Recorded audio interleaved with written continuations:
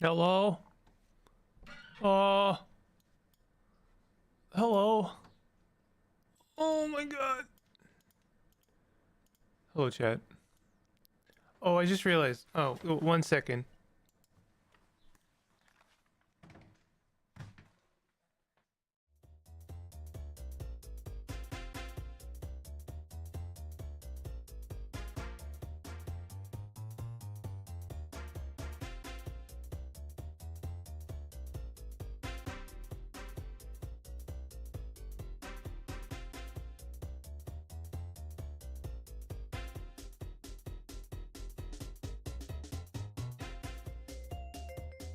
Hello? Hello, chat. Hello, once again. Hello. Hi. We've got a lot of things to do. We've got so many things to do. That is very loud for me. We're gonna start with a corgi space. I'm just gonna get it done. And oh man, I really did open the stupid thing up. Controller, please connect on the first try. Controller. Thank you. Thank you, controller. In a wizard's folly, your magic can bring back the castles and the fungus. Can we be a fun guy? No. No, we can't. Okay, fine. I just there's a reason I positioned my stream at 1 p.m. and that reason is no longer present, so I figured, I'll start earlier because there's just so much coming out every single day. I'm probably gonna repeat this a few times today, but you know, I just felt like doing more stream because I feel like I'm just not like I'm not on top of things. So, all right, we got a level select screen. That's new. Oh, we got more Tetris. I love Tetris. Oh, okay. Okay. Oh, I see. Okay, okay. It took me a second to understand what I was looking at. Oh, this is extremely novel. Oh, I love this.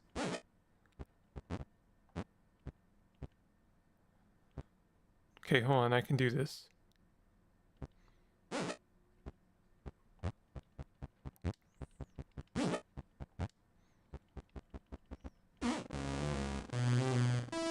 Extra fungus is bad. Grace is -40. New best 10. Okay. Let's try that again.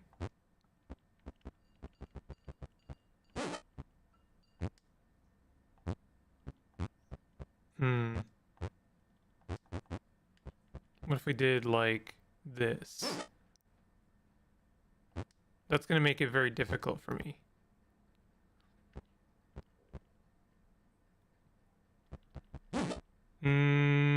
That's bad. Okay, hold on. Now we're screwed. I'm screwed. Okay. Let's try it again. Hold on. I'm just getting used to it, okay? I'm getting used to it. This is extra tricky. I'm not sure if like how possible it is to do better than I did.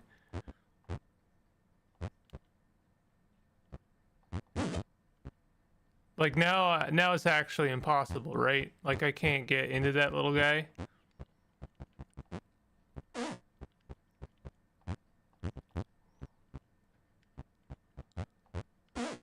Okay. I'm not yet understanding. I'm not yet understanding how to play this. So let's move on to the next stage, and then maybe I'll understand more as I move on.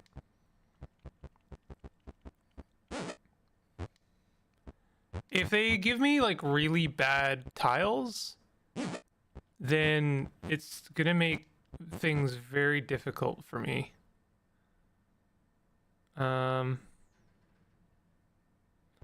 Yeah, I mean, I'm gonna do that. That was bad, wasn't it? That was really bad. I don't have any other buttons. Like I have no actual powers.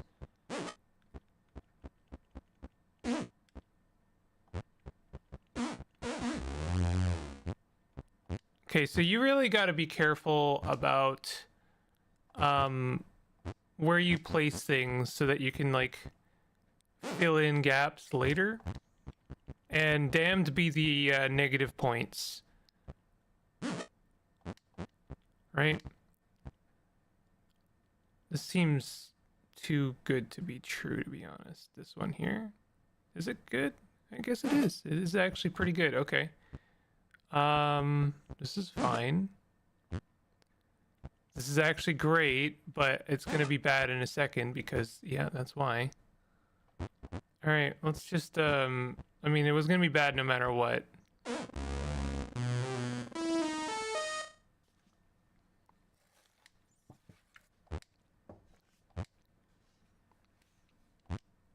We Tetris vibe in here. I don't know about this one. It seems like a game that is impossible to play well, if I'm being honest.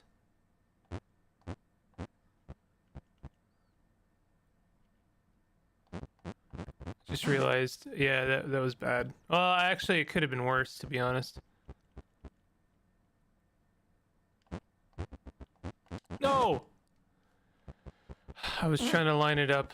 All right, we're just gonna focus on the shape.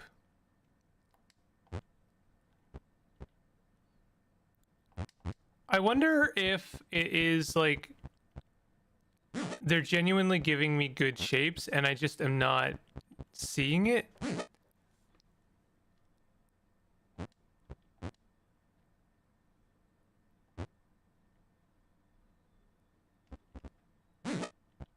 That's pretty good if I say so myself. All right, let's do this just to, you know, let's not make it too difficult on ourselves. To be honest, I don't know if there's a way to do this now.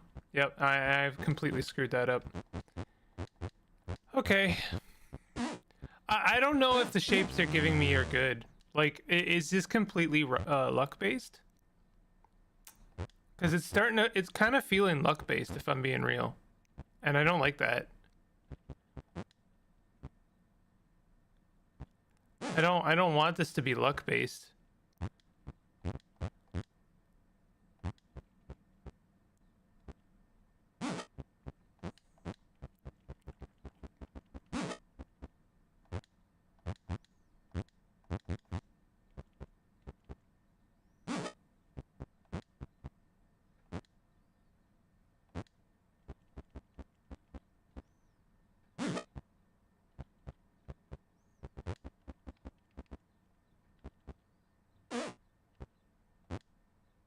So like that is the shape that's left. That's interesting. So that tells me that there is maybe a little bit of logic in the pieces they give you. Maybe? I don't know. It's really strange. Okay, we're gonna do that because I really want to play it safe this time. I could do something like this, but I'm sick and tired of losing to my own hubris here. So then we're gonna do this. Could have been better, but honestly, could have been far worse as well. This is good. I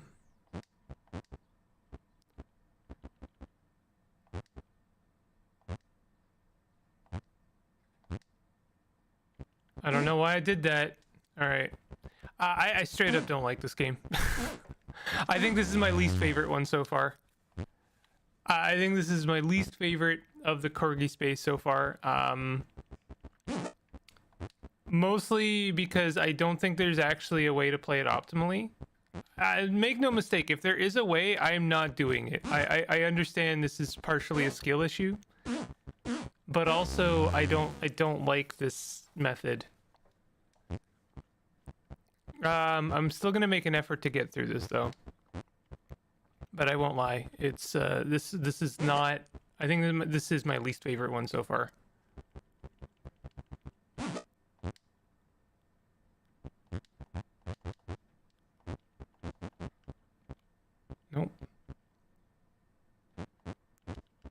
I don't like, you know, the temptation to play blocks in such a way that make it basically impossible to,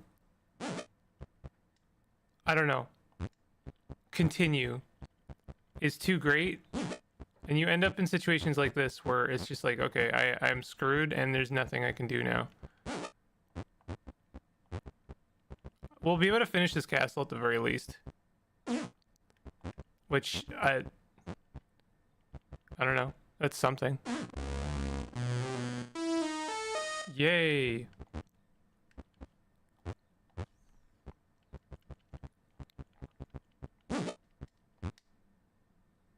Hmm.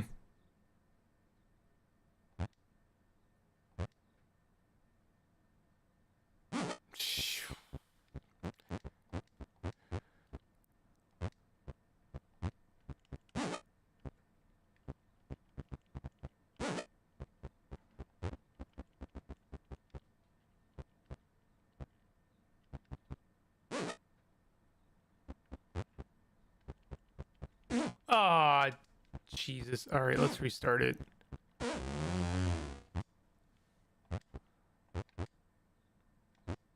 Like, do these pieces make sense at all? I really want there to be some, like, logic to this, but I don't know if there is.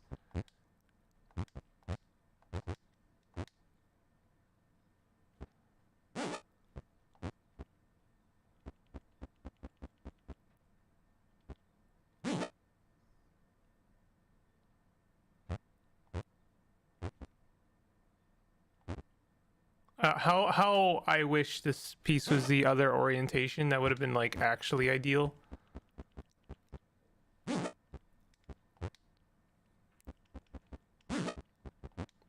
I guess I'm trying to give this game the benefit of the doubt, and I think it's punishing me for that, to be honest.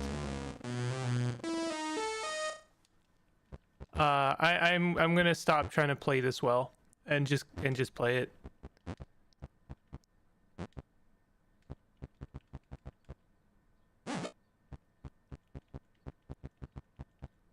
There are genuine moments where it's like, oh, is there, like, reason to this, or is it just, am I just, like, driving myself insane by you know, trying to apply logic to it? Let's get this one started.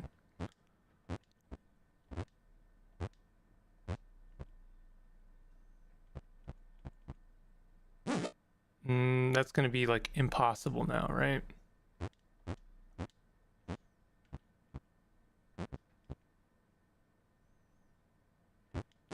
Oh, that was almost great. Now it actually is impossible.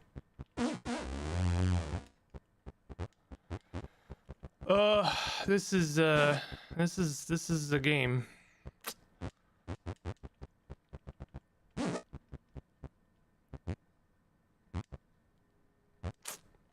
Hmm.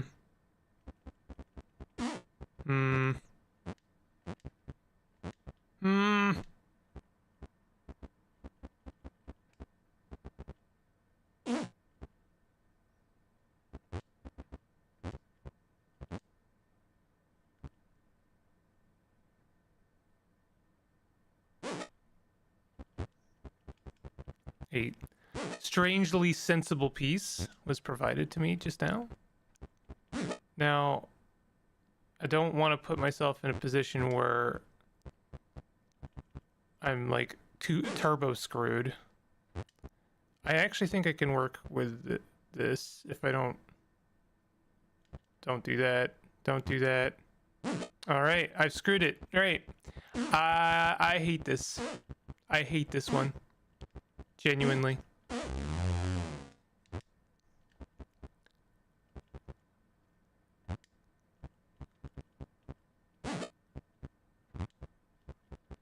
I wish I understood it better.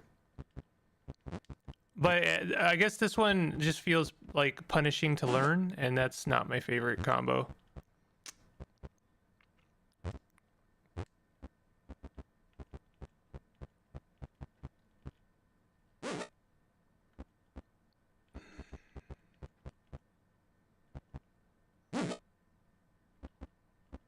And they just keep giving me pieces that suck.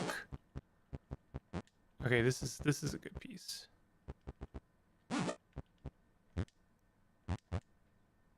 I hate this piece.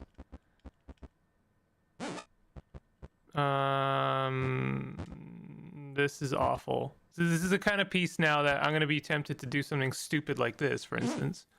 And now I'm screwed. And now I can't do anything, right?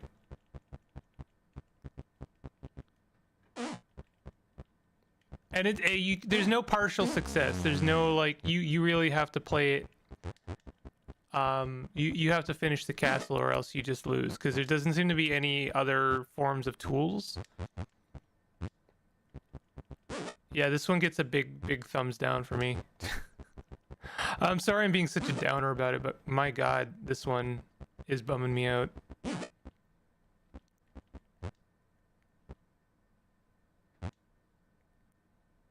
I don't know what to do with this stupid piece. Oh, good. Probably not that, huh?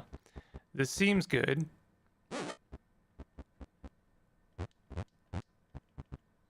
Now, this seems good, but no, it's not. And now I'm offered trash. I guess that's okay. Now what do I do now, right? Oh, that's awful.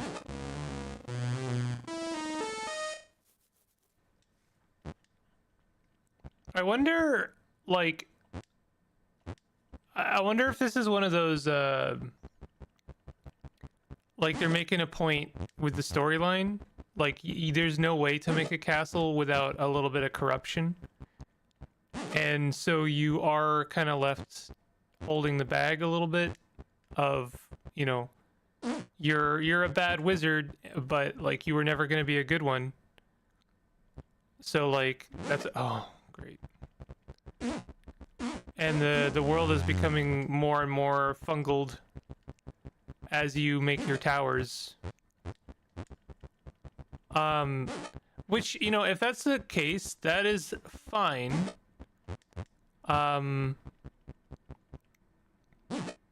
I think I could have done that one better, because now I'm left with this mess.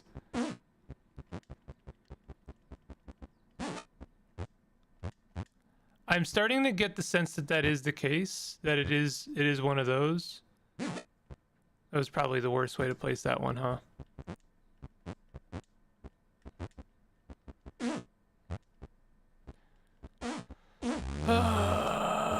I might actually give up on this one.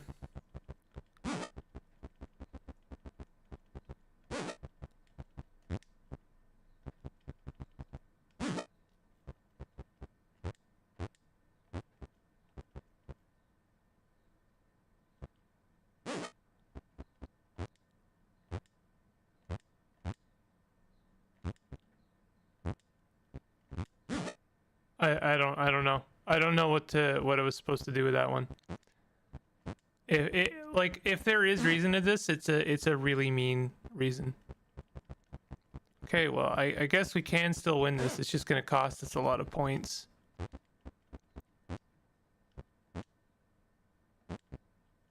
Alright, I am gonna give this, like, I'm gonna finish this stage and then give up on this. This is my least favorite.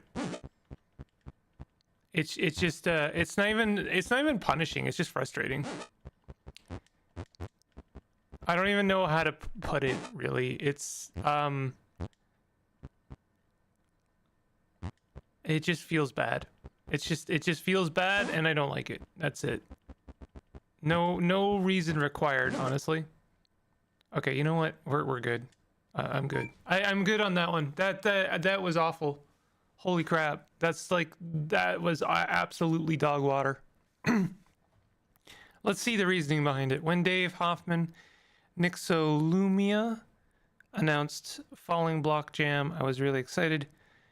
Kui per Cargo was really fun to make, and I wanted to return to the scene of the crime. But where to start? Tetris is a perfect game, and the falling block genre seems like it is thoroughly explored. I started thinking about how in Tetris, making a overhang or a ledge is often undesirable. What if that was desirable instead? This led straight to the cover-up mechanic. Theming was tricky. The idea of ruins or rebuilding was pretty obvious, but overgrown buildings were usually messy and made no sense for scoring. Things finally began to click when I tried styling it in a dark fantasy way. It didn't click, my dude. That one didn't click. I'm sorry. That is like one of the worst I think I've played in this collection. It didn't feel good at all. There was no, like, there needed to be one more tool for addressing some of the fungus, and not just like really bad blocks for placing. Like, every single block was designed in such a way, it made me feel like it was designed in such a way to just screw the entire run, and that just didn't feel good to me. I'm gonna try another one because that one I don't want to leave on that note. Plays a little kobold who needs to collect special ingredients for his big stew. Well, we get to play as a kobold, so I'm already sold. I like these title screens. Big stew. Little kobold's big stew. One last thing. Little kobold's big stew takes about 45 minutes to play and will not save your progress. Okay. All right. I'm willing to accept that. So we got another Sokoban game. For a guy who didn't like Sokoban, there sure is a lot of Sokoban in this collection. Like that, this is an alarming amount of Sokoban for someone who didn't really enjoy Sokoban.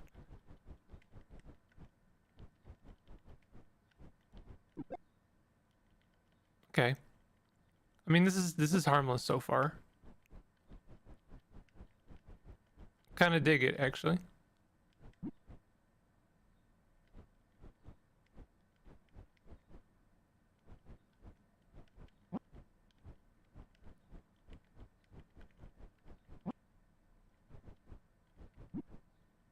Interesting. Interesting. Can't cut the flowers. Am I screwed? No, I'm not screwed. Well, maybe I'm screwed. Oh, I can walk over that. That's interesting.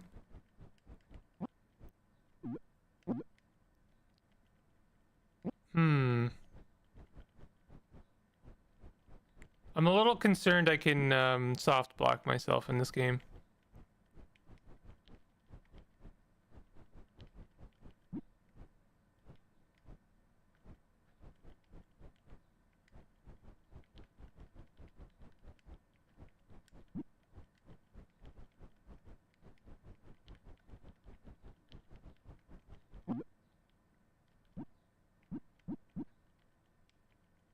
Okay.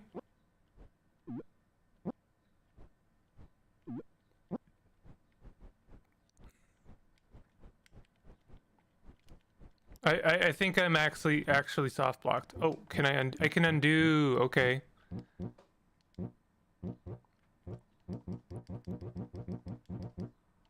You can undo like everything. Okay, interesting. So I know I can walk through this terrain now, although it seems like I can't go in those directions. What is this down here? Is this where I came out of? This is what people are trying to coin the term of Metroidvania. I'm not a huge fan of the term Metroidvania. I think it's too cute. I'm not a huge fan of like cute terms for genres.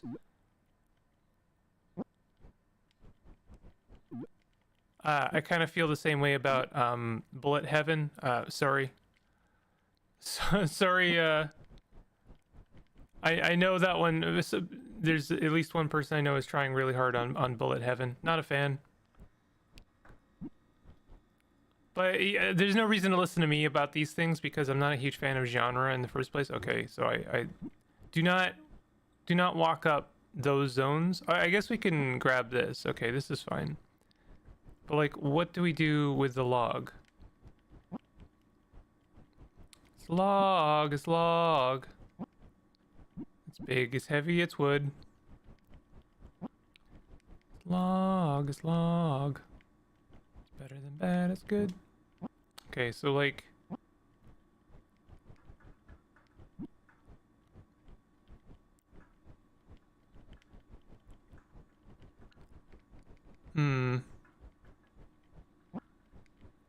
Wondering, can we combine wood? Nope. What is wood for?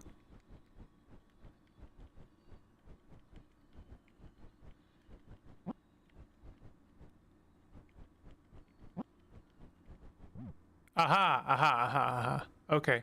So we can put wood in the slime. I think that's slime. And it creates a bridge. Okay.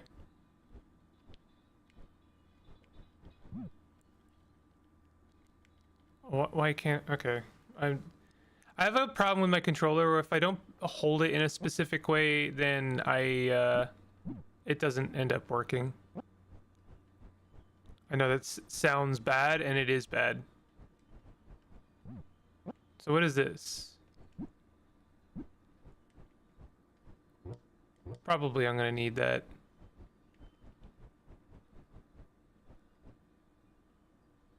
I do not know what this is. I wonder if this is for cutting flowers?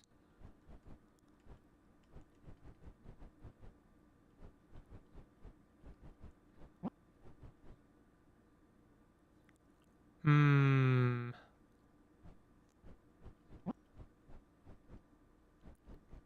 Very difficult to figure that figure out what that little nugget is because I'm not in a good position to figure that out. I wish I could cut that little green thing.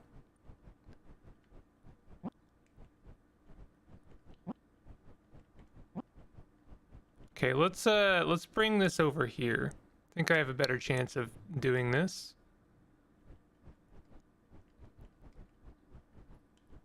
Nope. Okay, we can't do it, use it on the flower. Obviously that's nothing. I don't know what this is for. Maybe we'll find out later.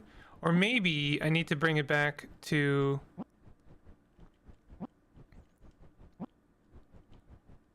the stew. I need to bring it back to the stew. I'm willing to believe that. Let's bring it back to the stew. Is this anything? No. I don't even know what it looks like. Like, it doesn't look like anything to me.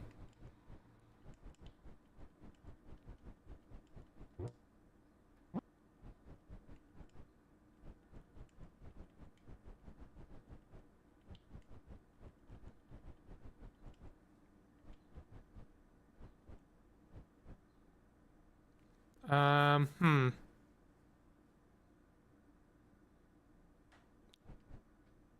Don't know how to deal with this slime situation here. I wonder... Okay, I'm just thinking about, I'm over that nugget, whatever that is. I think I need to try and build a bridge here.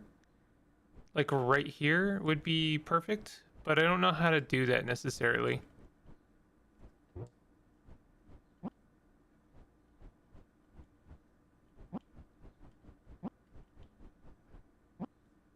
Don't know if I could cut this grass here. It's really like a problem for me. This is this one's gonna be tricky. I mean, I can cut that, great. And I can push my thing through that without disturbing it, that's kind of nice.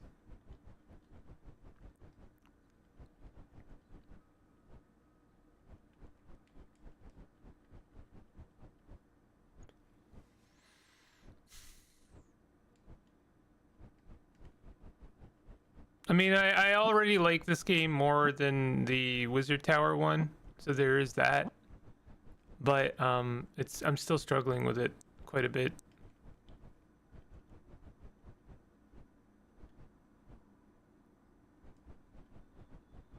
All right, let's try a different direction.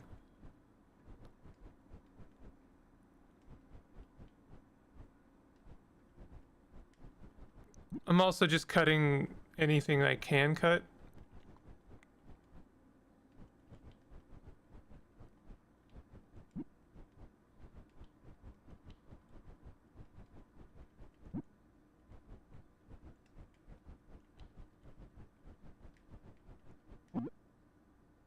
Now that's a problem, right?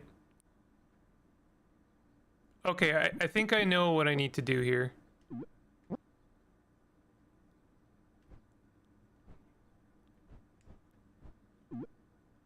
No, that's wrong. That's what we need. Because now we can use this log to cross this, and this is better. This is actually good. Okay, so the little trinket doodad interacts with webbing. I don't... But now, like, the webbing does nothing?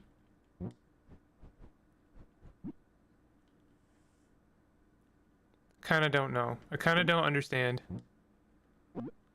This is just a trap. That's just like straight up a trap. So is this. Great. Okay, we've got like a whole zone with spiders and is that a fly? Is that what that's supposed to be? I really don't know what the hell this is. Can't push it into that. What is... Okay. Oh,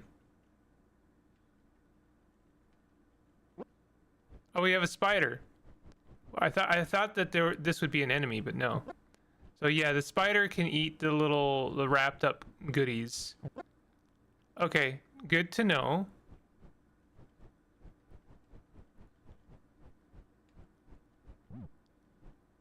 What was that?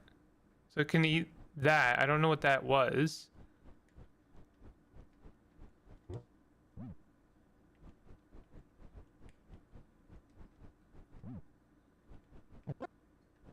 And it does eat those even if they're not in webbing?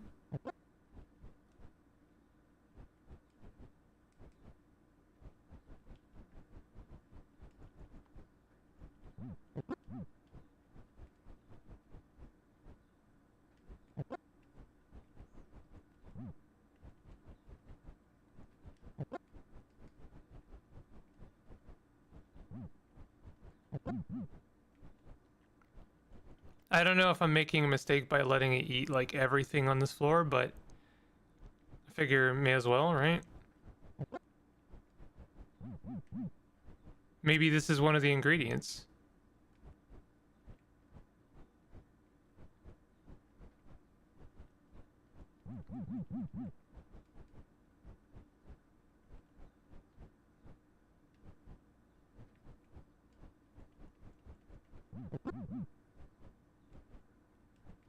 For the stew, I mean.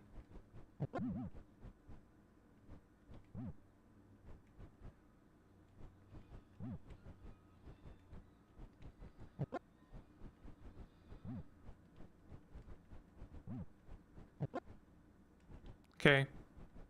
Yep. I mean, this is fine. It's a little... It feels a little mundane, if I'm being real. But actually, I'll take mundane after that last game. Holy crap.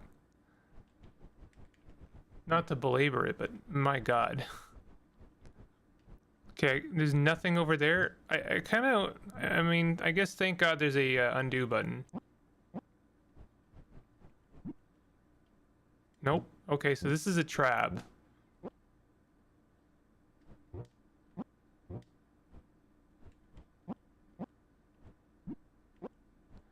I feel like there's not really a good way of approaching this situation. You kind of just have to enter it.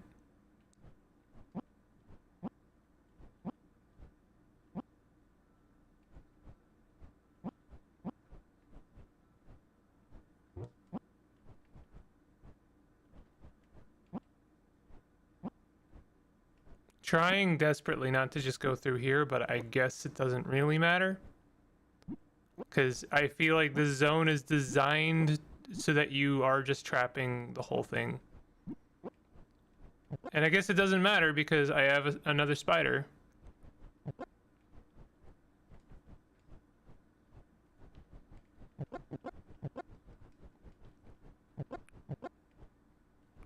Wonder what happens if you have a spider meet another spider. Nothing.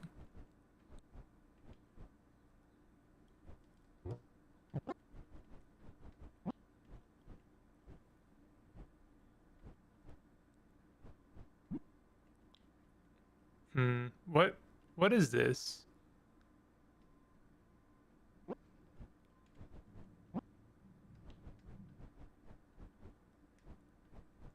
Very much I don't know what anything is in this game. Oh, and I'm just trapped. Cool.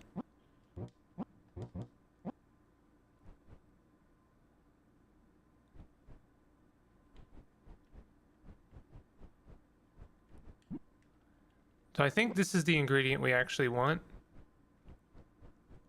And now getting it out of here is going to be an entirely different thing.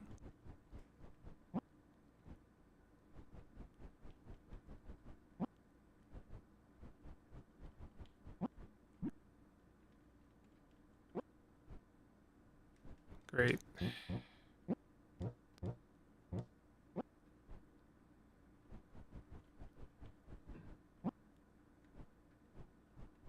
What I would like is to get the spider. I don't think there's a way I can bring the spider over there, is there? Certainly not with this guy and, you know, being a problem. Maybe I don't need the spider anymore. I mean, there's another spider down below.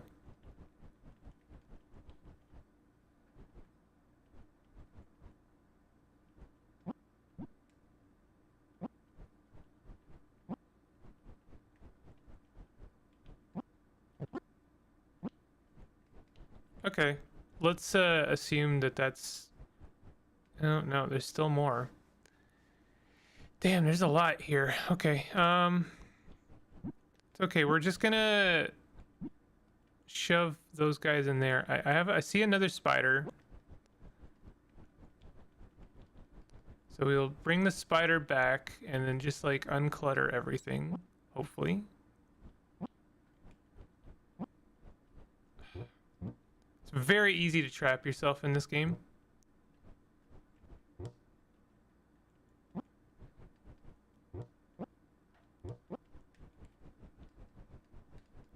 I really kind of, you know what? Maybe we don't need to deal with any of that right now. Oh, that's not the way out. Okay.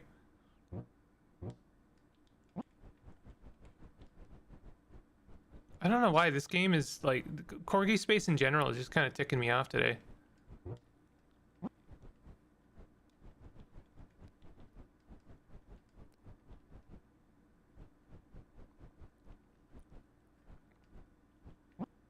Like I don't see a way to navigate this situation at all. I wonder if I was supposed to leave the mushroom somewhere. Tell you what, let's grab this guy and just deal with this room. Okay, so spider can't deal with those things. I think they're rocks. They might be rocks.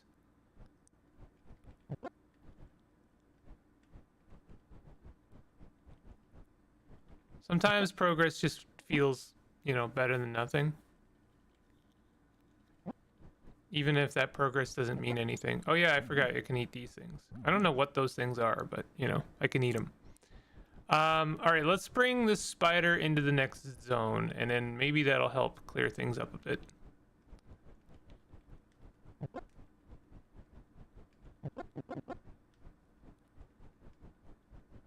I really can't leave there? That's wild. What about over here? Okay, this is the way back. Okay, cool. All right, so that's all cleared up. This is anything? Nope. That's nothing. I do wonder if there's something there and I just can't see it.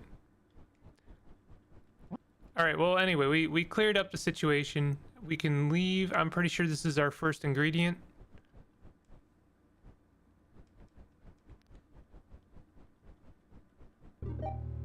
There we go. Okay, so that's one of four. One of four ingredients.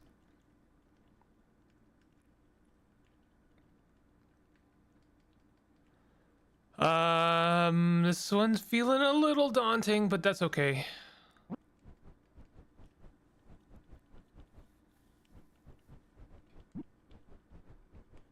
Just like want to clear up zones, even if it doesn't serve any purpose.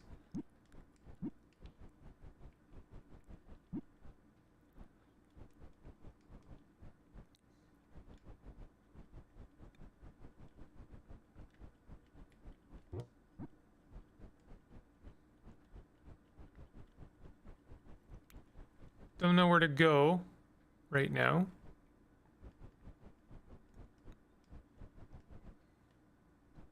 All right, this is so we know that is a fly.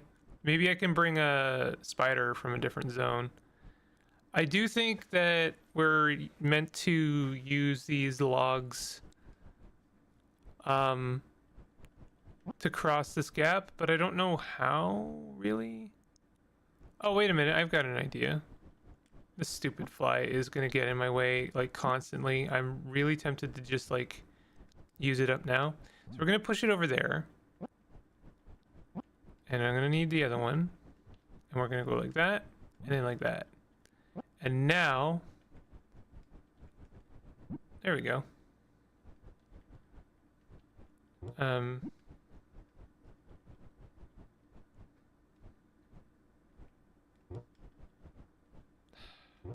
Jesus Christ. Okay.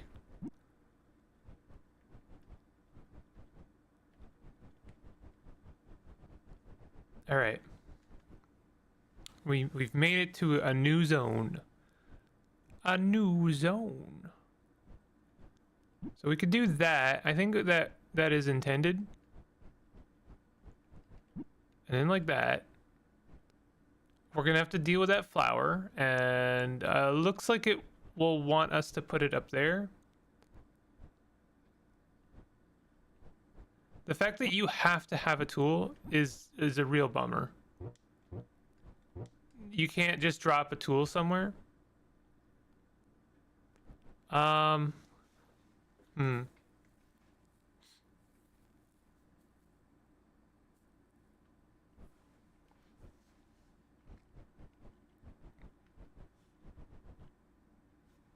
Interesting. I don't see how we're supposed to sort the situation out.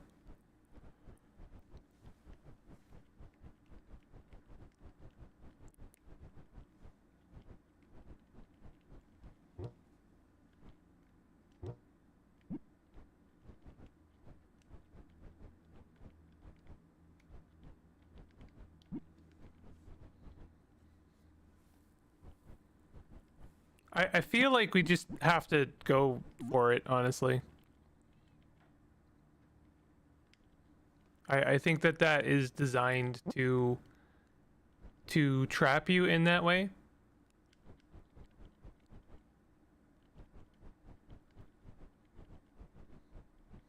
Same for this. Like this is a one-way trip basically. That is at least until they give me potentially a tool that lets me cut flowers.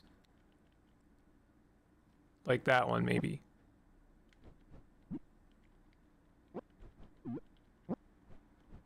Yeah.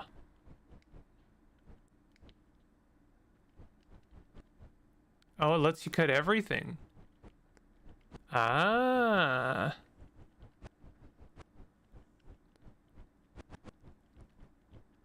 Is this going to be an ingredient, or do you think this is just like a very helpful tool? Kind of like the garden or the hoe? I want to call it a hoe, but it's more like a scythe, I think. Okay, we got a whole zone over there we can figure out.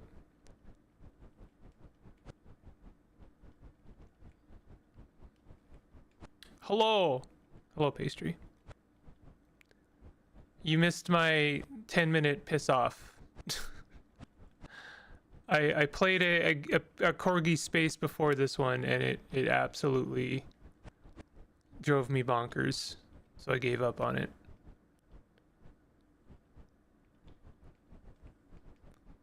and we're playing. I'm playing. This is another corgi space. This is Kobold Cauldron Brew something. I don't know. Anyway, this one's pretty good. It feels like another Sokoban game, which is wild. And I did mention like the guy. This guy really likes designing Sokobans, but I guess doesn't like to play them. I was at an appointment. Oh, yeah. I'm just letting you know what you missed. I'm just letting you know. Okay, so what? Can we grab that? And then, oh, different zone. Anyway, we need 4 ingredients for a brew, for some kind of stew brew. And I have 1 of them so far. Okay, so we still need the other ingredient. The other tool. The other tool lets us cut that green mossy business. This lets us cut flowers. Oh, so this was a shortcut. Interesting.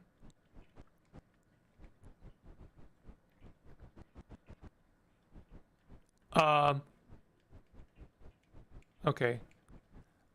I feel like that is a tell that the game is letting me know, hey, by the way, you're going to eventually leave the background. Kind of forget where I was. Here's our starting zone.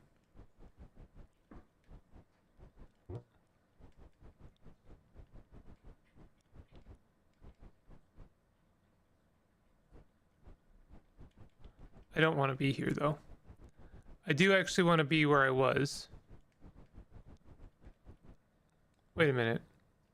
This isn't an ingredient, is it? No, a frog is ingredient.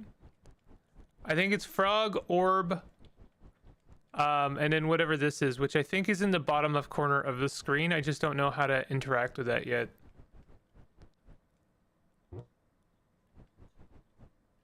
The undo button drives me a little bit crazy because it undoes like the last thing you interacted with and not like your last movement.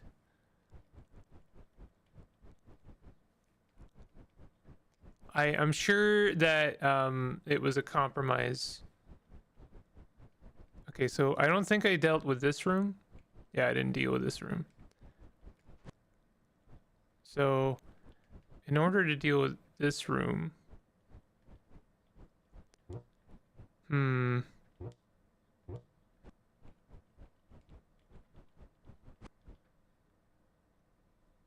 think I need a spider. Like, I think I just straight up need a spider. Okay, so let's go get a spider.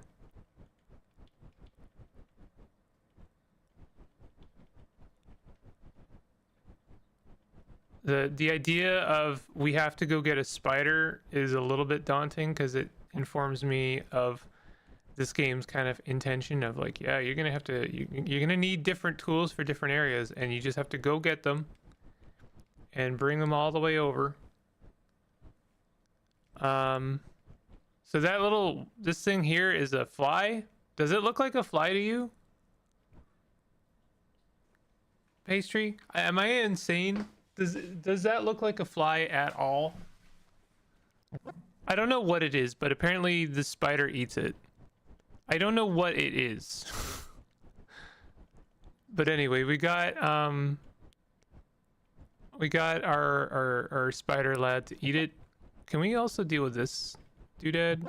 Yeah, there we go. I don't want to have to look at that anymore. So now we're gonna go get our other tool because we're not done.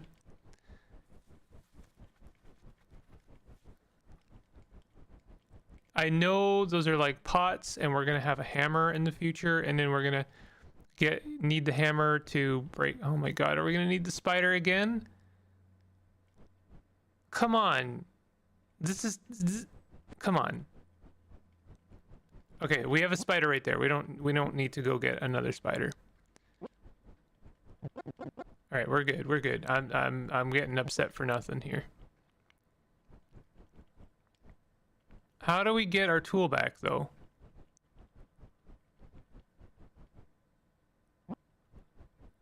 We're like now in a pretty bad situation where I have the spider and I can't do anything. Like, what do we do?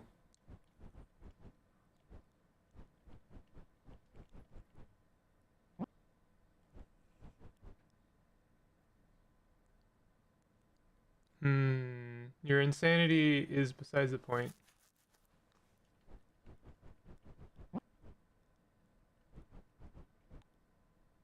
What do we do now? I feel like I'm stuck.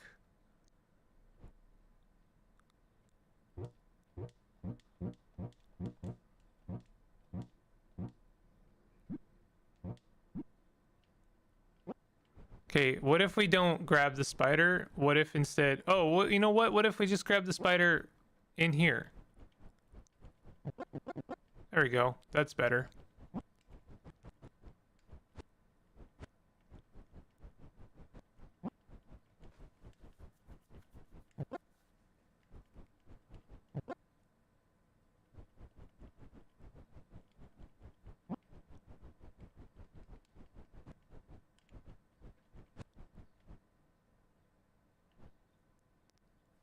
Okay, we have another spider in this room.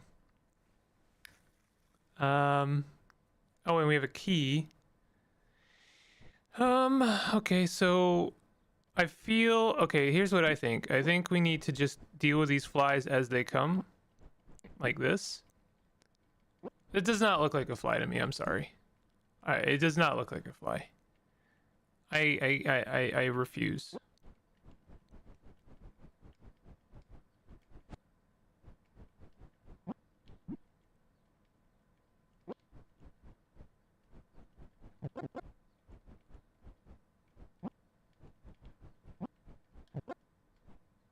I just like pushing the spider into things that I know it can eat. Hold on. There we go. I don't think it does anything. It's just, you know. You get a little heart thing. I think that's a heart. I don't know.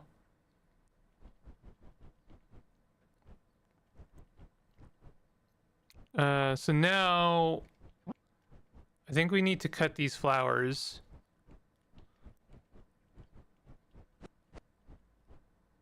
And I actually think we need to cut that last thing, which means we need the hoe, but maybe I'm wrong.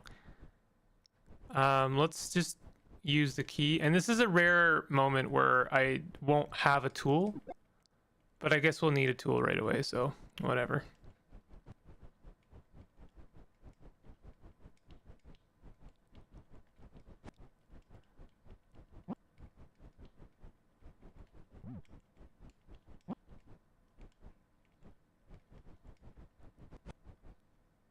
Ooh, okay, so that's an ingredient. Is that a teleport thingy? Oh man, we gotta go get the hoe.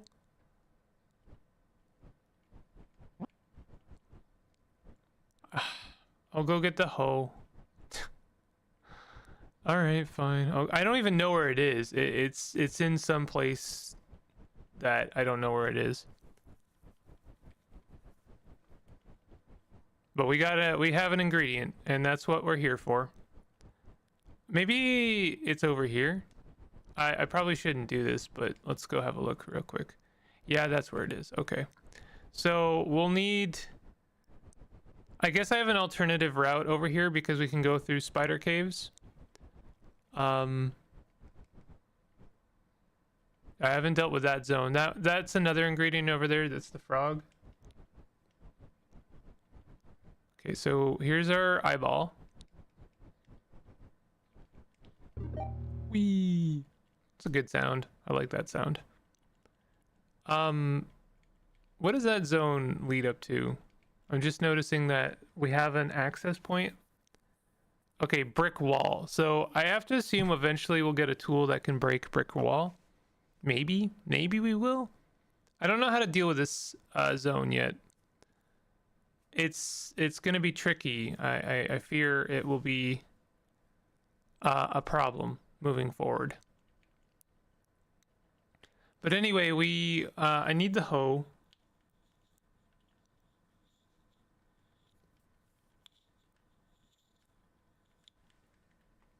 So we got to come up over here. Nope, never mind. Not that one. This is fine. I think this is one of the better games in Corgi Space. It's certainly ambitious. I don't want the fly. I think I went this way. Okay, I did go that way. So we should come back here with the shears.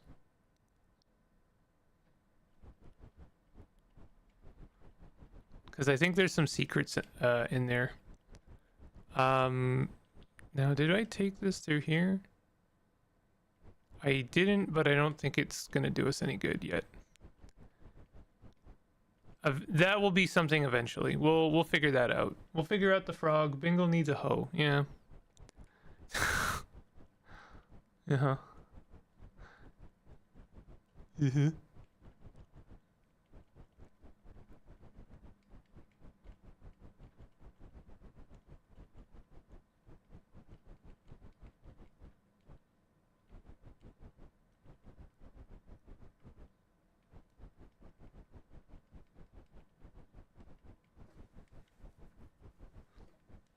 This game sure is a drag.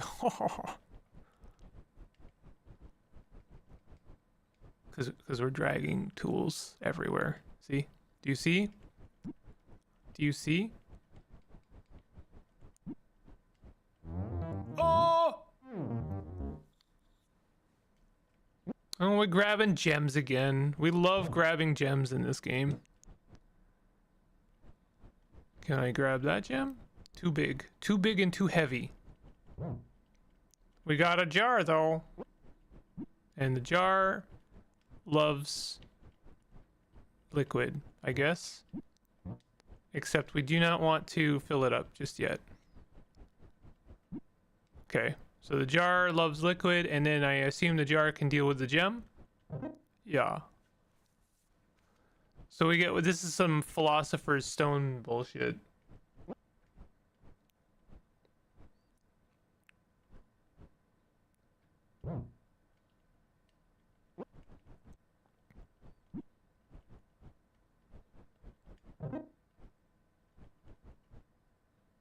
Gotta be careful here because if I grab the jar in a bad way, then I trap myself like this.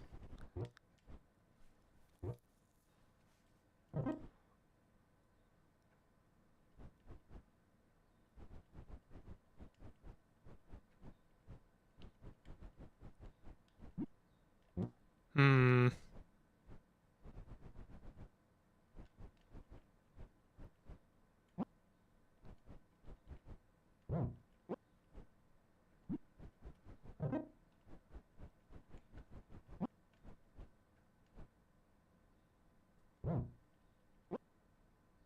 Yeah, that was, I was like, is that exactly the wrong way? Yep.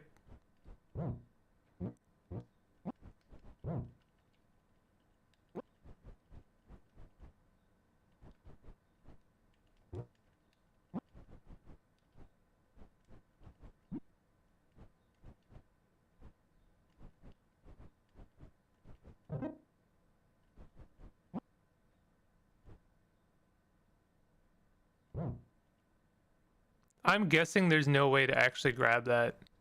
So I actually have to come all the way over here and grab this business.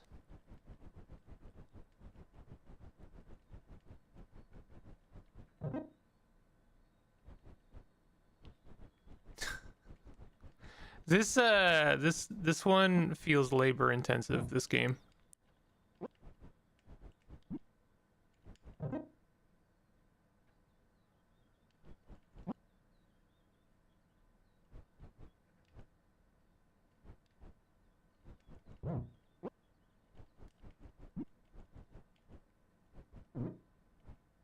Okay.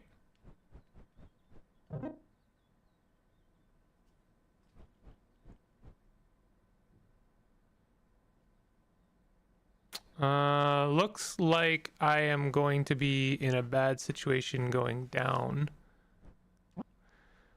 Because if I go down and do not have a jar, then I will be screwed.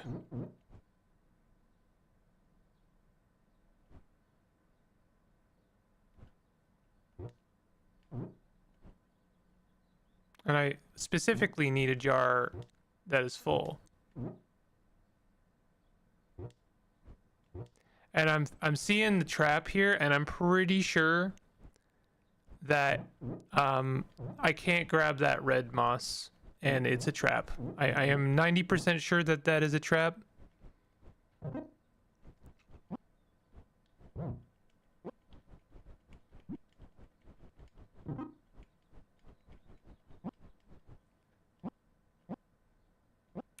God.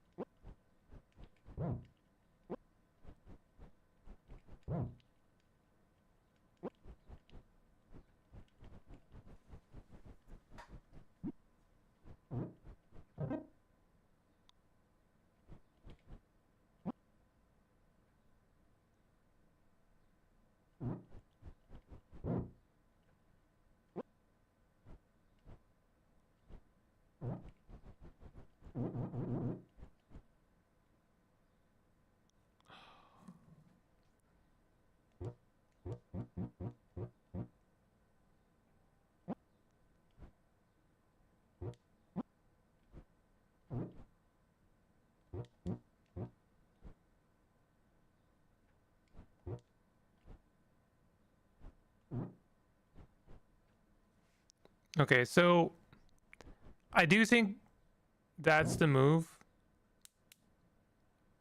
But I also need to... This sucks. Oh! Interesting, okay. It doesn't really help me, though. I think I needed to leave one of these clear.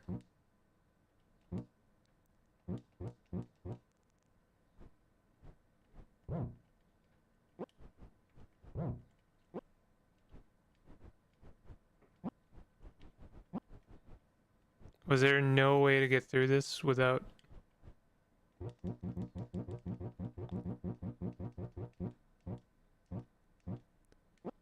I'm guessing that there's a way to do this.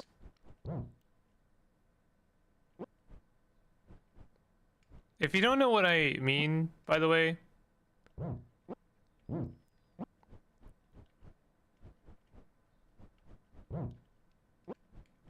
I don't know how to explain.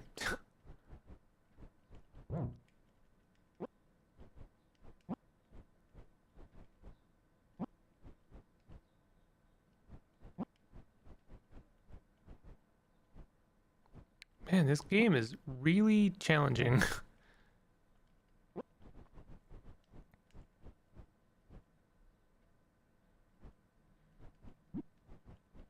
So I think that that is fine.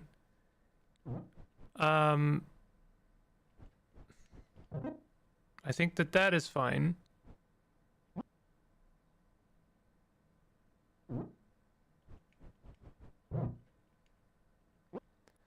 So the problem here is I need to grab this moss. Oh my god. Oh my god, are you kidding me?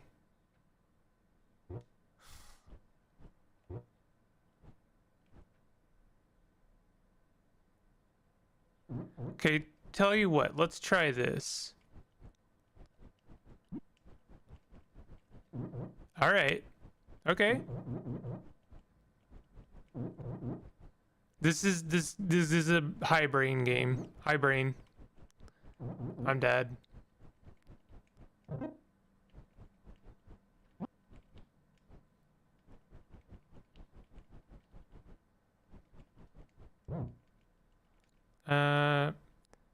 Kind of don't want to assume yet that we're gonna need that. Wait a minute. Oh, this is the way out. I wonder if this is an ingredient.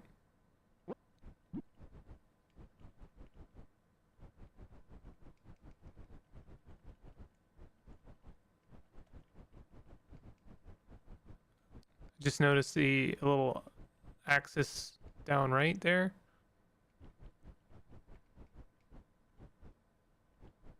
This is not the way because that was a one-way trip.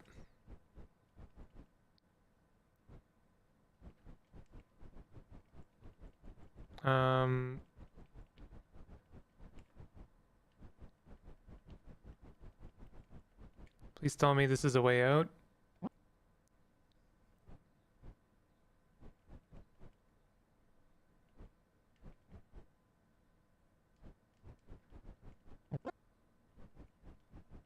This is gonna be a pain in the ass.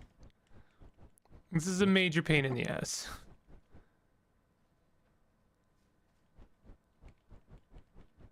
Okay, I think that we can work with this.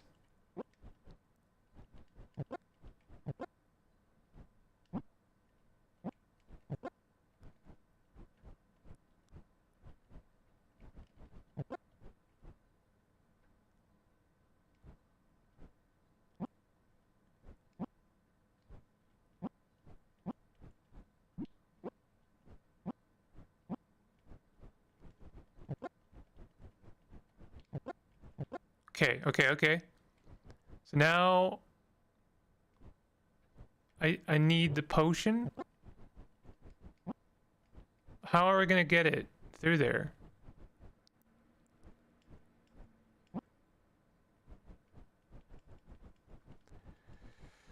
Oh boy. This is a lot. I don't know if we even need the potion. I don't know what the potion is for.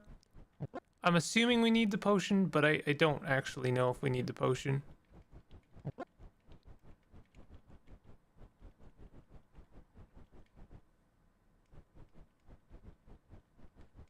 I feel like this is the way out.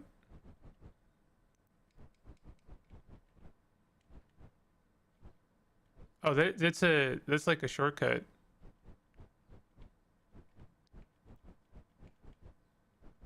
That was a shortcut, and I just need to figure out how to get the spider over there, and then that'll be good.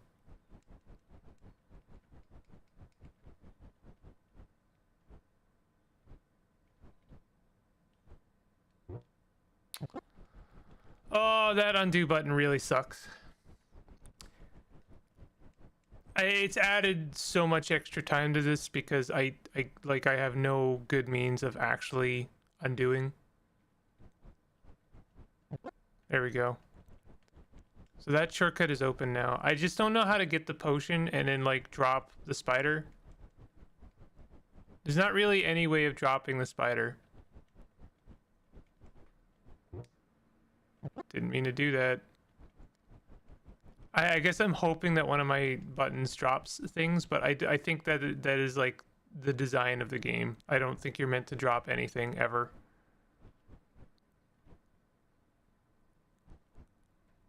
I do believe that that symbol, the one on the right, is the potion. So I do think I need the potion. I think it's an ingredient, but I don't know how to get it.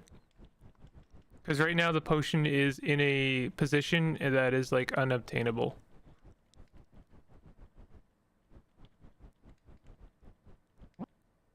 Oh wait, you know what? I did open that shortcut. I wonder if that was the whole puzzle. Yeah, it was. Okay.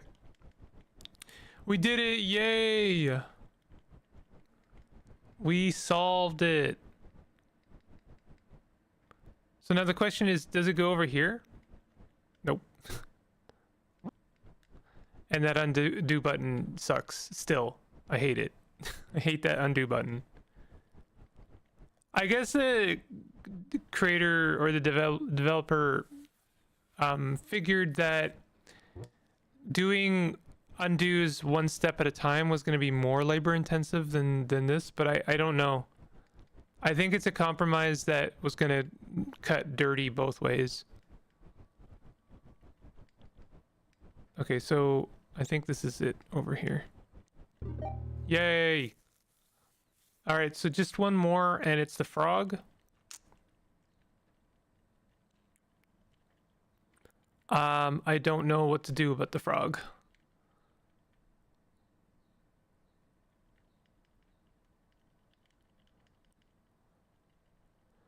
Let's come over here and just kind of look at this screen. See if I can't piece anything together about the frog.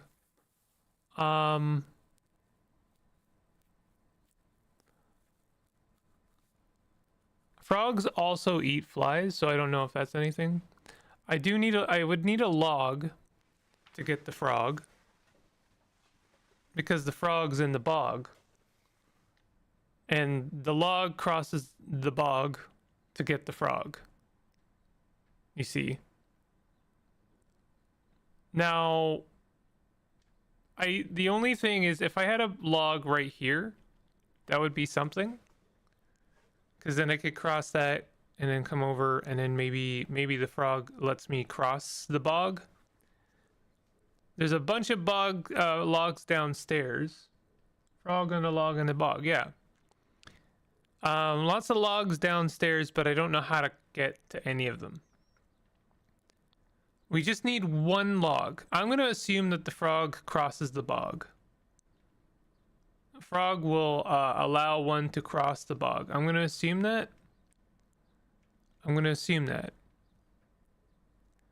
If we had the shears, then we could do something with this zone. So maybe we go get the shears and then come back here. Here's.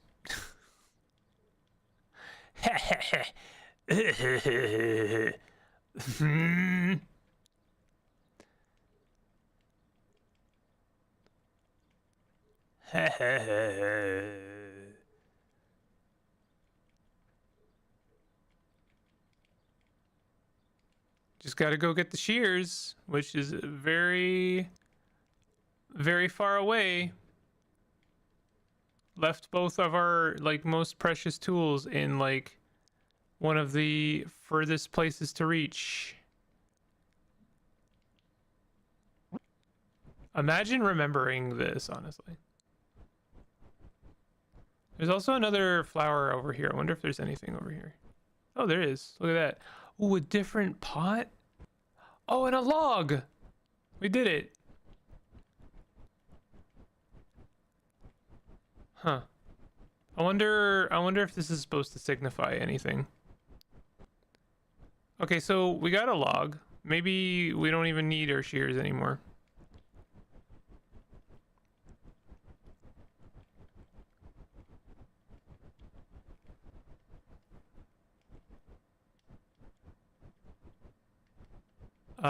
Do you think...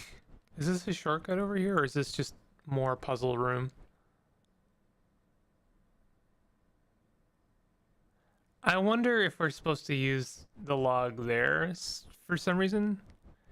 If there's a major obstacle on my way back, I might assume the worst. But let's not just yet. Okay, so we go back to Spider Town. No, we can get back over here. And then we come over here. Yeah, so far so good with our log. And this is fine. Okay. So now... Boop. We got our frog. We just need to keep him. Trying to... I have to assume that the frog eats flies.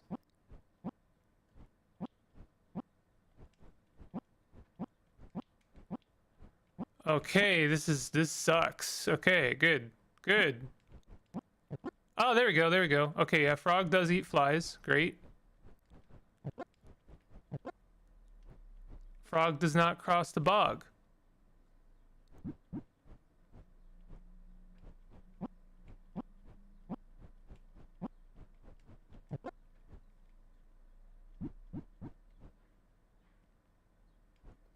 Okay, we're so close here. So we got our frog. I think we need to dump all these logs on this left passage and then go through that way. We can always undo this if I'm wrong. Now, obviously, there's a problem. Is we can only cross this one once, right? I guess that's not true. Okay, let's hope we only need one more. We only need one more, thank God. Yay, we did it! Yay! Aha! I've completed my kobold studies. Or am I just gonna eat it? Thank you for helping little kobold make stew. It was a lot of work, but he couldn't have done it without you. Aha! Nice. GG! GG! Why was there another pot? That's an interesting curveball. When I started on Little Kobold, I was getting antsy. Dino Sort was a June release, and a lot of my Corgi space time in August and September went to creating this collection. I had mixed ambitions at the time. I wanted to do another game like Sebastian's Quest, but I also wanted to do an inventory game. Alas, Dredge. A la Dredge. I haven't played Dredge. I should play that on stream at some point. I thought maybe you could be a goblin who collects things, but those things rot as you move through the dungeon. Can you get the key to the door before it rusts? In practice, this was clumsy and hard to communicate. Out of desperation, I limited the inventory to one item at a time and put it behind the player. To use the key on a door, you had to really push it in, spatially. That felt cute right away, as if you were the same size as a key. Nice. Good game. Good game. I liked that one. I didn't like this one. This one made me want to cry. So we have 4 more games before we're done with Corgi Space. Now, that being said, I have... I believe the developer may add more games to this, and I'll come back and play them as they do. Because I like this. I like this a lot. I honestly wouldn't mind if they, you know, did like DLC, like basically sell a pack of like 3 more games for a couple bucks. I mean, I hate to put things in those very like undervalued monetization sort of zones, but they did charge like $5 for this already, so it already feels like extremely high value for your dollar. Not everyone has been a winner, but I mean, I've enjoyed you know, sort of following along. I actually really love the addition of the developer notes after you've played the game. You don't have to beat the game, just play the game, and then you get to find out what the, you know, what the developer's thought process was. I would love that to become a norm for other games. I think that would be fantastic. I would love that to be a thing in UFO 50, if I'm being honest. I think that this is an improvement on that. Now, just to be clear, I know UFO 50 has like descriptions of games and in-universe lore and stuff like that, and that's fine. I actually prefer this. It's a bit more grounded and I guess a bit more honest. I'm not a huge fan of like the UFO 50 kind of gimmick of like the in-universe fantasy console. I think it's fine, and you know, I'm not gonna say it's like wrong or anything, but I prefer the developer's perspective over the sort of lore building, because the lore building just never kind of did anything for me, to be honest. This is also like lore. It's like human lore, you know, like that's you know, you're learning about something. You're learning about someone. Is that not also lore? I guess I like it because it's a bit more human. I'm gonna take a 1-minute break. I'll be right back, and then I've got a bunch of stuff for stream today. Actually, what I can do while just to leave you with something is I'm trying to make this a thing. Is I'm just gonna like post a picture of the games I intend to cover on today's stream. So I'll be right back, and this is what I want to cover today. See you soon.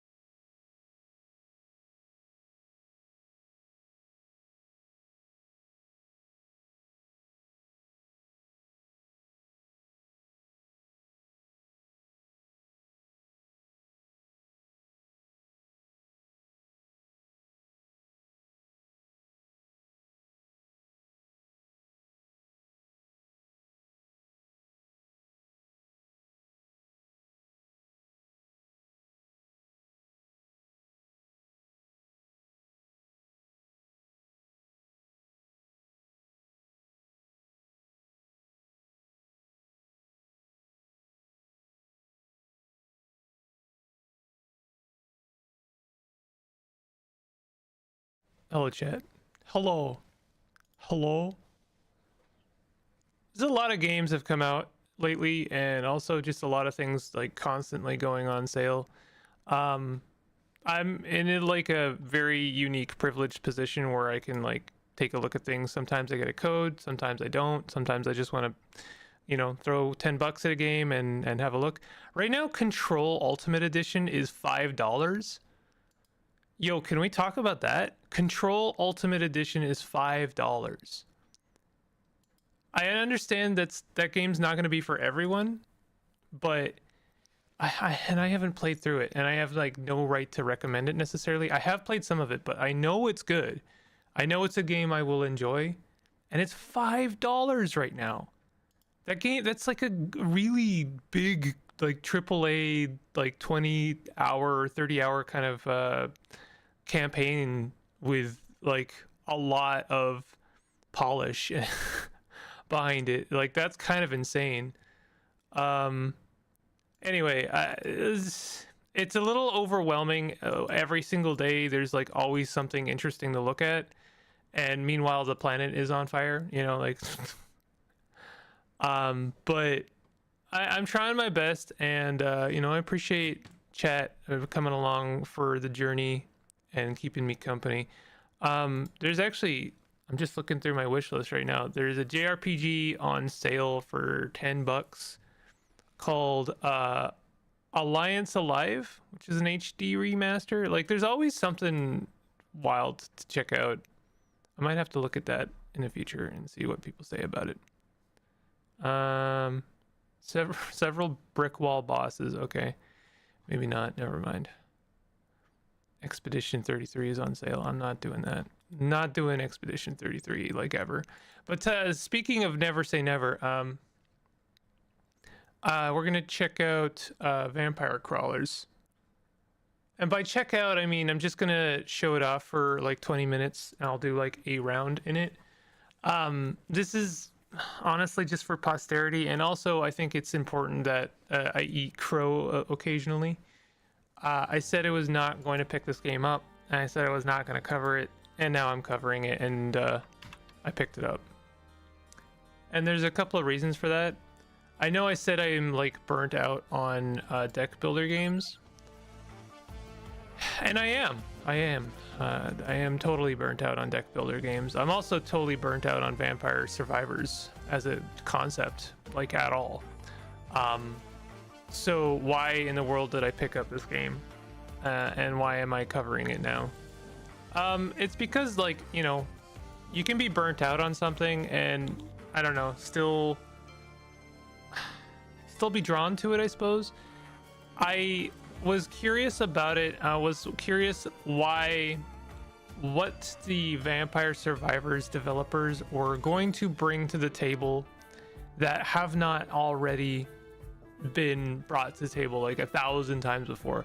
And like Vampire Survivors, I've been vocal about the fact that they are it was like one of the worst offenders of genreification, of just like a game that became a genre, but also like just so overdone. Like, so there's like another still another Survivors game like every day.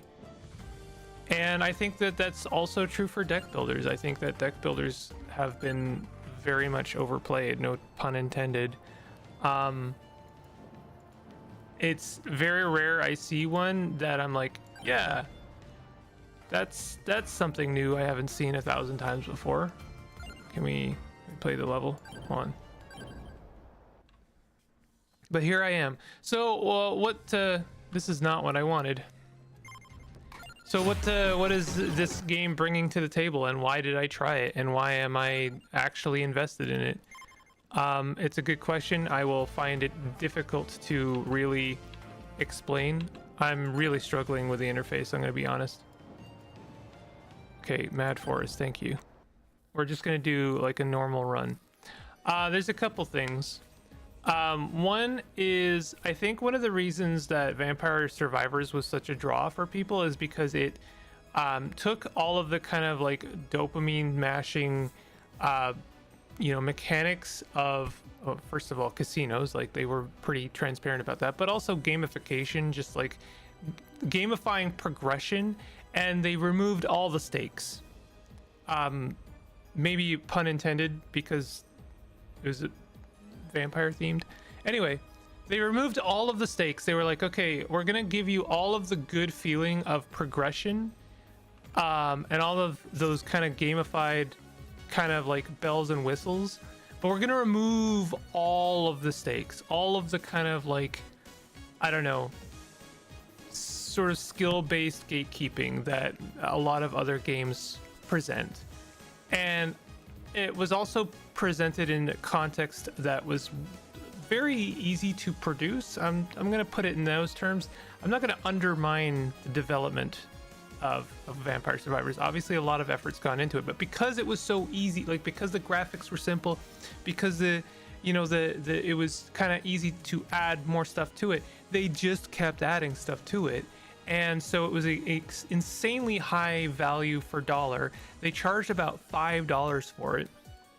And, you know, of course something like that's going to take off. Of course a game that like mashes your dopamine button for $5 that you can play for like 100 hours because there's just so much content in it is going to take off. And it's a very appealing target for other developers because it's pretty easy to produce and pretty high value for dollar. So people are like, you know, definitely interested.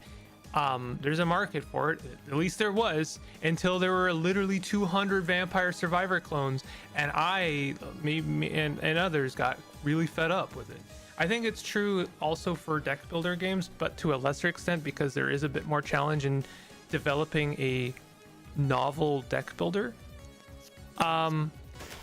So all of that to say, all of my thoughts there, to say what in the world can one gain from a Vampire Survivors themed deck building game? In a way, a lot of what I've just talked about is completely irrelevant.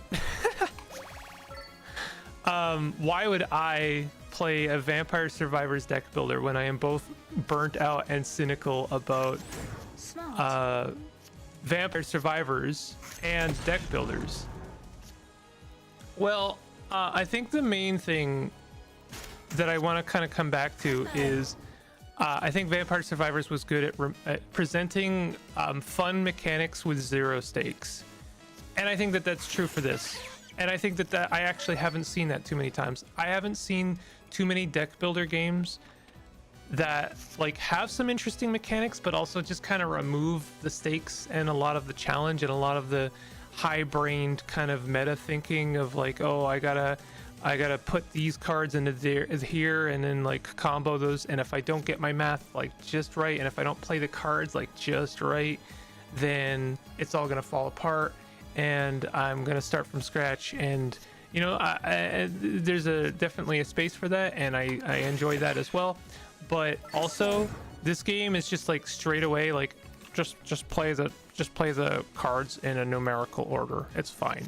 It's fine. Just play them in an order, and you don't have to worry about it. It's fine. I don't know why I'm George Lucas right now, but like you don't have to high brain this. This is smooth brain strategy, and maybe it will develop later, but I don't think I care. I don't think I care that it'll develop later because it's fun now. And it's fun, and it's just like turn your brain off and get some cool sound effects and like get the dopamine, and the crystals are everywhere, and oh my gosh, and like, you know, like who gives a crap, right? And it's just fun, and the game is $10. That's like one of the cheapest prices for a deck builder I've ever seen for a game I know for sure has at least 20 to 30 maybe more hours of like enjoyment in it. And I'm gonna say enjoyment, not content, you know. And I'm not gonna say, when I say remove the stakes, by the way, I don't want that to read as the game is like completely brainless. It's not brainless. If it was brainless, I would not be compelled by it at all. There's obviously strategy in here, but I just think that it's not as high-brained as something like Slay the Spire. I think it's got some of the interesting kind of crunchy mechanics, but it like smooths it out a little bit and makes it a lot more digestible and a lot less like, I don't know, spreadsheet, if that makes sense. There's decision making here, like, you know, I don't feel like the decisions I make are completely pointless. They're interesting, but also just like press the button and, you know, get the cool crunch and like, you know, feel good, and who cares, right? And I think that the Vampire Survivors crew is self-aware of that. I don't think I don't think I'm blowing any minds there. I think that they're aware of the fact that like the target for their game is like, let's make a game that feels really good to play, but does not require like extra dimensional thinking to get through. Like we're not building Heroes of Might and Magic. We're not building you know, a game that requires like a PhD to play, and we just want you to feel nice for like an hour and forget about the horrors, and that's fine. And I think in that context, like I can enjoy Vampire Survivors as well. Like put in those terms, I'm like, yeah, that's fine. I just don't need 200 flavors of that, you know.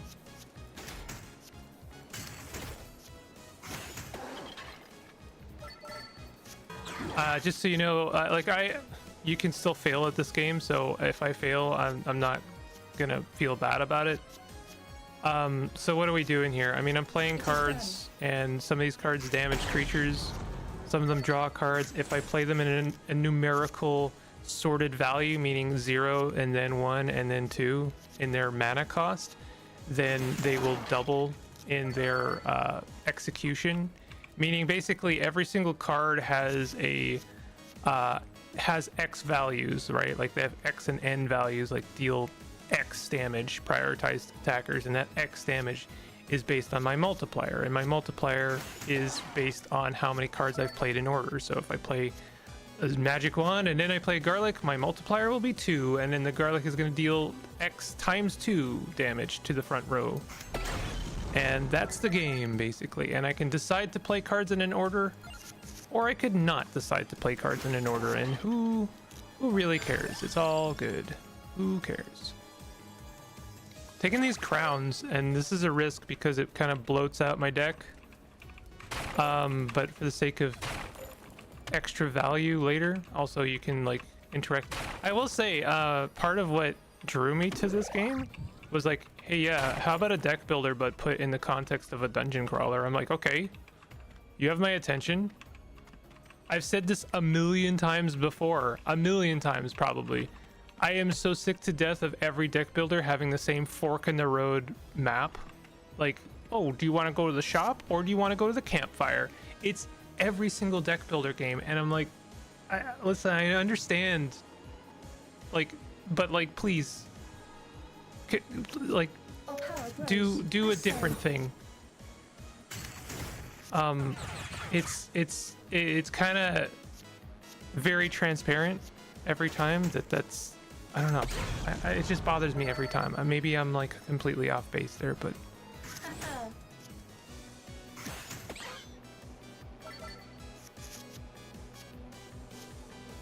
So I saved all these crowns for this match. This is the boss. And now I'm going to also double them by playing them in order. And these cards are destroyed, meaning they don't stay in my deck anymore, but I'm going to gain even more experience when I'm done this match. So it'll probably cost me some health, but by doing that, I'm going to earn a lot more XP, and that's pretty great. I love that. Love that for me. Brain go burr. It really is brain go burr. You got it. You nailed it. Some of these cards add semi-permanent effects to my to the current match. Like for instance, all that XP earnage is for this match, and that's why I did it during a boss. For instance, any card that's like have more projectiles. Let's say it like a normal human being, you know. Have more projectiles, so extra projectiles matter for things like magic wands because that only has one projectile, but when you add more, then it'll have more, obviously, and that's for the match. And so cards like that will kind of accelerate your growth per fight, and the fights are obviously extremely short.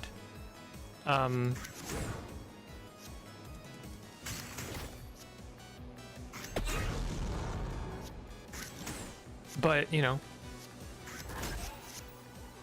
still, I wish I could draw some more cards right now.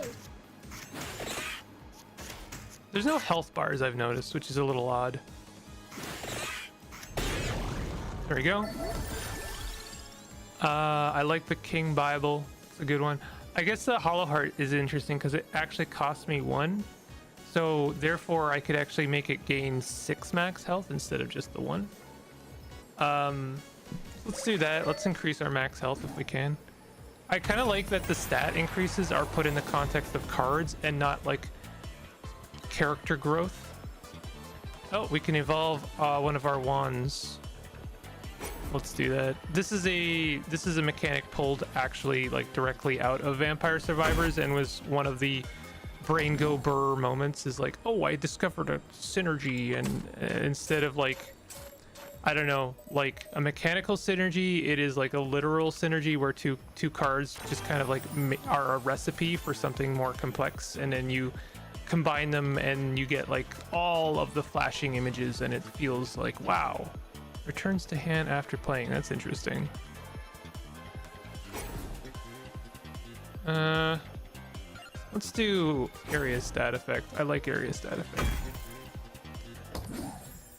So all of this to say, even if I say I'm burnt out on deck building games, and even if I say I'm cynical about Vampire Survivor games, and you know, no matter what, I think that one thing I have been consistent of is if I, you know, with all of that being true, if I also say if a game brings something new to the table, I will take a look at it, and I think this game does.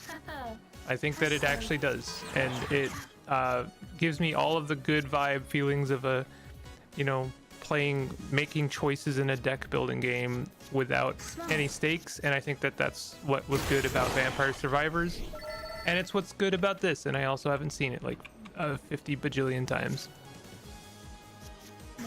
So well done to the Vampire Survivors crew. You broke through to like the most cynical,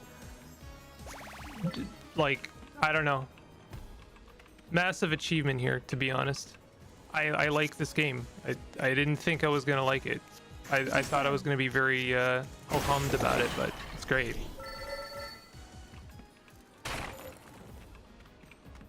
I really like the context of putting a deck builder into a dungeon crawler. I think that's fantastic.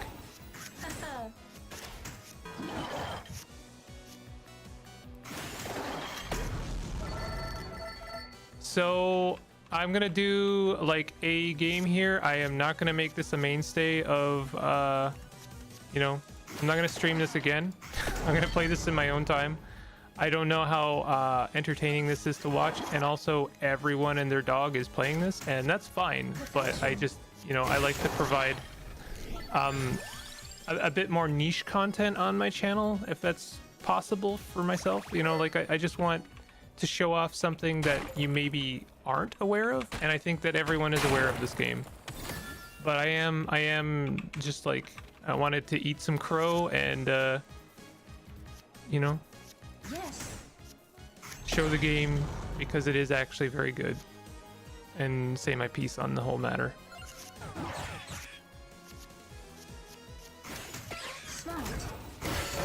Smart.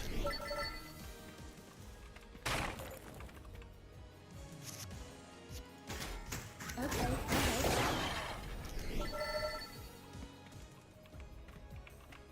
I could talk about some of the nuance of some of my decision making here, and I'm probably not playing this game exceptionally well, but again, I don't really care. It's a big whatever. Channel my magic. I say.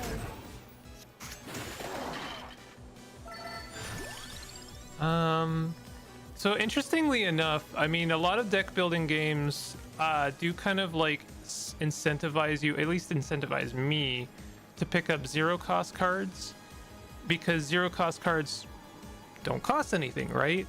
Like when you play them, they're free in a theory, right? But one thing I do think is really interesting about this game is because of its numerical kind of ramping up mechanic, I actually am incentivized to take higher value cards. And I know, like, you know, just to say this, I feel like a lot of the temptation for incentivizing higher cost cards in other deck building games is higher cost cards do more. And like, yeah, that's true here. This guy does more here. But like, I only have a ×1 multiplier. I guess I have a ×2. I have played one lower cost card.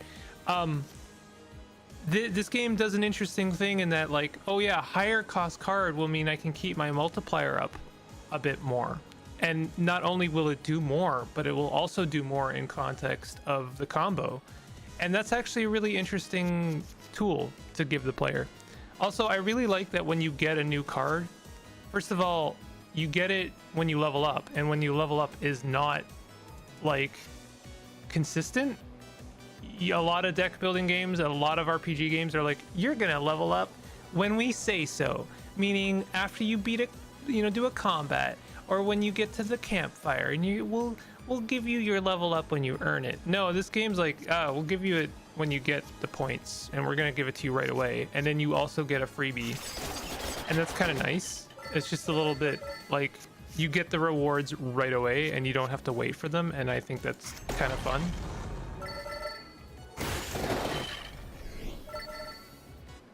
I don't want to do this because I want to play this in a combo so I get the maximum amount of health.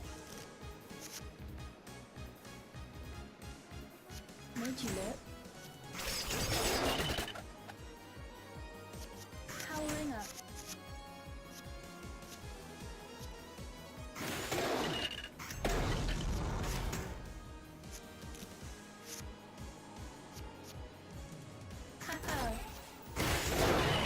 Hell yeah.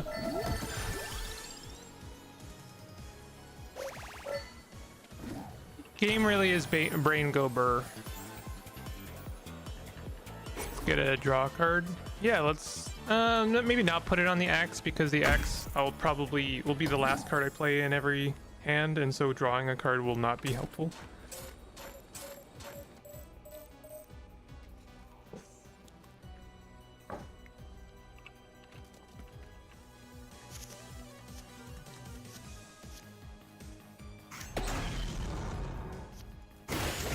Maybe the worst time to get the axe, but it doesn't matter. I killed everything. Who cares?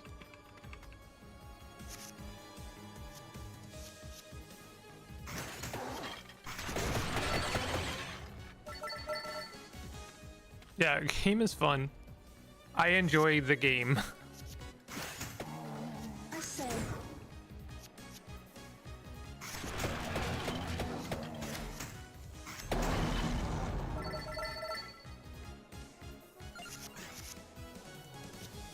It is done.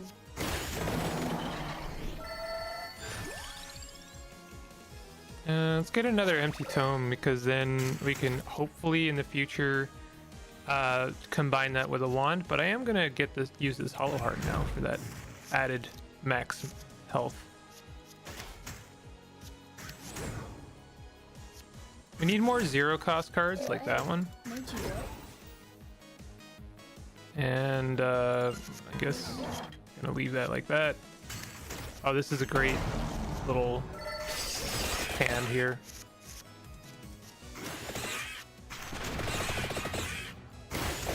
Hell yeah, that was great. I think I've got enough. Can I look at my hand or my deck? Yeah. Okay, so like, kind of wish I could sort these in terms of numerical.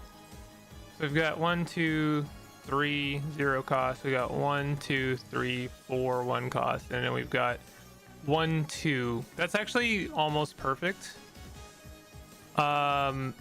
So unfortunately, most of these are gonna kind of disturb that. I guess I'd rather have a 1 cost than a 2 cost, but we need some more 0 cost just so we make sure we can start a combo. Increases the amount stat. Amount stat is really good. Hits twice as hard is also good. Let's put that. Oh, we can't put that on the wand. Oh, that kind of sucks. But putting it on the axe is also good, because that's kind of like a combo ender. Oh, this is fine. Oh, interesting. You do not get the combo if, like, you have to play a 1 after the 0. It's not just ascending. You can't just go 0 and then jump to 2. Well, I'll kill them all, so it's not like this matters, but it's interesting to know that.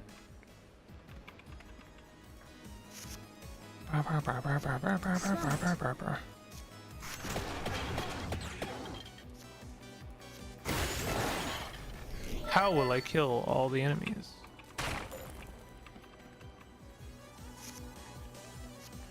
Powering up.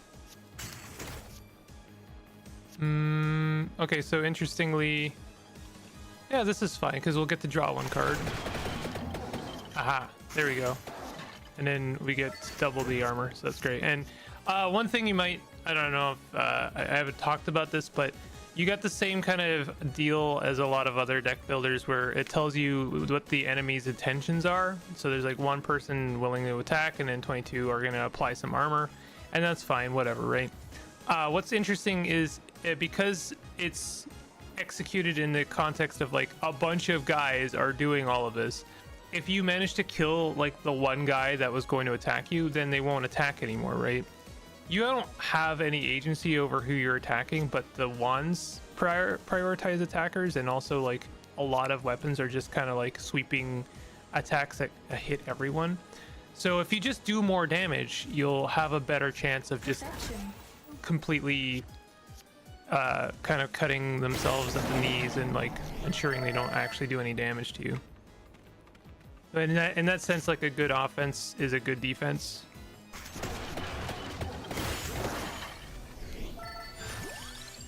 I need more 0 cost cards, please, but I guess I'll take a crown because I'm a sucker. I'm a total sucker for risk reward. This is not ideal. Bad hand. bad set right there. Yes. This is fine.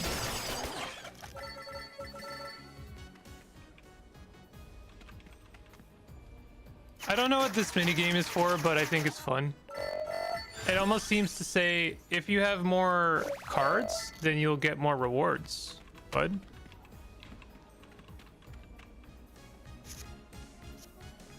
Oh, this sucks. Oh well. Oh well. Yeah, that was not an ideal hand. That's fine. Let's do this and then axe. Ooh, or we could do our knife and then garlic and then axe. Oh, good. I guess it doesn't matter. When you kill everything, it doesn't matter. It does not matter how, like, how high brain you hand. How hand you high brain. You know, it doesn't matter. Make sure you break all the torches. I like to do like a little sweep just to make sure I killed like all of the torches so I get all the money. We're gonna try and get the extra XP in this set. Oh well.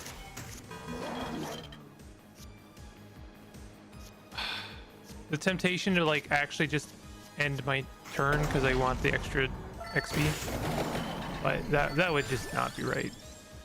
Increases might stat. Wouldn't mind an extra magic wand. We could use some more zero cost cards. I guess I couldn't play my hand there. Here we go. Empty tomb, then crown.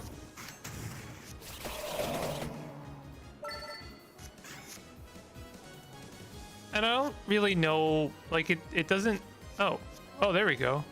So it does tell me how much armor they have. Oh, power grows. Smart.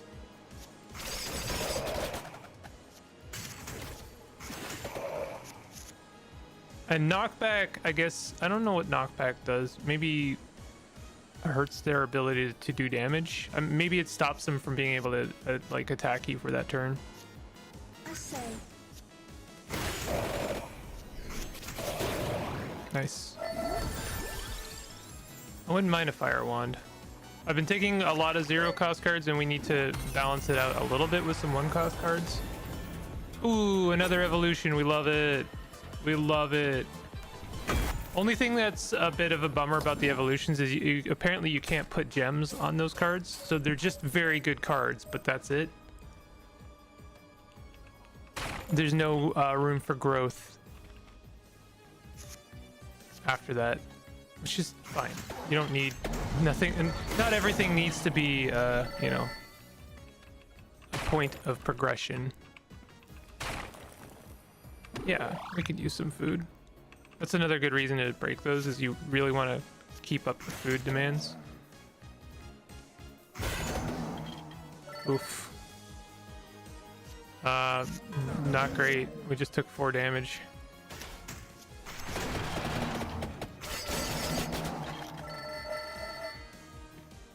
Should probably use up my XP on like more than just the boss.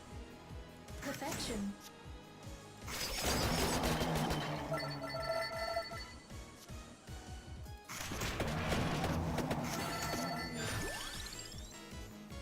Let's get some more max health.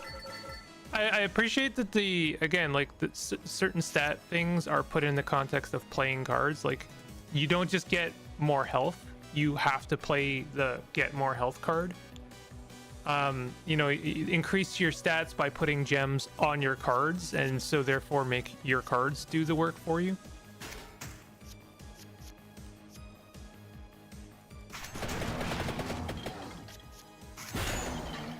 Damn, I really didn't kill them. That's a lot of damage I just took. Add 10% area. Let's try and get a zero cost card. No. Oh well. Yes. I mean, we still did the work that needed to be done.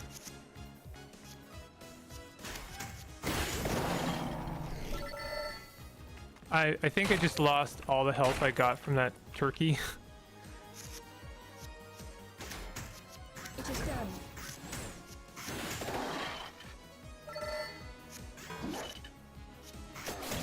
Nice, and then we get the maximum max extra health increase.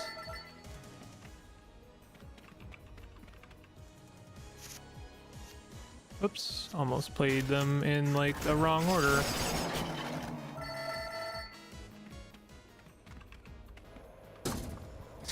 Can we just bash our head into the vending machine?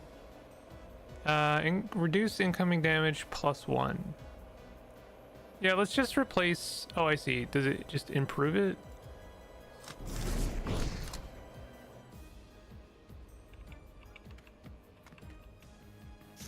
Not sure what that did, if I'm being real.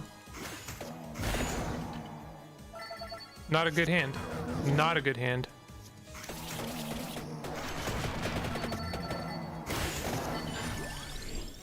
Let's get ourselves another empty tome, because every time I do one of those evolutions, I get rid of my empty tome, and it's a genuinely good card to have in your deck.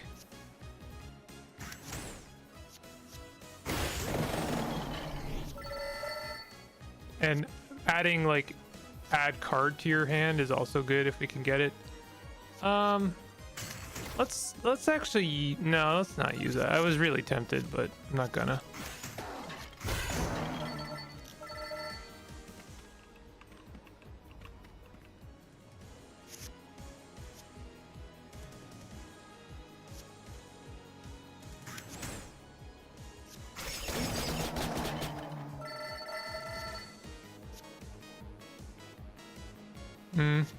Eh.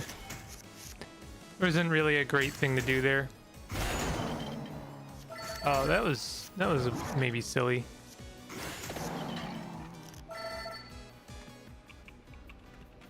The game does a good job of kind of wearing down your health, but not making you feel like it's impossible. There might be a way for me to like play these hands in such a way that it is I get to I just never take damage, but I kind of like that there doesn't feel that right now. Santa Water is interesting because it's a 3-cost card, so if I could somehow get enough mana to play it in a combo, that would be incredible. Like, for instance, right now, I guess.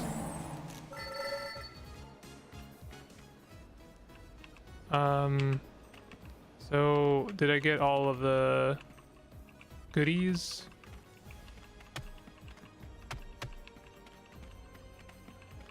I think I did. I think it's just boss time now.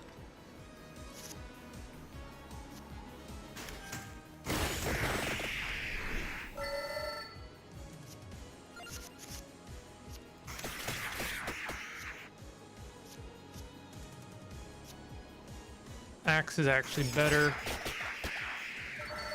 in a way. This will take no damage there. That was pretty good.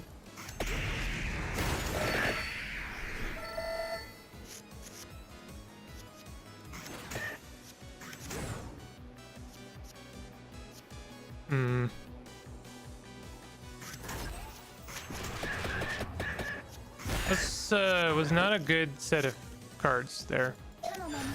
This is good though. Increase amount stat. I was really hoping for a card draw, but let's just add it to our 0 cost, because that'll just improve us as we go. Oh no, we are not gonna kill him. We're getting pretty close to death there. Let's actually do our crown, because if we don't kill him here, we die. Oh, there we go.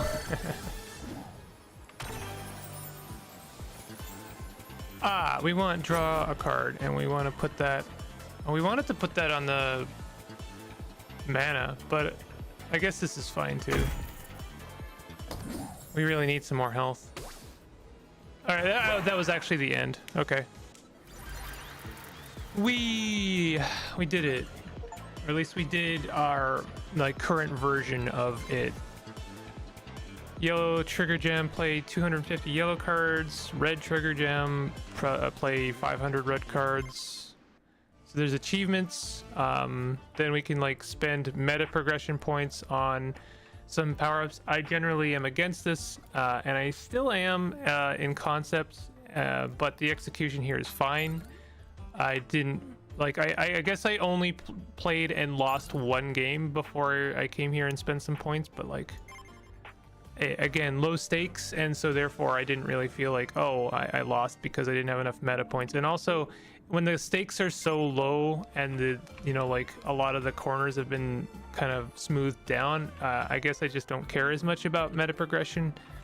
I don't care because the strategy is not really like so high tier that it's like, oh, I didn't lose as a lack of my skill. I mean, it's kind of luck based to begin with, so like whatever, who cares? Can track stuff like this. I don't know. Can I track hide completed? Okay, so it shows your achievements. Play King Bible card 99 times. These are almost completely arbitrary. They are almost completely arbitrary. Earn new crawlers, and the crawlers have their own kind of effects and synergies, and they start with different cards, and yada yada yada yada. We are done. We're good. I just needed to, I guess, address it. It's a good game. That's it. I don't know. I'm not gonna belabor it too much, but I was wrong. I expected it to be very much kind of a cookie cutter whatever, and it's not. It's actually, you know, got some chops, and it's very fun. Let's look at our itinerary. Gravity break, small step. Let's try that. I'm very curious about this game.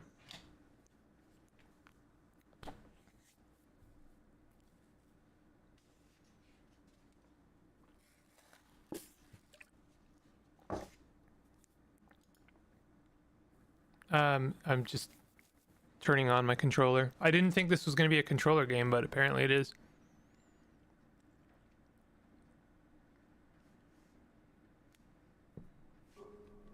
I've got a bunch of Discord messages.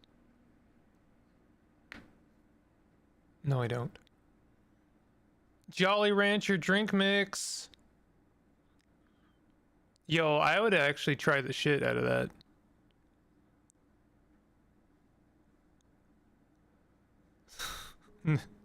No one acknowledging my flashbang Adams family bullshit. To think I posted it as a lulz. Did you? I thought that was genuine.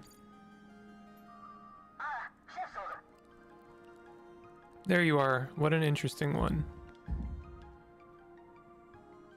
I see you have found some of our technology good. I went with the pina colada. It's wicked.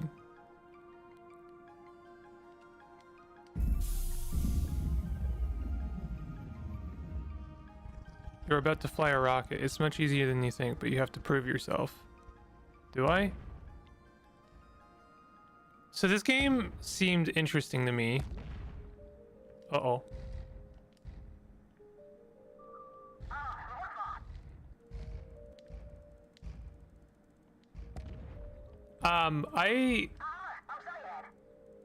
I like these kind of games for a number of reasons, but I always kind of hope that they execute on something specific. Planet is doomed. We better get out of here. Okay. I wish the tutorial would keep up with me. You get to make your own decisions, except you have to try and clean up after yourself and try not to hurt anyone, including yourself. Bridge the trash belt. Coalition has promised me that we have free passage and free fuel when we dock on their worlds, but beyond that, we're on our own. Pick up the nearby cheese and investigate a distress signal. Cheese should be easy enough. Okay, push forward to go faster. Push to the side to turn. Yeah, I gotcha. Only thing that's giving me a little bit of a uneasy feeling is the 3 hearts. Makes it feel very cheap right now. So, I like this kind of game. I like a lunar lander type of game where you have to kind of very carefully navigate. I think it's called Newtonian physics. Is really wanted is this kind of game put in the context of like a trading game or like a almost like a sandbox, and like you can develop worlds and you do like little missions, and as you do you're like developing settlements and stuff. Oh, I just got an achievement called Kerbal. Kerbal Space Program has really left a vacuum in its wake. So what is this stuff? Oh, this is fuel? Makes me boost quite aggressively when collecting it. Save boost with button. So if I hold... Weirdly, if I hold the square button, then I don't use my boost. That's a very strange way of doing that. Is there no toggle? No, there's no toggle. That's very odd. You would think that the boost would be the button you play like, you know, circumstantially, and not, I don't want to use my boost, therefore I'm going to hold a button. What? That's very strange. So we have cheese. We love that for us. Investigate signal. I'm being attacked by one of Captain Croissant's goons. I need pickup immediately. Okay.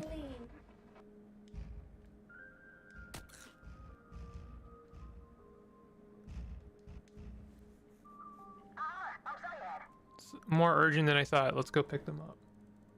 Ass backward. A little bit ass backward, yeah. I'm gonna be real.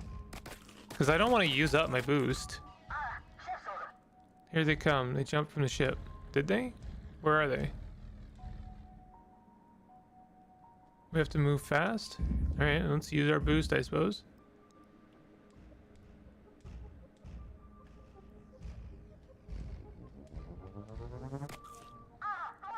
Croissant is sending his minions to make trade harder for the rest of us. Bilby Pretzel. You're not like the other apes. Are you an actual human? I never saw one like you. Is it weird to get out of your habitats? Is that... I just realized, are these AI generated images?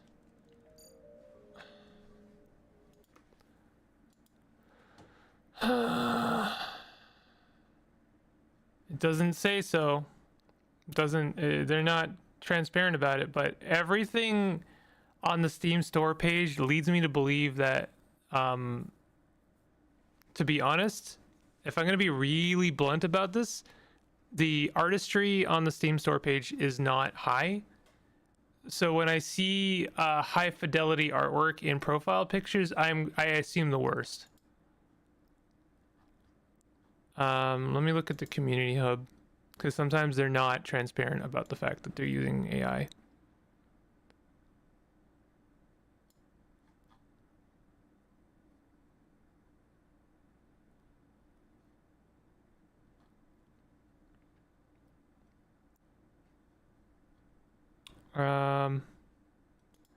They have a Discord. I'm going to accept the Discord. Why do you want to join our server? I want to learn more about the development of...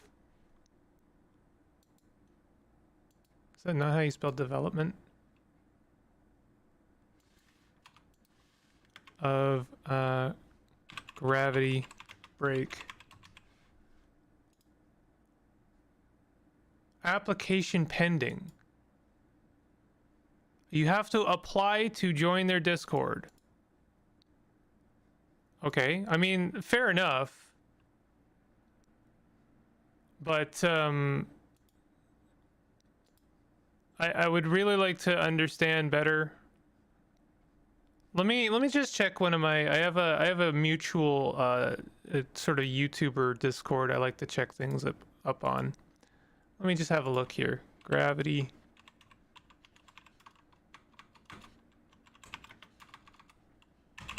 Break. No results.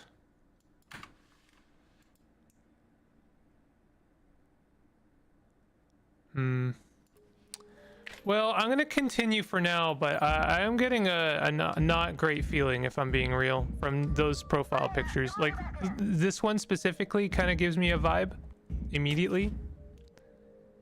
And it doesn't match the art on the Steam store page. And if they're not being transparent about that, that like way pisses me off.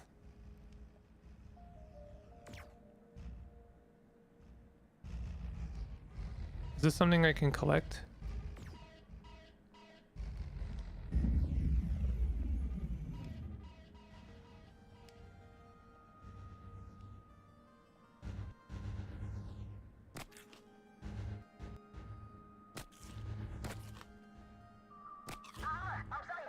Moon Insight, just land anywhere.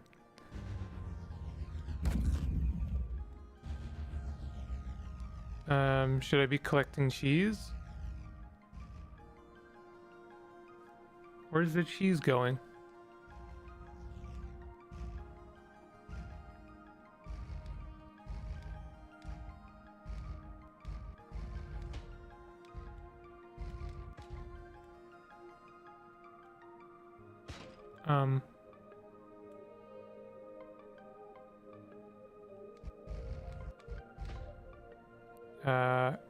How do I land? Nose up. Yeah, I am nosed up.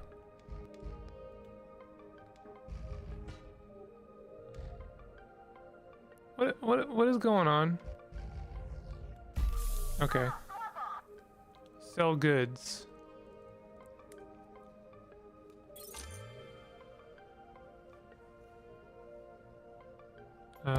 Upgrade your ship. Browse available upgrades. Manage fuel. Fuel sometimes required for liftoff or long journeys. Like, this is what appealed to me. Made by cloistered cows, tended to by robotic monks and cybernetic mice.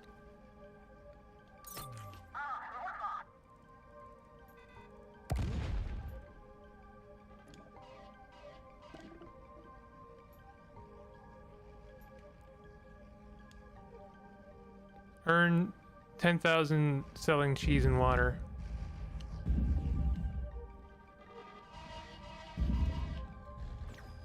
Okay. Bring some of the water they're mining.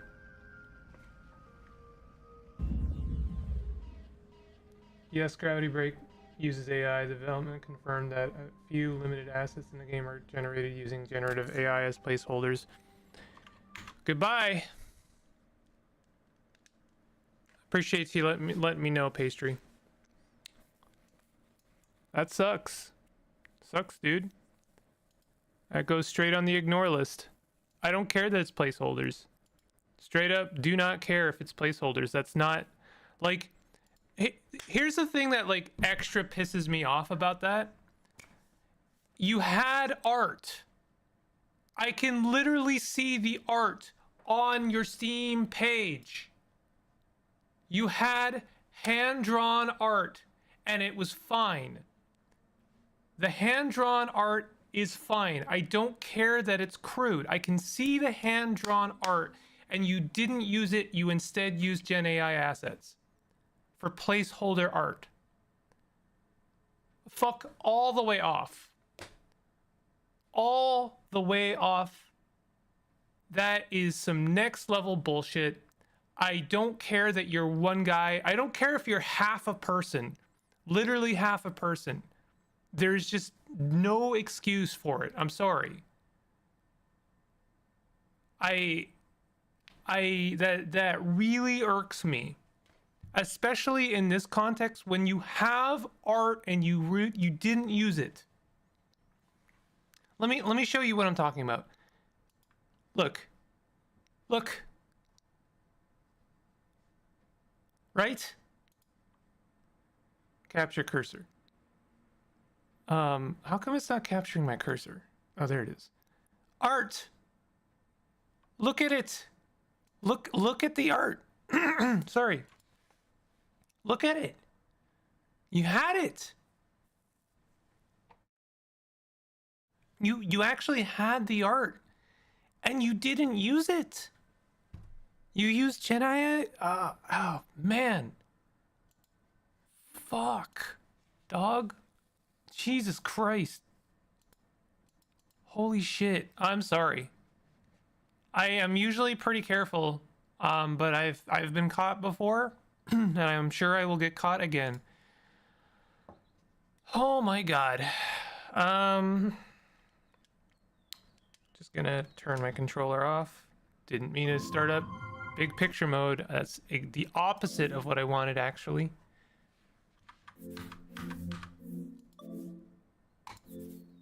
Man, that absolutely ticks me off. I can't properly explain. I mean, I can. I can. All right. We're gonna try a demo for. It's decent art. What, the hand-drawn one? Like, that was fine. That was just fine. We're gonna try a game. You know what? I'm gonna look at the Steam store page now. I am 99% sure that this is not using AI art, and I don't think. I mean, it's possible for pixel, kind of like, you know, 16-bit looking assets to be AI gen, but I don't think that this is the case.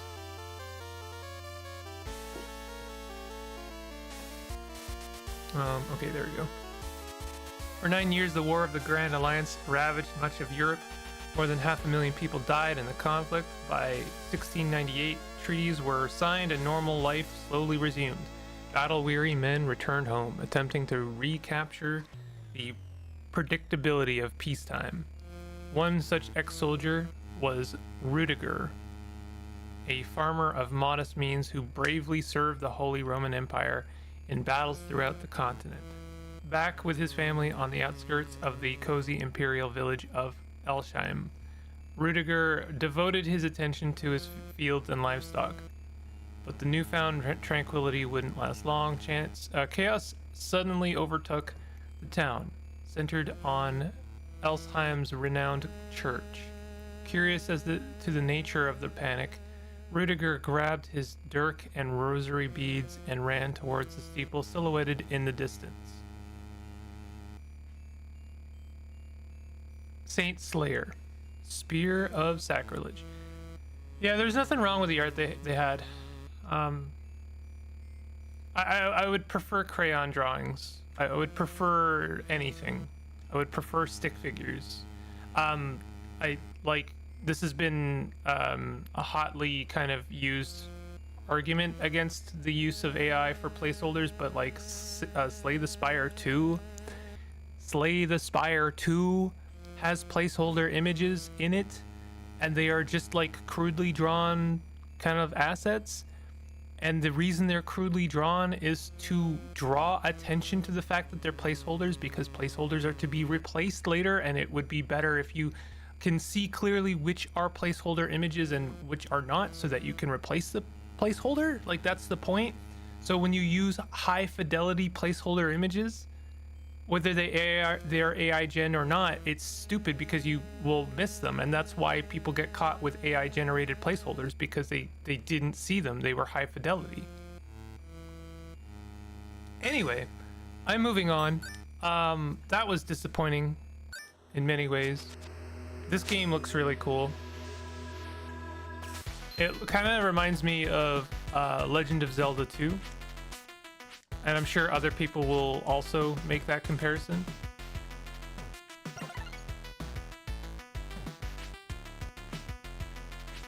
You do not have air control. This is the first thing I noticed. Whoop.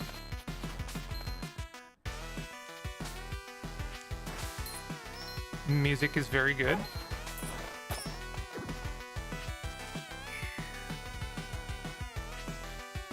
I really like the music.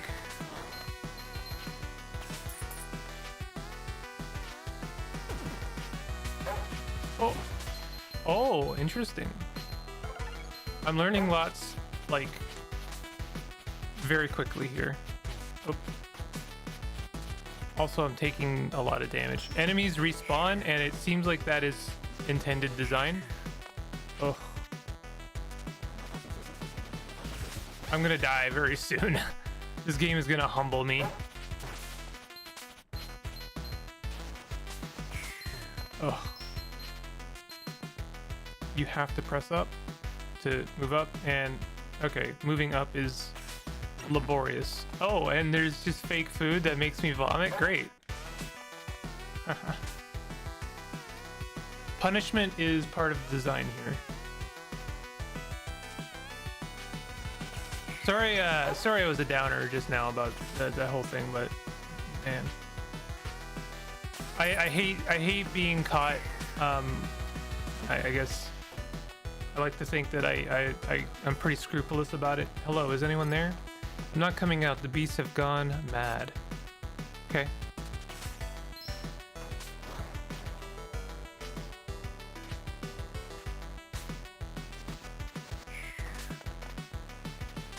The heart still beating after flying out of the crow is like, and then it explodes. That's really something. Oh, I tried.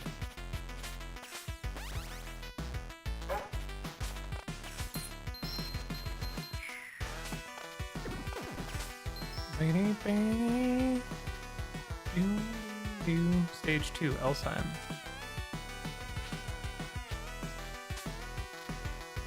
What happened here? Rudiger, the dead walk the earth. Get in your home and lock the door now.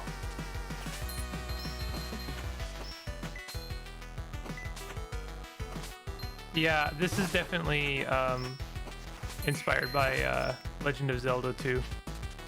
I know a certain streamer who's gonna go ape shit over this, honestly.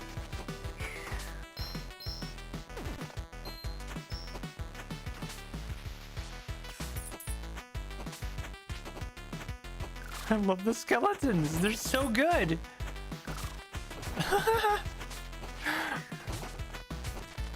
I love those skeletons. And I love the little bone sounds when they die.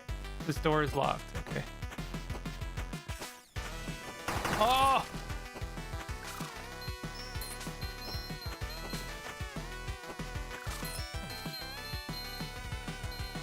Bang, bang, bang. Doo doo doo.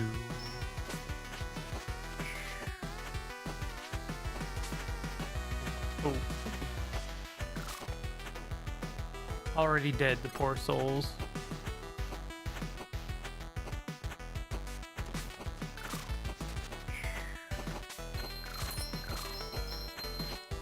Oh, I tried something fancy and it didn't work out for me.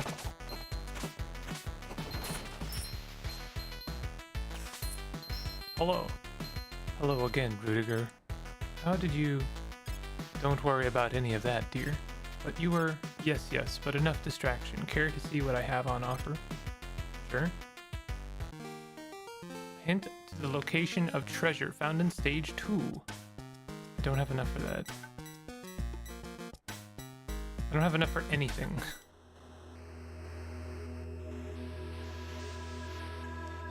Where are the guards? Do you think I know? Look at what happened to our homes. If you're headed to the church, take this. Thank you. Oh, is the church bad?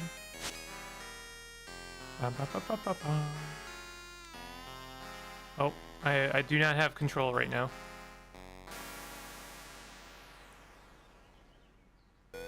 You, what is the meaning of this? An unexpected development. Seize him. Brains, they just fly out. It's time for you to fight your own battles. I agree, but this isn't my battle. Who are you? I am Father Pacer, and I'm here to take this. What is that? Oh, this? This is the Spear of Longinus. Okay, alright, can we get better names for our, like, sacred artifacts, please? You know, the Holy Spear that stabs... Wait, that's not called Longinus. Is that what it's called? When I come to think of it, I actually don't know what it's called. Longinus? Is it Longinus? That. Oh yeah, that's my whole ass over there. Did you see it? Everyone knows that relic is kept in Nuremberg. You've been tricked. You poor fool. Your Emperor Leopold had it quietly moved here during the war to keep it safe. How could you possibly know that? Because I've read all about it in the history books. Read what? The war just ended. You lie. I don't have time for this. I'll deal with you myself. Oh, why did I have to jump just now? Whoa. Oh. Oh. It's time for you to live again. What kind of unholy magic do you wield, you fiend? I'm doing my best, like, bad voice acting. Oh, I vomited. Ow.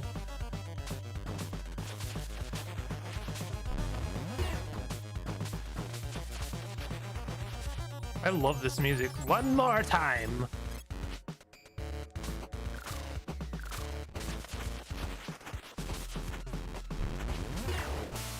Oh no, I died. No! You, what is the meaning of... Oh, okay. Hey, that is an extreme... Wait a minute, I'm dead on the floor there.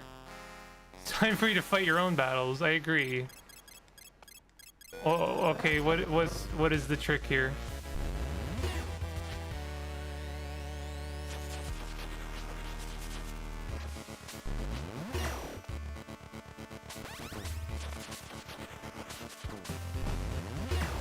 Okay, I don't know how to avoid that.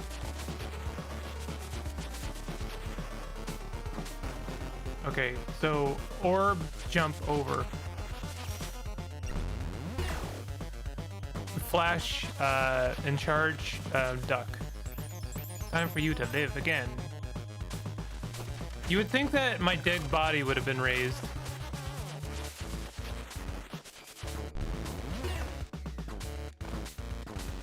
I guess you have to watch the hand when he charges up like that.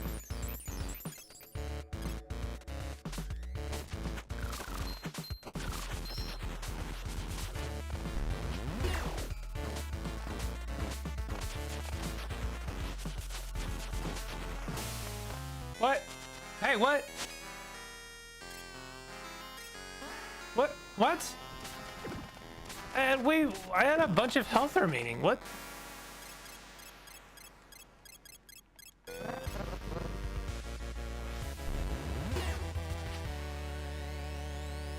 Also, every time I die, I'm a corpse on the floor, which is interesting.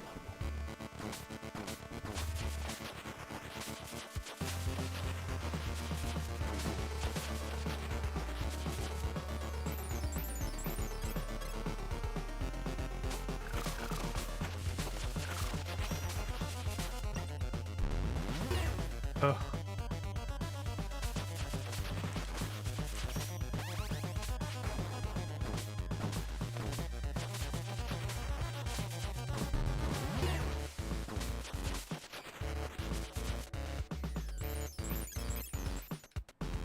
I really hope that there's not like some kind of major game-breaking bug here.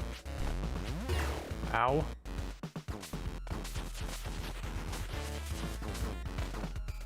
This isn't going quite the way I expected. You absolutely haven't seen the last of me. Okay, but I get the spear, huh? Throw a spear. Yay! Looks like the first corpse is after rotting some. Nice. It'd be really funny if, like, that was the only spear you got and you just threw it, and then the game's just like, why'd you do that? You just threw the spear, you idiot. Killing the innocent is a quick way to lose a halo. Oh, interesting.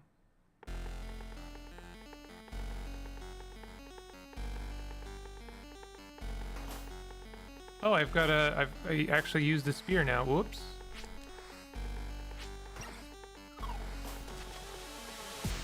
Spear is good. Look at the little bone guys running.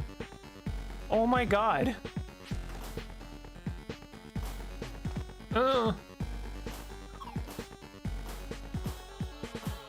How come I can't throw the spear anymore?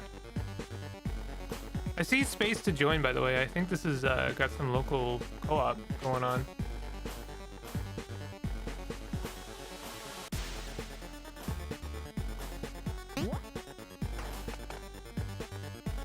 Can I like jump over there? I can.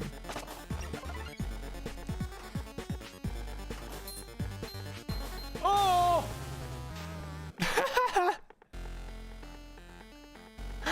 This game's very funny. Oh, is the rosary on the top right like a measure of my ammo? Yes, it is. That is exactly what that is.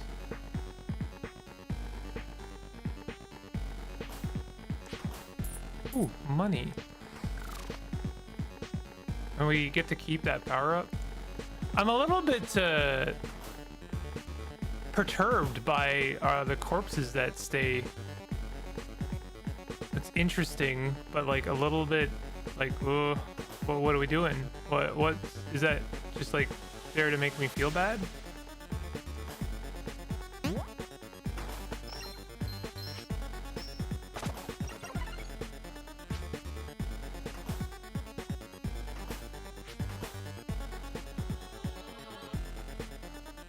Do you think there's like, okay, we fight an Oni now? They really went for it with some of this violence. Ah, interesting. We can jump on our spears, huh? Now it's 2 strikes to kill something.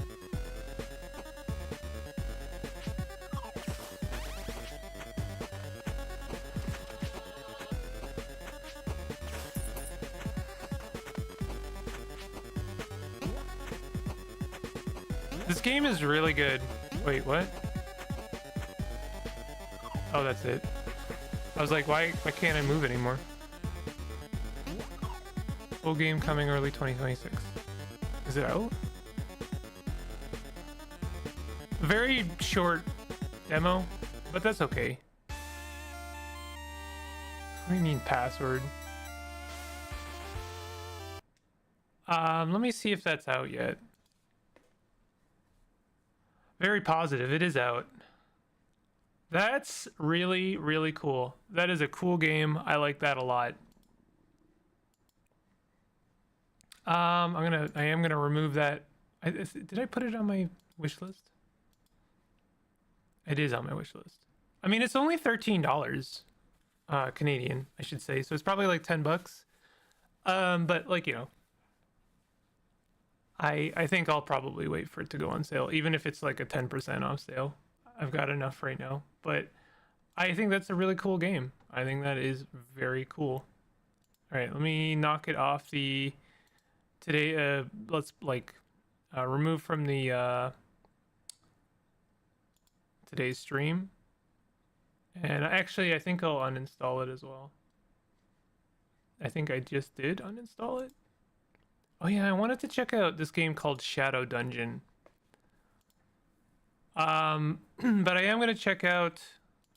Let's like remove from here. Let's check out MMO 98. This seems like an interesting idea. I'm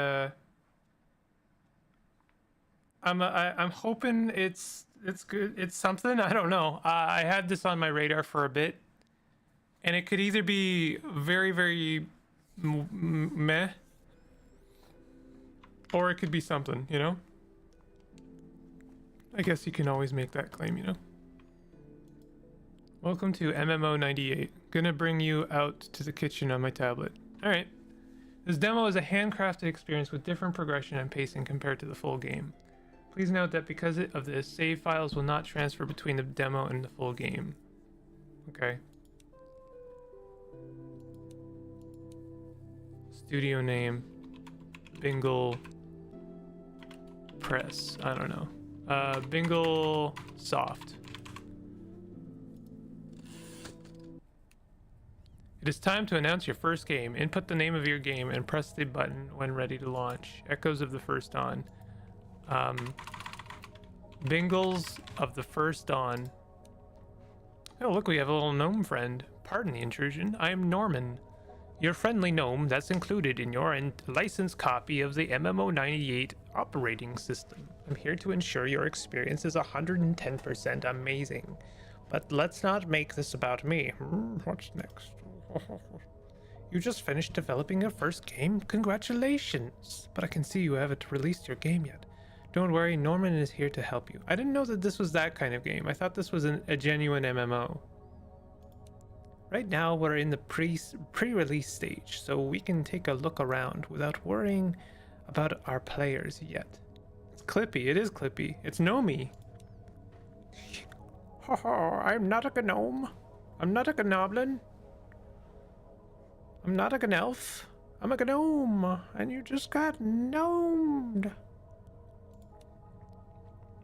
Yo, it's RuneScape. Honestly, this looks like too good to be RuneScape. Let's take a look at your upgrades. Bingles of the First Dawn. Oh no.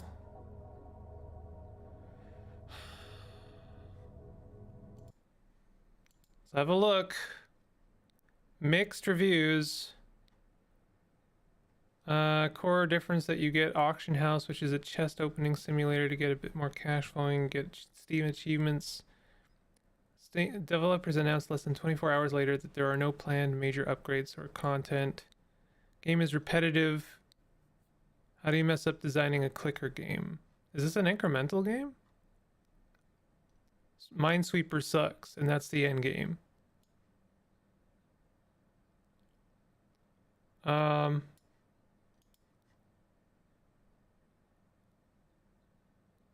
Well, honestly, my major concern right now is that a lot of the fake box art in the game also looks AI generated. Let me just have a look. Man, I'm really like 1 for 3 today. Let me just have a look. I'm just gonna literally Google it, like you did, Pastry. It's a good idea. Good idea. I should do that in the future. MMO 98 AI art.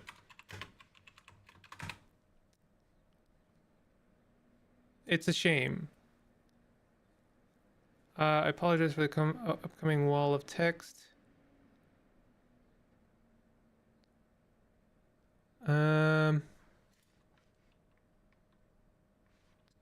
Oh, I am very pro using AI in games. In fact, the money saved can be used to further develop other parts of the game. But this isn't about that. This is about how someone in that post talked about the possibility of using our own personal images as box art. Okay, well, confirmed, I guess. Jesus Christ.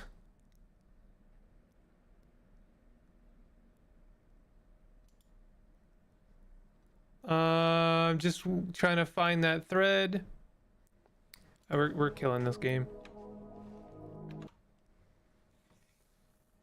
Yep, there is AI art. I'm really unimpressed with the Valve and Steam like removing the necessity to disclose this. Like, it was the bare minimum that you could do is please let me know that you're like you've got your AI slot machine contributing to your assets. Like, it's the bare minimum. Why are you hiding that?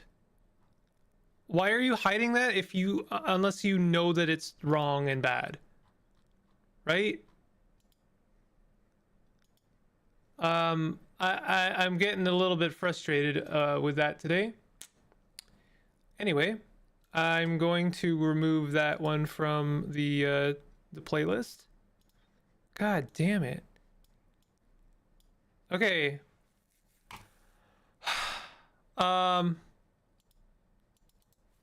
Stop. Steam, stop. Swear to God. Let me play, like, look at the next game, please. Thank you. Fair warning, I think this next game has a bunch of trigger warnings and is potentially horror in its theme.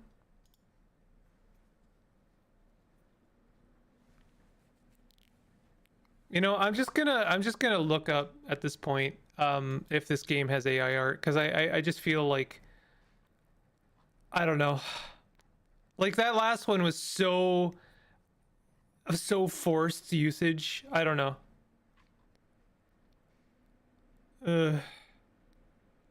Let me. I'm gonna. Apparently, this one's gonna also need my my controller.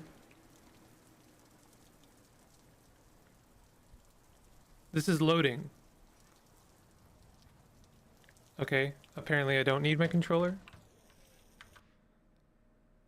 Escape just kills the game. By the way, I was opening my settings so that I can try and invert my mouse.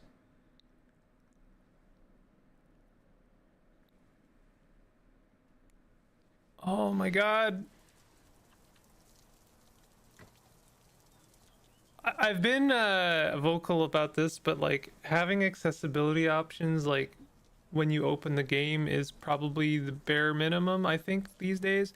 But also not having options and just making it kill the game. Not the move. Don't do that, please. Wow. Yeah, I'm going through it today. Coming soon.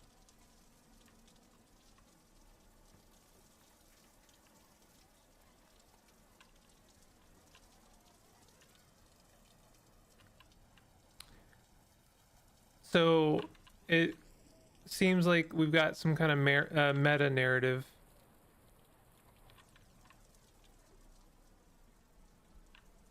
Workers create games. Bin, where is everyone? I'll try calling.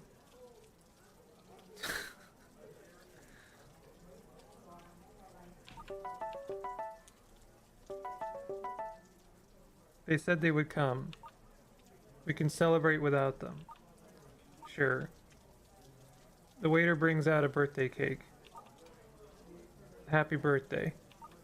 This sucks. You goddamn right it does. Thanks. You know what I mean. No, I don't. Sorry. After dinner, Bin drives Tam home. See you tomorrow. See you.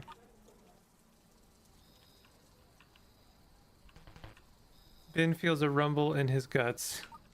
Time to potty. Great. Literally shitting myself on stream.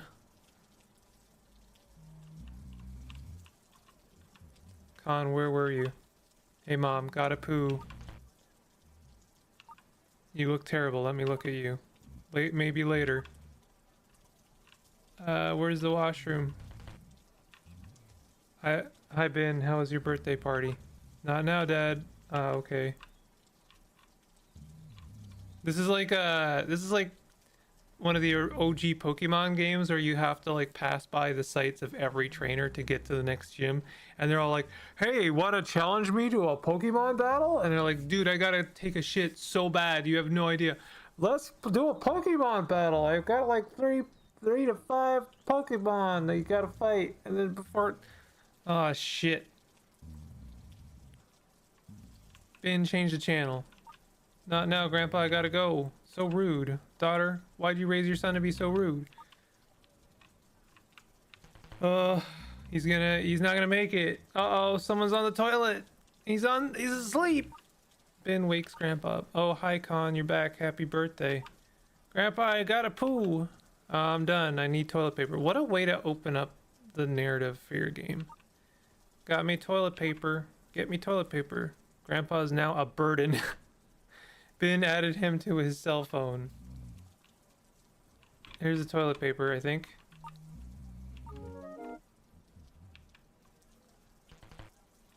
Finally, thanks.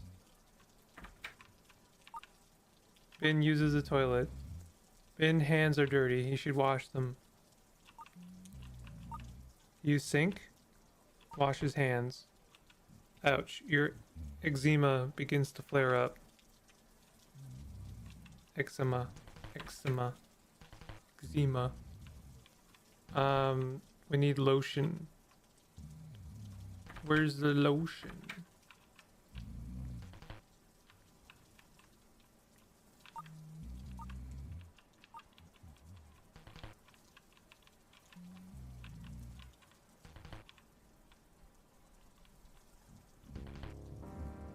Uh-oh. Bin's skin failed.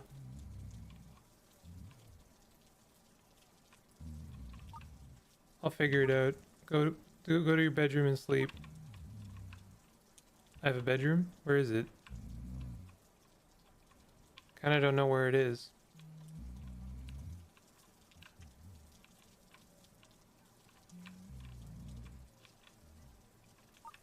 Happy birthday, Bin. You should go to your bedroom and sleep. Where's my bedroom? Is it in the garage?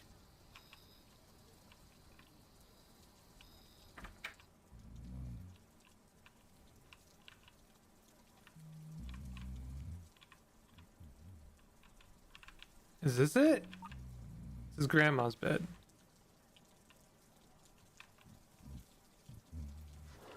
Okay, extra room back here. What the hell?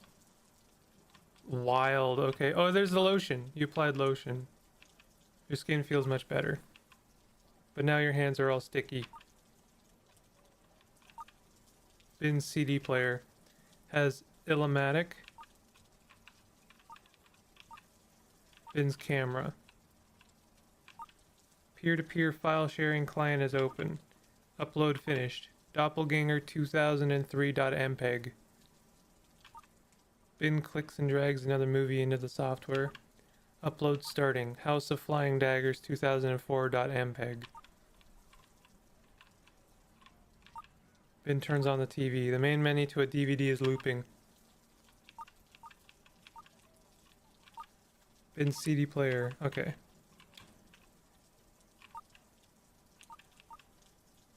Official Dreamcast magazine. Cahir du Cinema. Cahir du Cinema. What's this? The Fear of Freedom by Eric Fromm. Parable of the Sower by Octavia Butler. The Counterlife by Philip Roth. One of Bin's organs are failing. He'll probably get a good sleep tonight.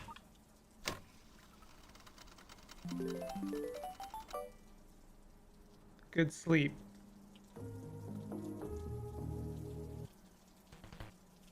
Ow, my bones. This keeps happening. Yesterday it was my guts and skin, now it's my bones. And every night I feel like my sleep is controlled by a slot machine. Please, doctor, you have to help me.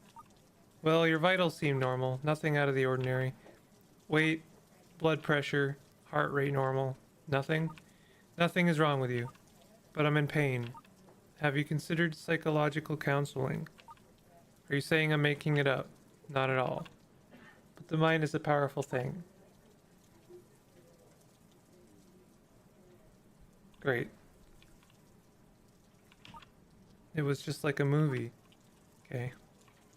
Was the movie Dark Man? Was the movie Dark Man? I told Andrew to turn off the popcorn machine. Why didn't he listen? This day never ends. Head to work? Yeah. I love working with failed organs.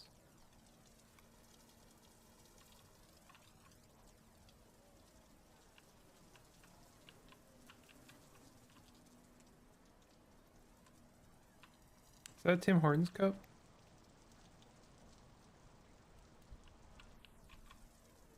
That really looks like a Tim Hortons cup.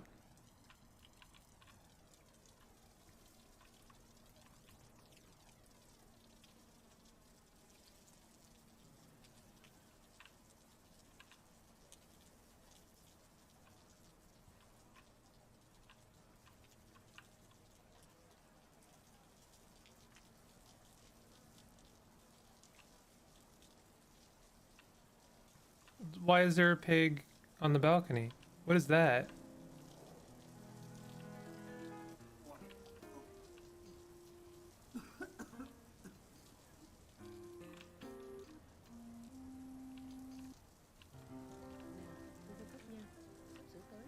Loading demo. They're listing the attribution to the assets. Mossy wooden crates. Wood pallet. Coffee shop cup.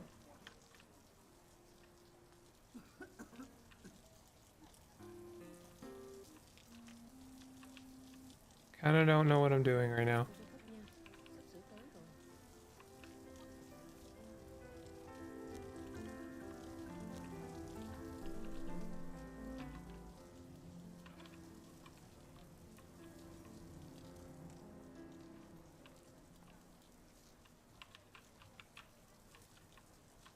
It seems like I should be able to leave this room, but I don't know how. I have zero method of interaction except for zooming in.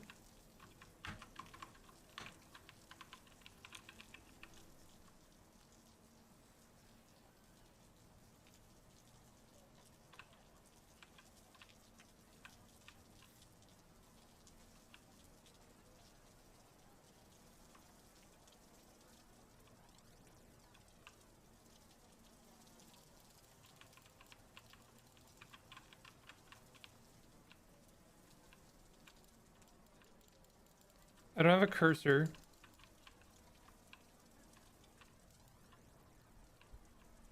Was that it? Is the demo over?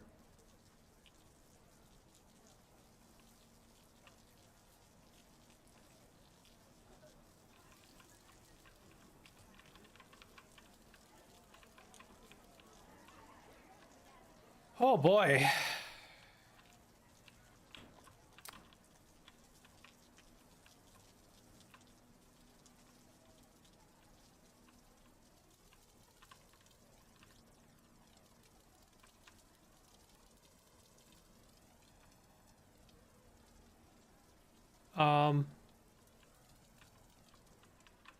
Yo, I need slightly more direction in this.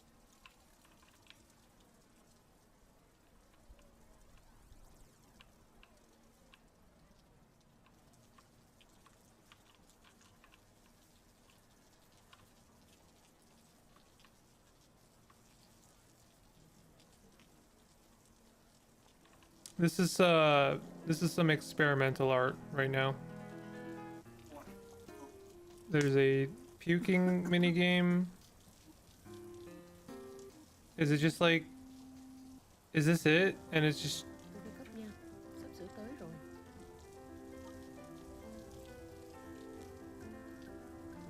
this is how they're doing the trailer.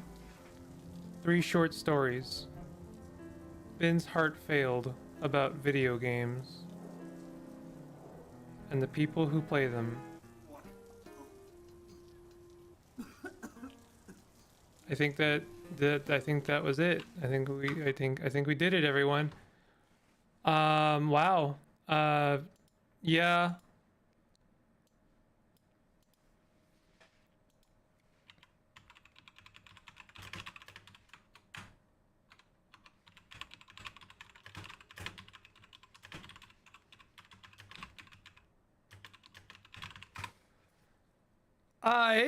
It's a day today.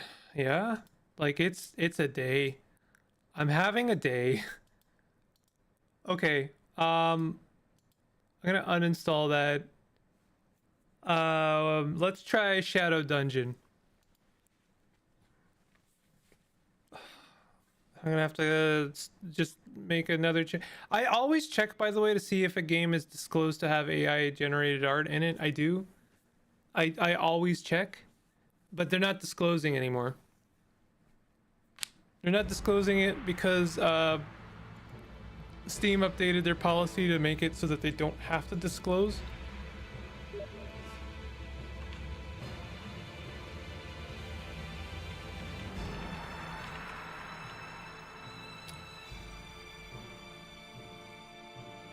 I wonder if this is a game I should play with my controller.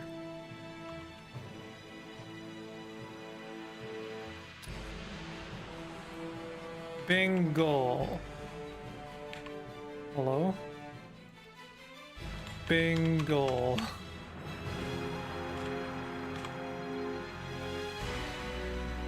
Let's do a mage, sure. This game looked interesting, and I am hoping that it is pretty good.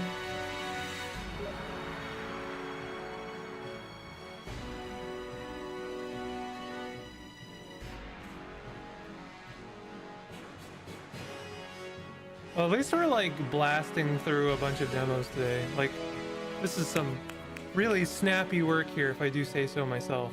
We're really working through this stuff. We're really chewing the slop, you know? Hell yeah, this is what I like to see. I like to see some kind of jank assets.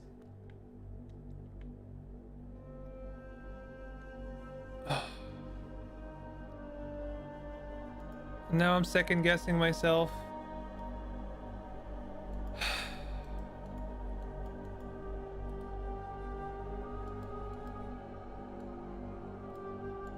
Steam is like really struggling right now to do basic shit.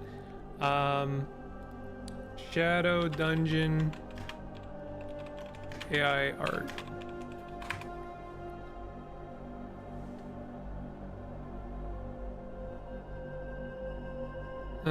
It's got a very generic name, so it's hard to look this up.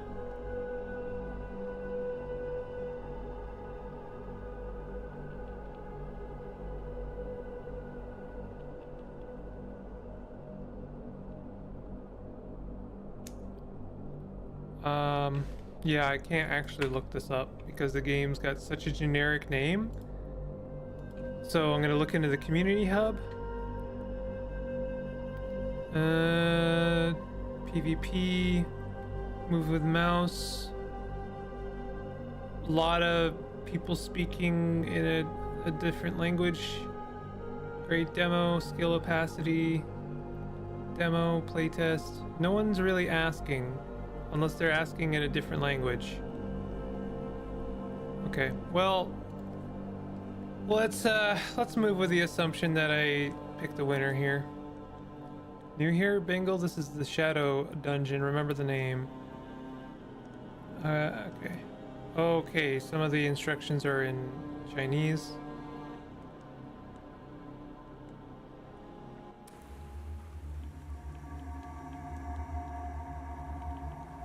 I don't know how to attack. I can't attack? Oh my god.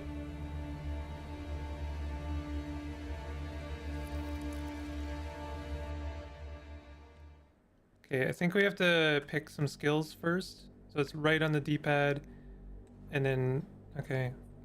I feel like this is not controller accessible. Passive skill, enhancing character attributes. Okay, so now can we attack?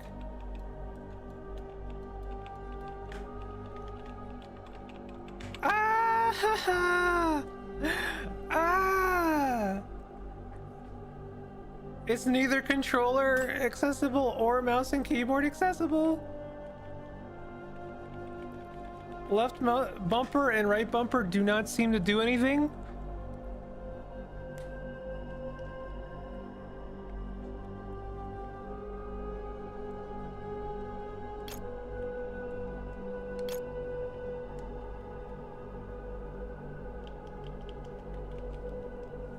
Oh my god, I swear to god, if I play one more turkey today, I'm gonna actually just go bald instantly.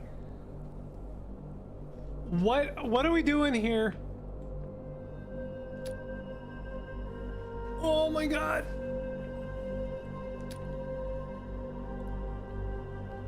Quick cast. I would like to any cast. Can I move this? Can I drag this over? No. Okay, select the skill. Okay. And now can I cast it? Oh, I can cast it now. Okay, here we go. Oh my god. Chapter 1.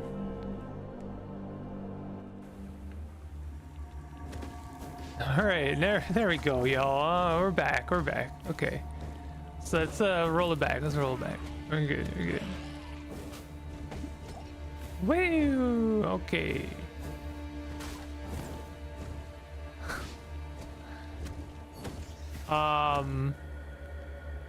I mean, this game kind of gave me some Diablo vibes and looked like fun.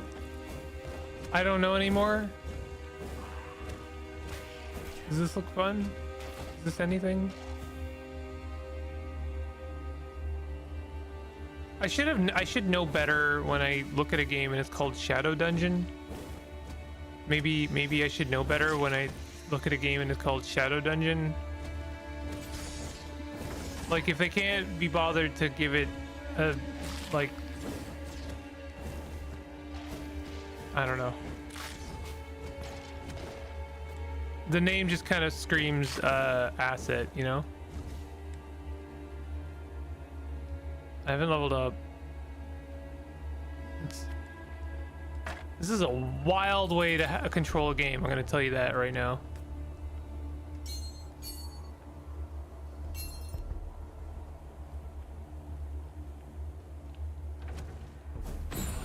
I leveled up.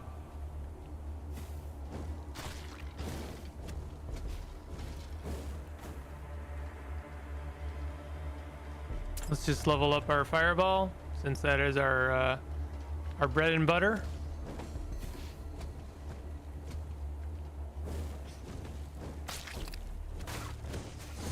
Oh my god, it is not my day, I gotta say.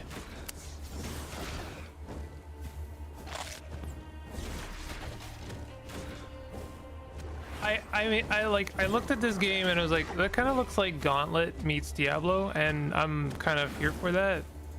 Can I hit this thing? Sort of, not really.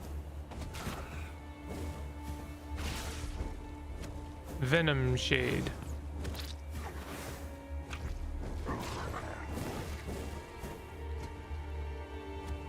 I miss games like Diablo, honestly. I love me a arcadey RPG where you just like bonk skeletons and level up and stuff.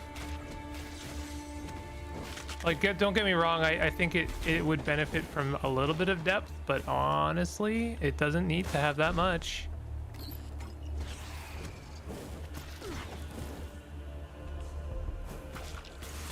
What the heck, bud? I'm out of mana. Is there any way to avoid that? So I guess I can't cast my spell at all if I don't have any mana.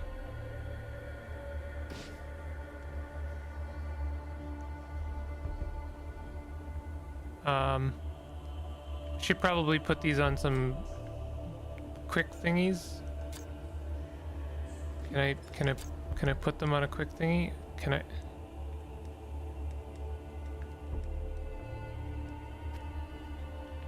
Can I not quick use these? How does one use a potion? Okay, that's one way of how to do that.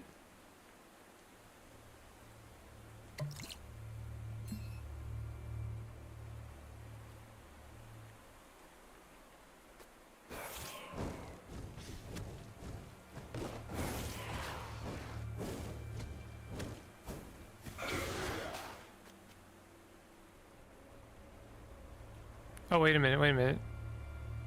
What if can I, oh, okay, we can click on a potion there. Okay. Boy, he really kind of, I know there's probably a tutorial, but like, you know, some of the not English was maybe discouraging me from reading through it. I don't have any, like, I don't have a problem with the game not being like natively English. I'm just saying I didn't think reading the tutorial was going to really do much for me, and also I didn't think that this game was going to be all that complicated.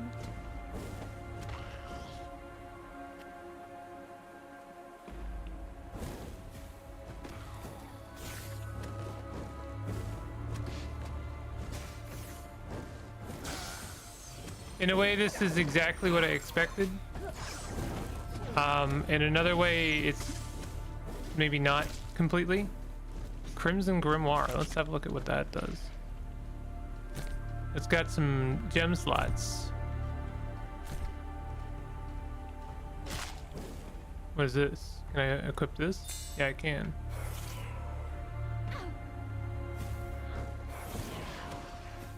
I got another point. So what is this? Passive skill enhancing character attributes plus 5% maximum health points. That is like so massively tedious.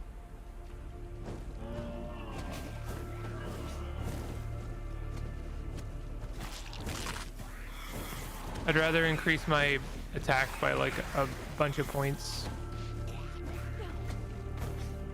We're not in any danger yet anyway, so like 5% health points is just not gonna make a difference. And I also still have some potions. We got a wizarding tome. Yeah, okay, sure. I got a mystic manuscript and a wizarding tome, and they look almost identical. We got a driftwood staff, which is also almost identical to my hexwood staff.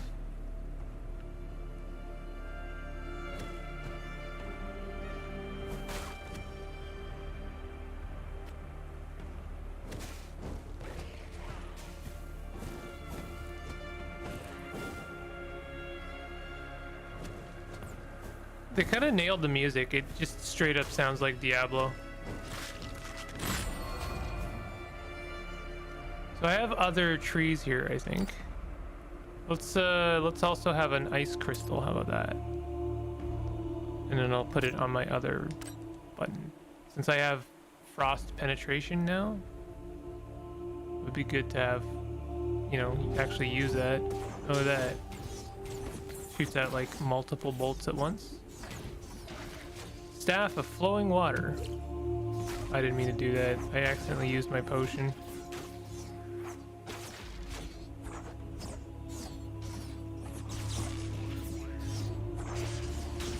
I don't know. I think this is okay.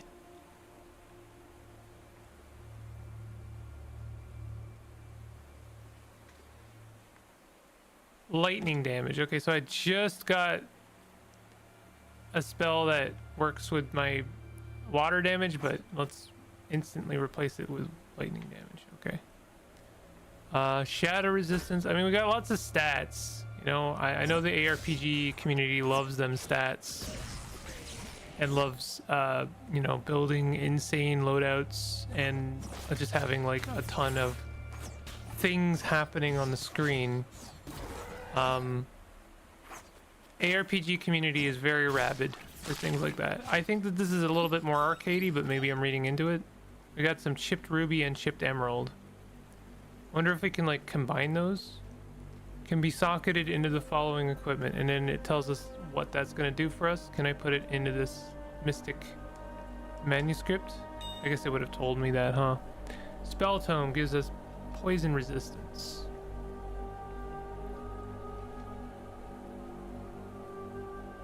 Pick up and drag onto item, click to socket.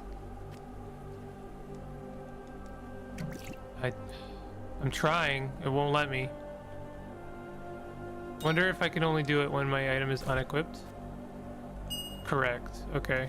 And we got fire resistance. And then I have a helmet and it doesn't have a socket. Doing this with a controller, by the way, is like kind of a miserable.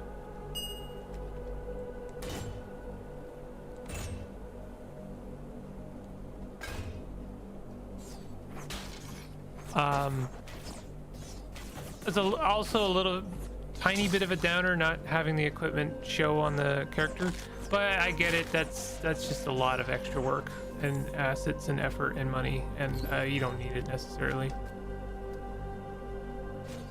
Antique greaves. We're just filling out our item slots. I mean, this really does give me some like Path of Exile Diablo vibes, and you know, for better. I think that is the vibe they were going for, and they hit it. Ooh, a teleport scroll, huh? I wonder if this dungeon is like procedurally generated. Oh, we got an Inferno staff. Hell yeah. I honestly don't even care if this is worse slightly. I hope that... Wait, it's got poison damage? It's got poison damage, and it has nothing to do with fire. It's called an Inferno Staff, though. Have I got that right? And also, just notice that the Staff of Flowing Water is a lightning staff and has nothing to do with ice. Have I sussed out, you know, the... yeah, okay. What is this? Blood-soaked leather. Uh-huh.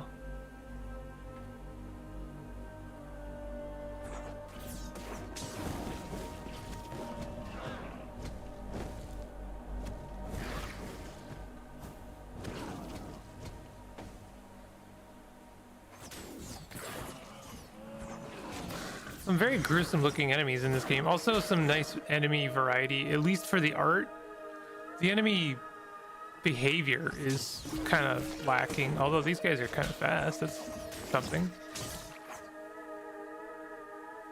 The music's got some really creepy warble going on. I actually like it.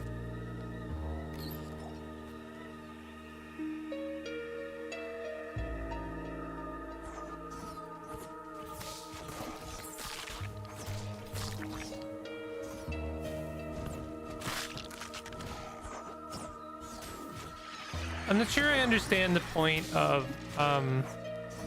my main attack being tied to mana. Like, I get it, you know, we've got this long-lasting tradition with spells being tied to mana, which is already kind of problematic, it must be said. But like, also, what is the point? Like, what does that add? Because what are we doing? How does that really give me something interesting to manage? Like, so I go and stand in the corner for a while and then regain my mana, or I use potion. And I don't really see the point.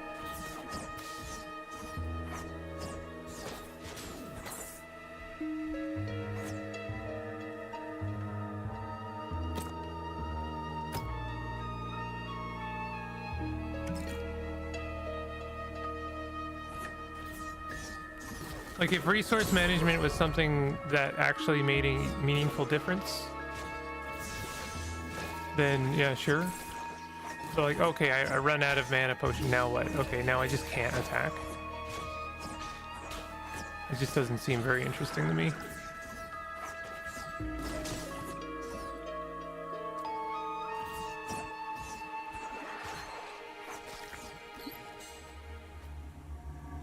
Well, I don't know. This has got all of the ingredients of a pretty generic ARPG. Almost painfully generic. But that's a, you know, it's still pretty okay. Like I'm having a not terrible time with this. That is not a glowing endorsement, but like, I also don't think this is just a groundbreaking game in any sense. Look at all this crap I have to manage already.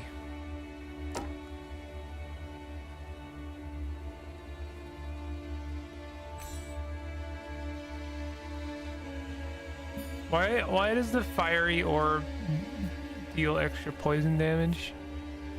Someone want to explain that one to me? Am I just an asshole? Do I just like, am I just like off base when I think that the fiery orb should do, you know, fire damage?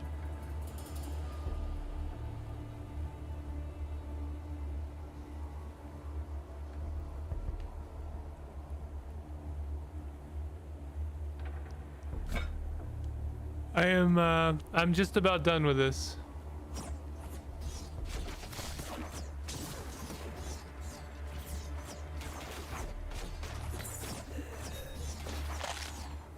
If they added multiplayer to this, I might actually play it.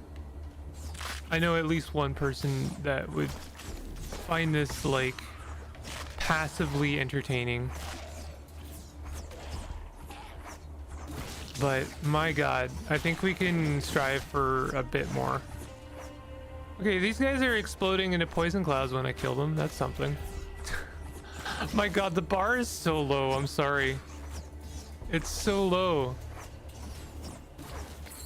Oh, look at these guys. They explode when I shoot them. Yeah. That makes the neuron, you know, activate.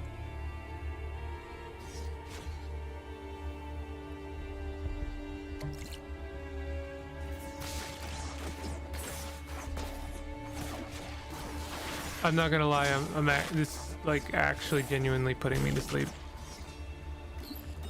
I'm being very mean about this game, and I don't mean to be, but like, also like mood is a thing, and like I've just experienced some of the worst streaming and playing through demos. It's not, to be fair, there was one really good demo, almost made up for the other three.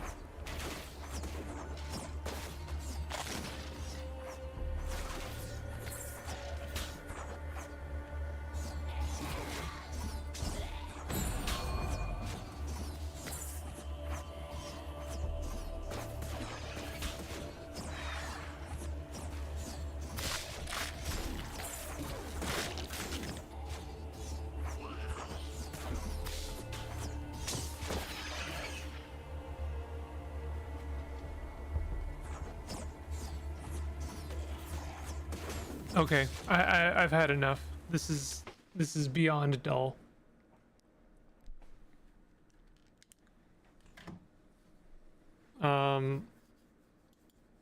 Jesus. Let me I gotta restart Steam because it's like failing to meet the bar here. And then I would like to take a quick minute break, so I'll be right back. BRB.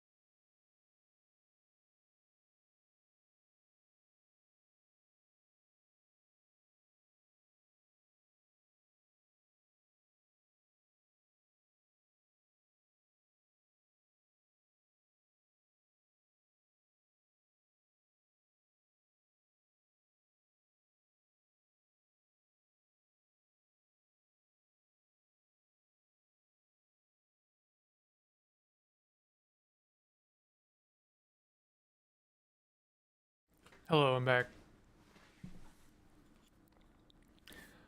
Oh boy. It's been a day, huh?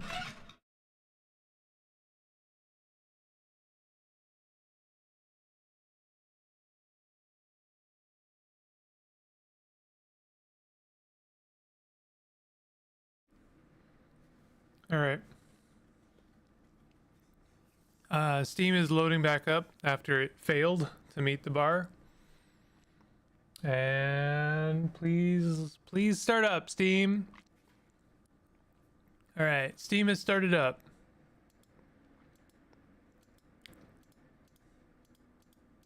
Just looking through the bullshit. Oh. Persona 5 is $15. That's actually a really good deal, except for the fact that it's got de novo, but I'll still look into it later, maybe. Maybe. Uninstalling Shadow Dungeon.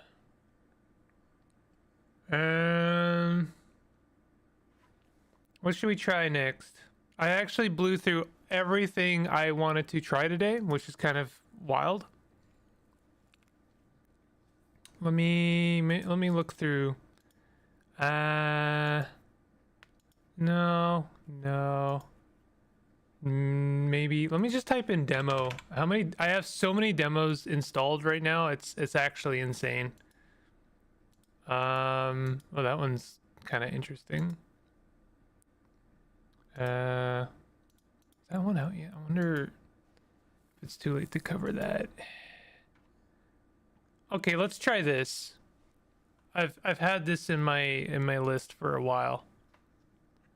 Hello, Megan. You were here. You missed shitting and balding on stream.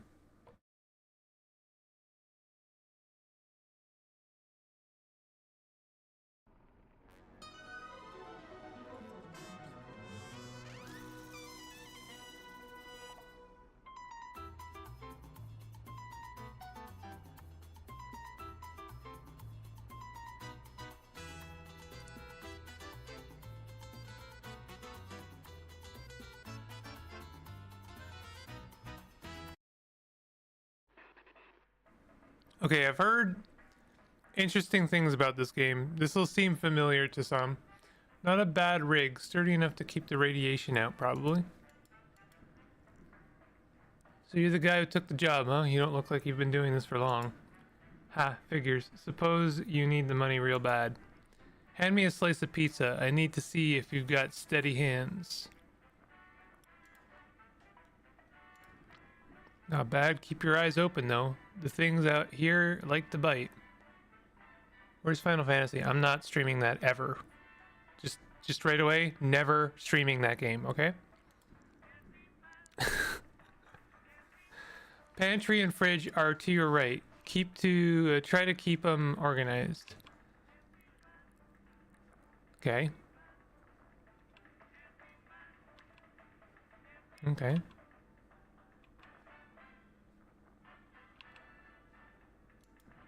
Watch out for pests. I'm starving. Grab some canned meat from the back.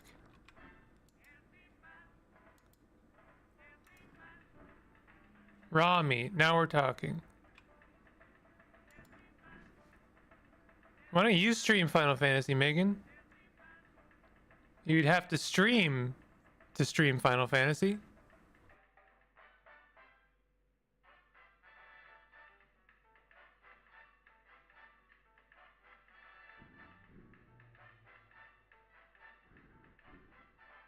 See that charger by the fridge? It's a lifesaver.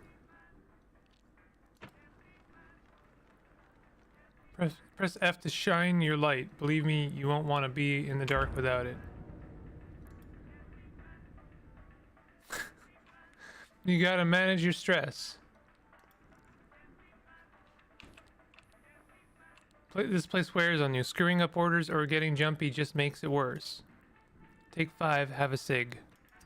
Great. It's been one thing after another on stream today, I gotta say. This is from a publisher I do really respect and appreciate. Kind of regret that last mechanic there.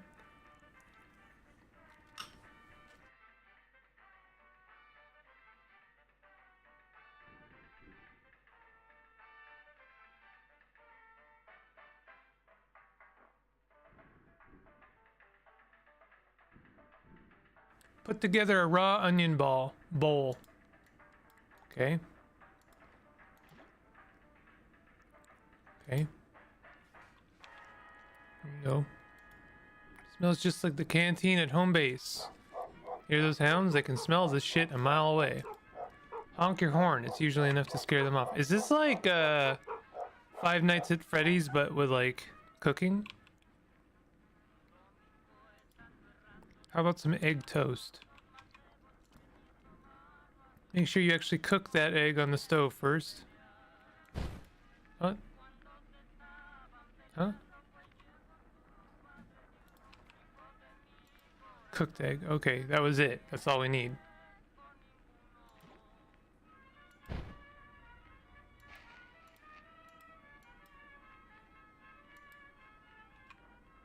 Where's the bread? Toast it and pass it over.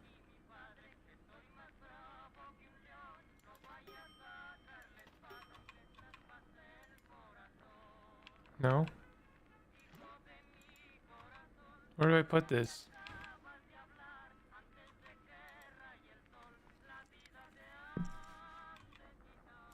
Eggs, toast. Oh, I see. Okay. Here you go. Oh. Oops. Let's see if I can get this wrong in every possible way. Cook it, then toast it. Thank you. You're leaving a mess back there. Ah! Uh-oh! Wipe the stove down from time to time. Grease is a fire hazard. How do I wipe it down? Stay calm. Take a second. How did you even wire up the power supply in there?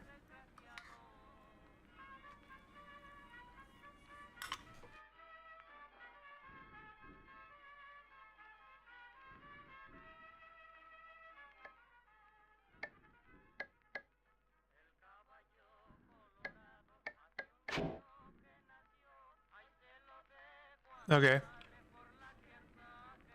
I've got a friend coming by. I think you can hook him up. Oh! Not that guy on your left. Stay away from that one. Lots of muties will walk up to the counter. Not all of them want food. Check their eyes before you give them anything. See a red gleam and the scratches? That's a feral, not here for pizza. Don't bother serving those. Just use the gun on the counter and keep your head down. Alright.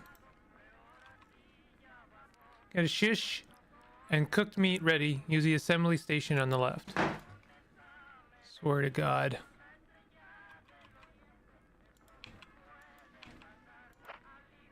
Hey, cat. I'm about tired of your shit. Not for you. Alright. Did you see where he went? Odd. Look at you. You might actually make it to the beach in one piece. Yo, did someone say One Piece?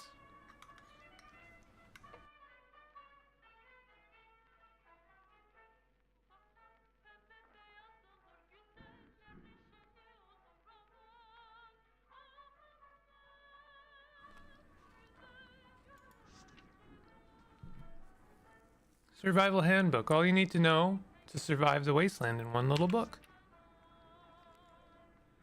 Dogs. Hot dogs. Honk your nose. I mean your car horn. UFO. A lamau. Turn off your lights. Glower. Too much radiation, I guess. Closing the shutters makes them go away. You can always use your gun, too. Fog smiler. Creepy little guy. Flash him with some light. Stops him from creeping up. Hangman. Lack of sleep does that. Don't linger too long near the counter. If you hear his rope, look away. Hatman.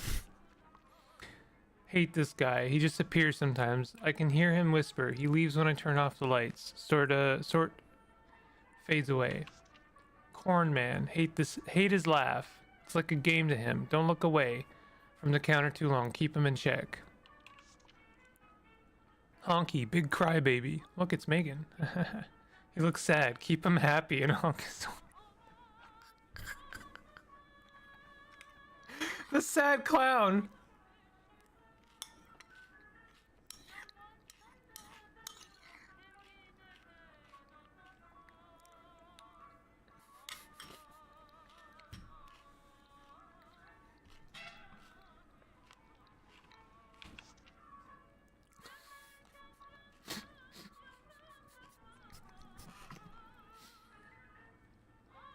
Poltergeist. Who would want a food truck? Who would haunt a food truck?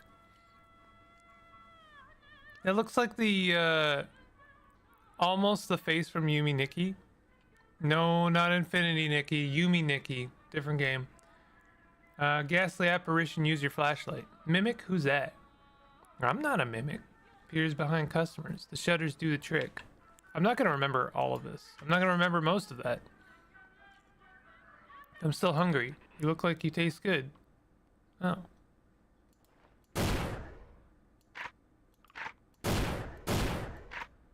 No. There are plenty of threats in the wasteland, each with its own way of being dealt with. Is that a mimic? The shutters do the trick.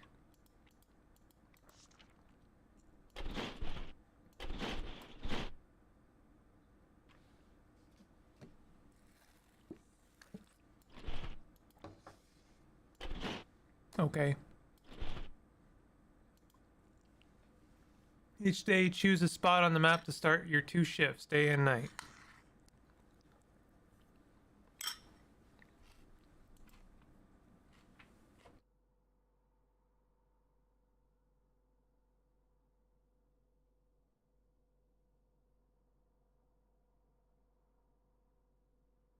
There's a scanner mounted on your truck. I'll gather data on this wasteland while you focus on the food. Paradise Beach is the drop-off point for radio contact. That's where you finish the job.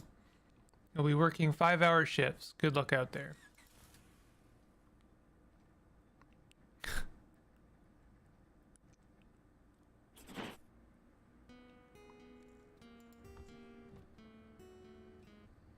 Buy gas.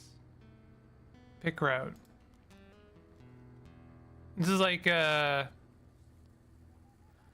Oregon Trail with mutants. I'm kind of into it. Difficulty hard. Let's do not difficult. Oh, not enough gas. Oh, you gotta do Cactus County first, I suppose.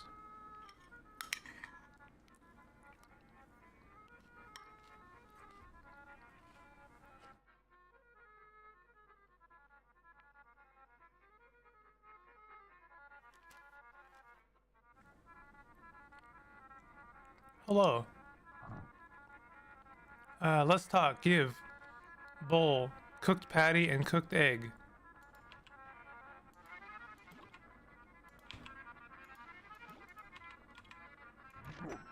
Eat good. Me done. Give me cooked lemon and cooked egg on toast.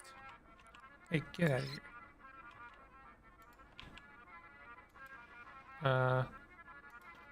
Get out of here. Cooked lemon.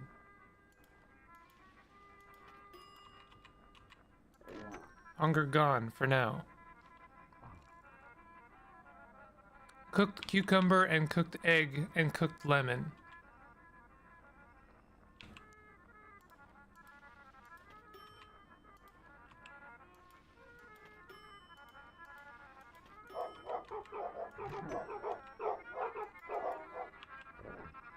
Cooked potato and cooked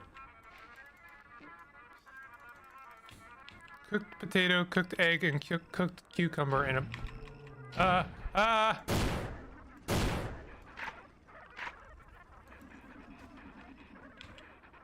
I'm not. Oh, this is. You messed up bad. How do I? Forget. Oh, never mind. I'm dead. All right. Sick.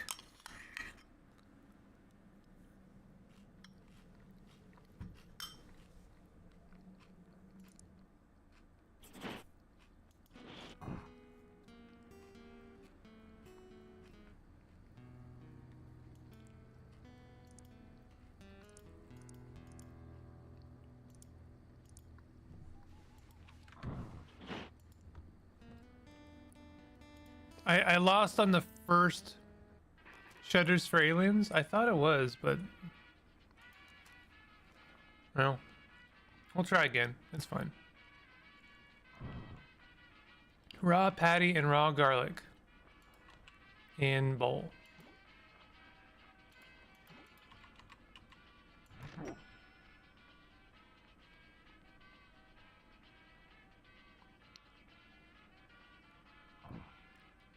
shish, raw turnip, raw potato.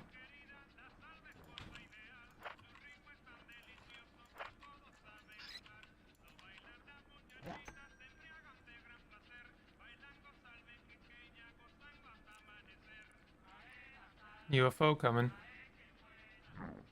Give or I rip truck apart. Light, soft drink.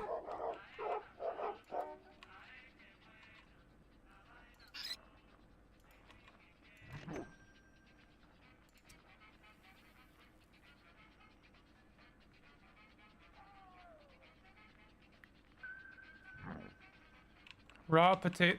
Yeah, here. Toast, raw potato, raw turnip, raw lemon. This is like a Bingle sandwich right here. Oh, but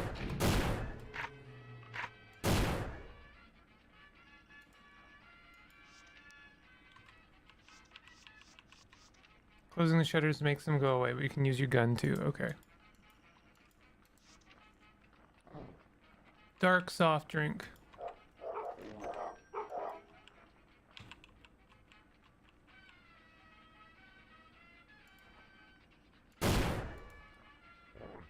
Vegetable pizza. How does one make a pizza? Oh wait, it's right here. Oops. Oh.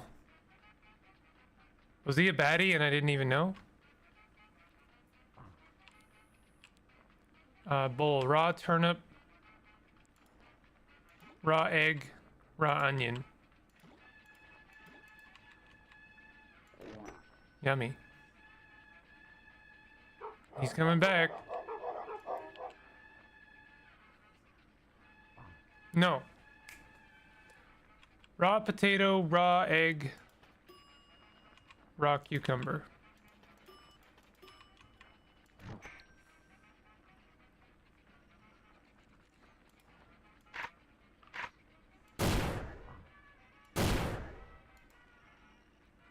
Vegetable. Get out of here, bud.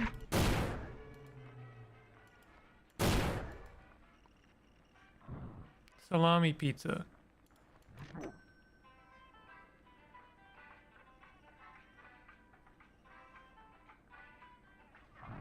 Raw, what?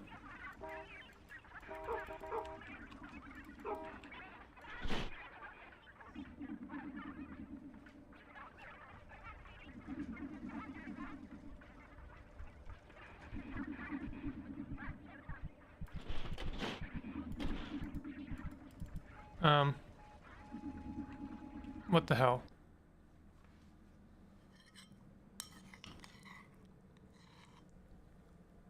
Hmm.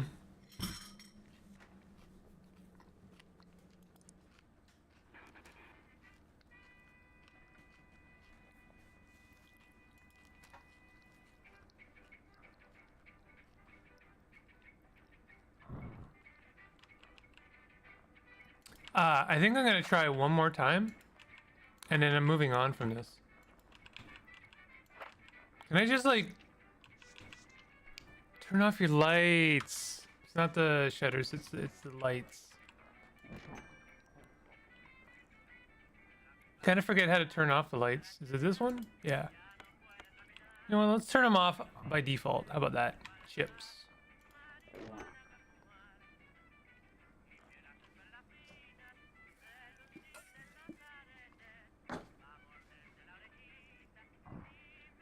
Raw turnip.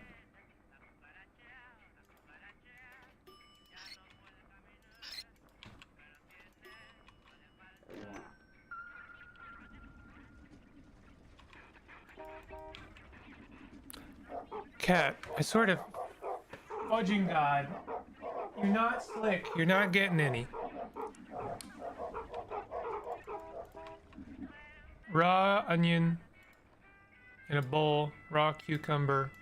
Raw patty.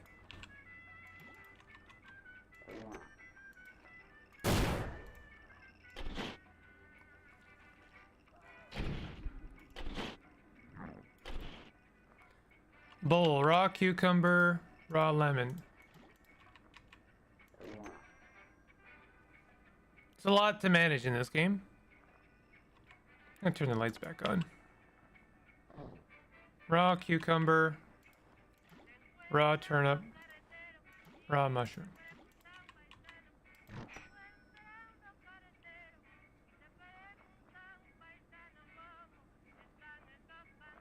It's only 11 a.m. God damn. Dark soft drink.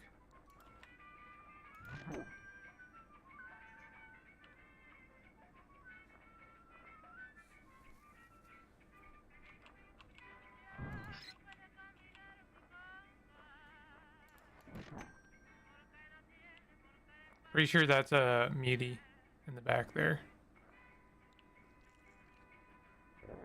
Salami pizza.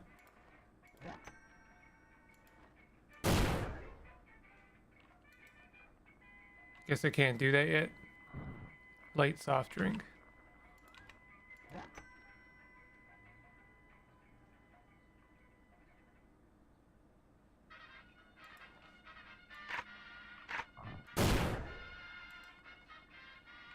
Cat trying to get your slop? Yeah, you are correct. What is happening? Oh. Raw potato toast, raw potato, raw cucumber.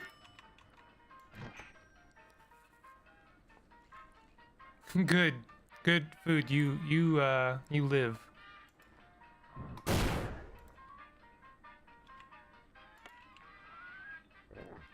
Vegetable pizza. My cat is kind of like this glowing guy over here. Is like I see him a mile away, but he still thinks he's slick. Cooked mushroom. Get out of here. Cooked meat. Wait, cooked mushroom. Oops. Cooked meat. Cooked onion. That's not bad. We good. Cooked patty. Cooked potato. Cooked onion.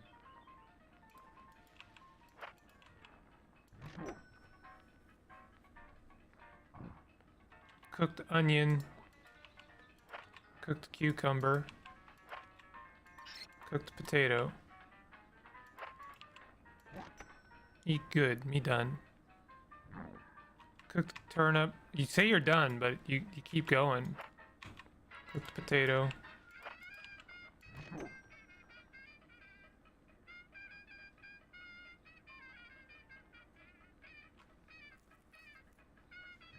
Raw canned meat. You okay, bud? Where's the canned meat? Canned meat.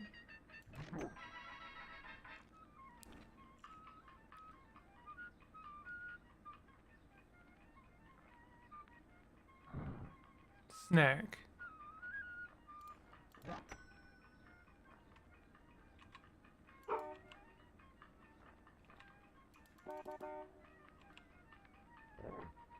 Dark soft drink.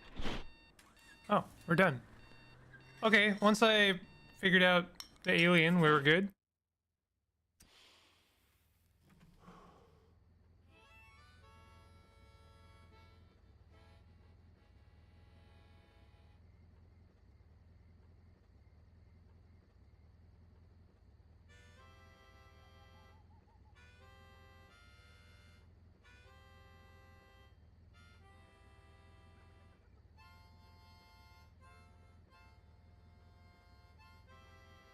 Sorry, just finishing up slop. New Balance 36. Rating of A. Nice. Isn't that how much I started with? Like, did I not have $30 when I started this game and now I have $6? Did we do all of that for $6?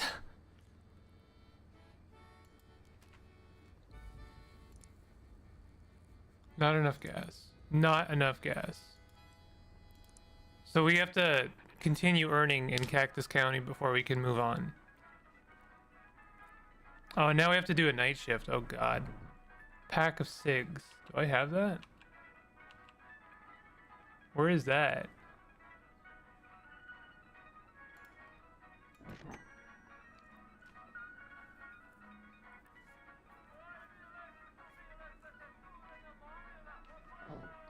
Hot dog. Taste right, you smart.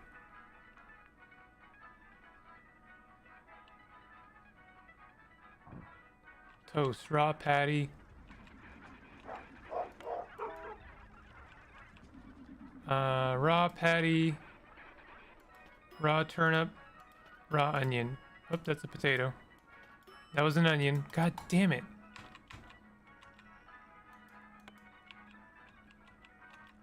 Raw patty. God damn it.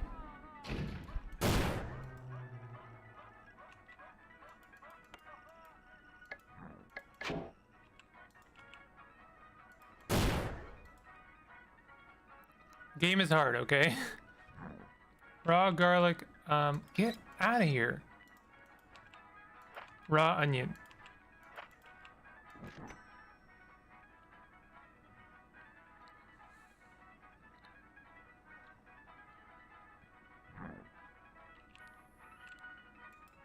Alright, let's do this. I wanted raw onion or lemon. Raw patty.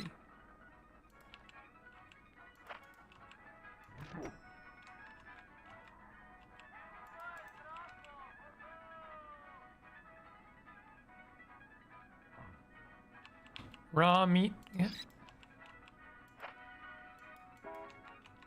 Raw egg. Stomach won't notice one wrong. What? Was one wrong? Hot dog.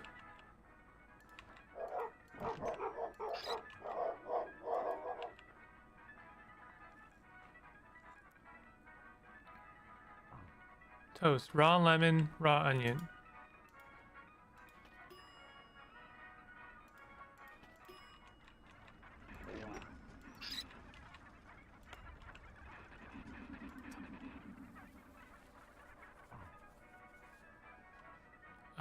Pack of cigs.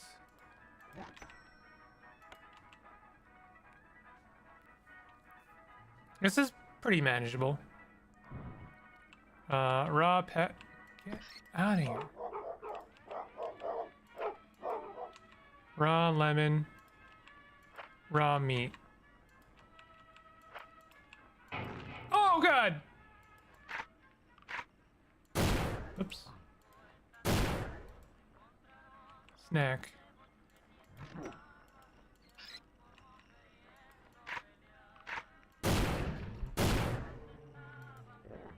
Pack of cigs.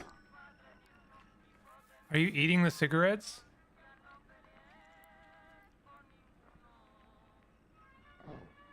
Bowl. Raw mushroom. Raw turnip.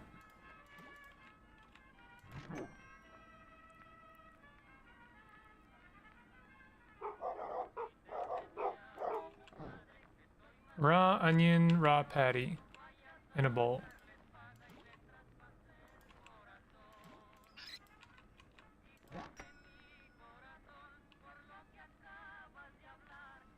I think I've done very poorly on this one. Dark soft drink.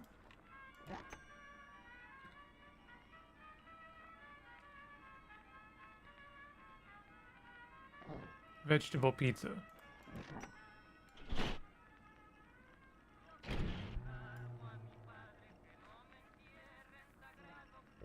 Vegetable pizza. There you go.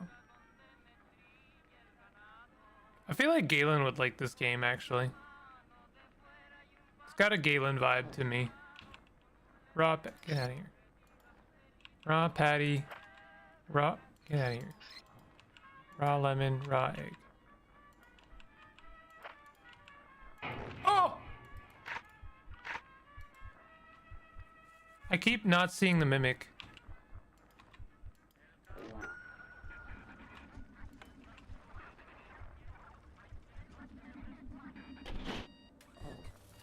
Damn. Okay. Let's see how we did.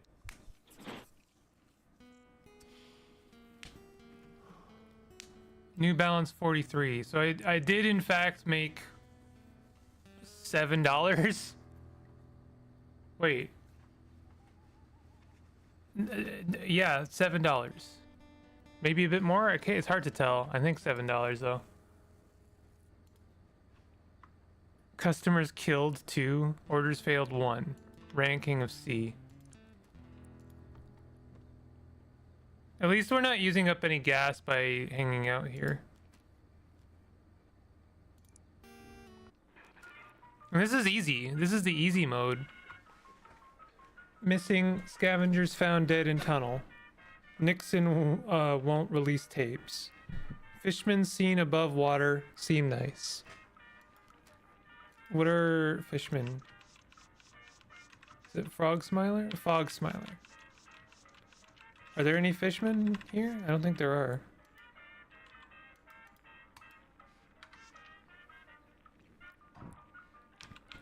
Raw onion, raw potato. We still got the UFO. Raw turnip, raw patty.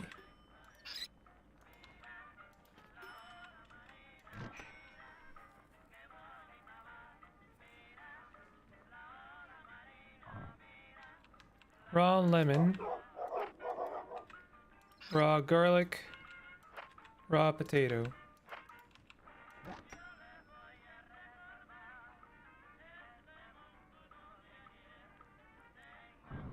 Chips.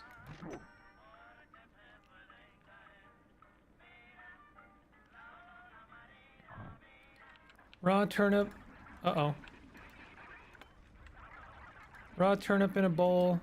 Raw mushroom in a bowl. Raw meat in a bowl.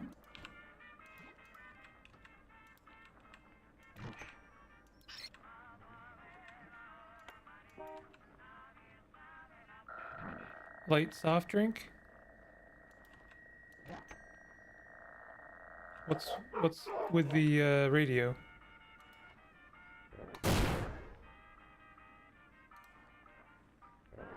Chips.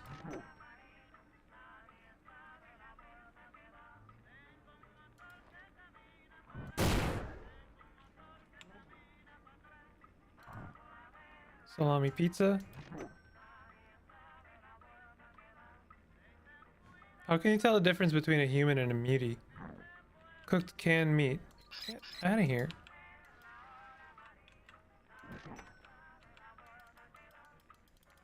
How do you... Can you just click the pan to clean it off? Raw canned meat. Here you go.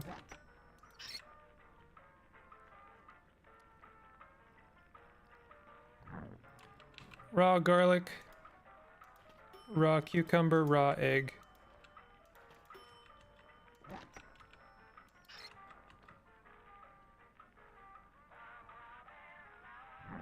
Cooked canned meat.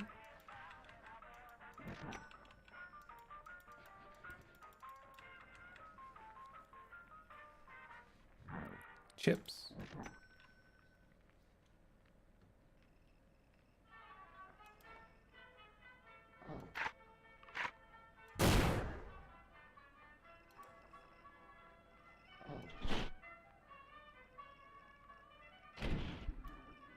Dark soft drink.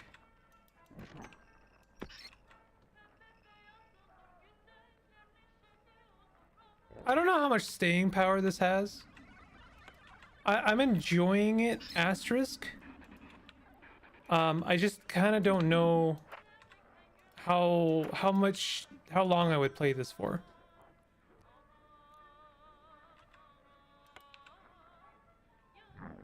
Raw meat, raw mushroom, raw garlic.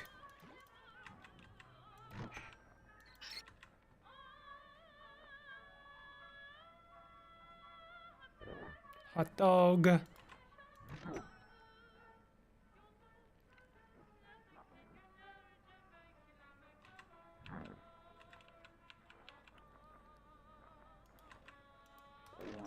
I see a little guy over there? Raw patty. Get out of here. Raw mushroom, raw lemon.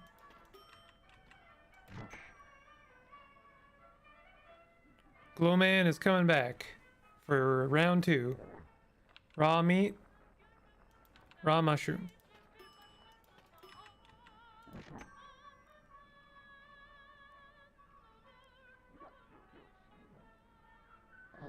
Chips. There you go. Chips.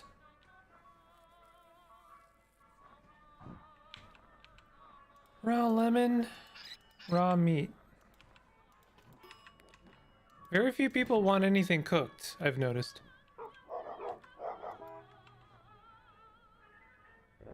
Hot dog.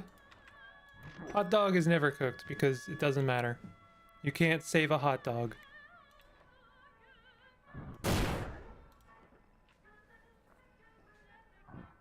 Pack of cigs. Alright, I think that was about as good as I could possibly have done.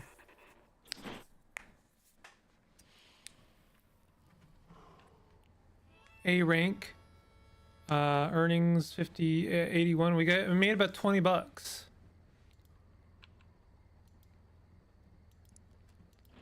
What can we buy? Customers tolerate a 3-second longer wait. Extends flashlight duration. Fun to play with, very low chance to lower your stress.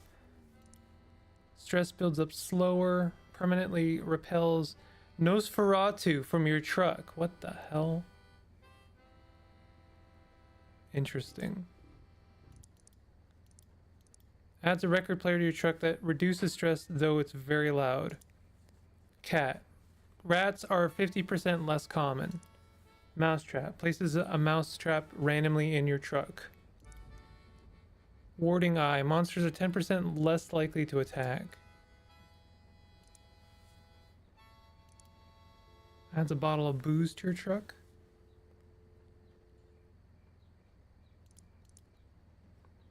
This is interesting.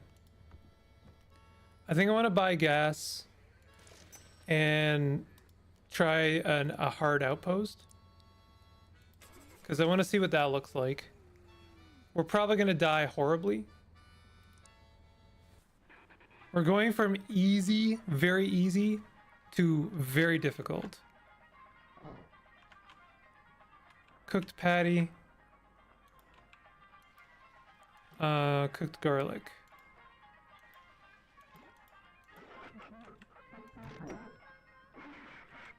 Okay.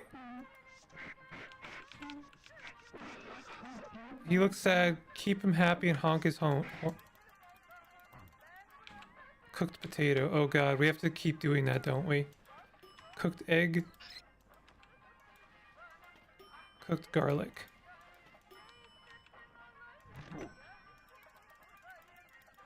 Oh, okay, he's just gonna be here this whole damn time, huh?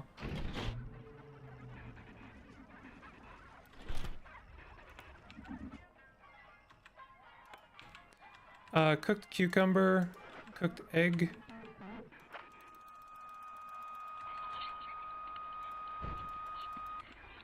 Oh, hello.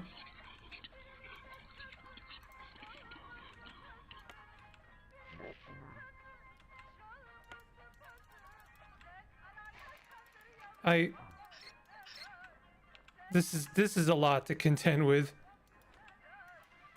Cooked onion, cooked turnip.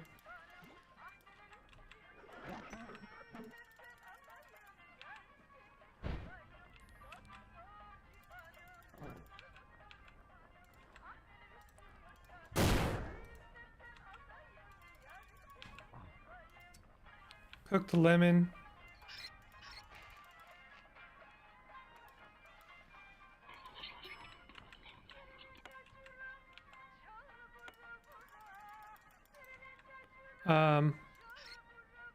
Cooked garlic. God damn it.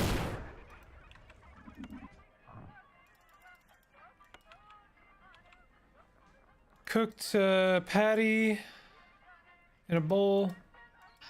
Cooked onion. Cooked lemon. God, again? Really?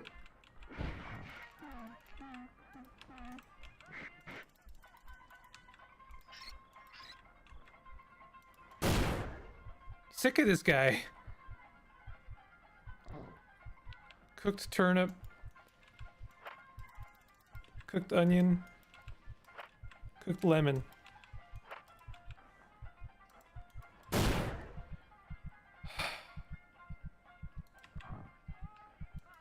I don't actually get any customers because the stupid dude is like stealing all of my customers. Cooked patty. Cooked lemon.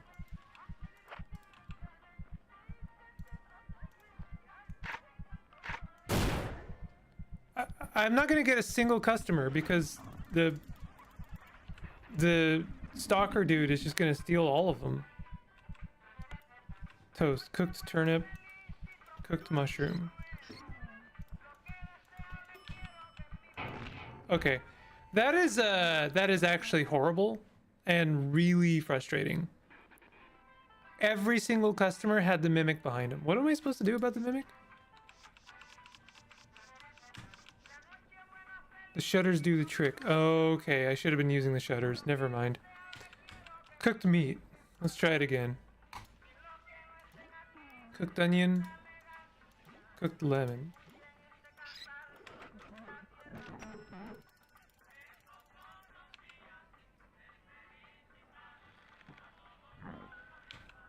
Cooked garlic. Cooked cucumber. Cooked mushroom. Oh!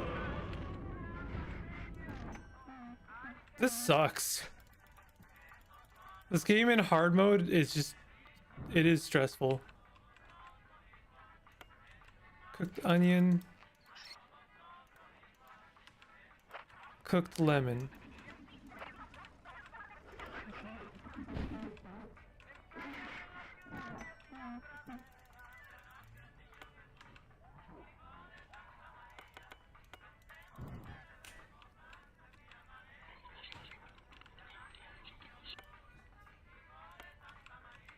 Cooked turnip. Okay, I've had enough. I don't think I'll be playing that game again. I like it in theory. I think playing it is, I don't know. I guess I was kind of hoping for Cook Serve Delicious, but like with a jank vibe. Cooking the food is fine, and honestly fending off the monsters is fine, but when you have a monster like every 2 seconds and you just kind of have to throw out the rock for the scissors, then I don't know. I don't think that's... I'm not super compelled by that, to be honest. I mean, I'm not just saying that because I'm not doing well at it. I also just find it not very compelling. But I don't know. You decide and let me know. You can always try it for yourself if you disagree. Wow, there's a lot of JRPGs on sale right now. Just checking cursory. I'm gonna do honestly, it's been kind of a rough go at it. I am going to just do some Lorelei. It jumped in deep right off, I find. It did seem to jump in pretty deep. I want to be very fair, but I gotta say I didn't really super enjoy that. I'm gonna put my bowl away. Give me 1 second.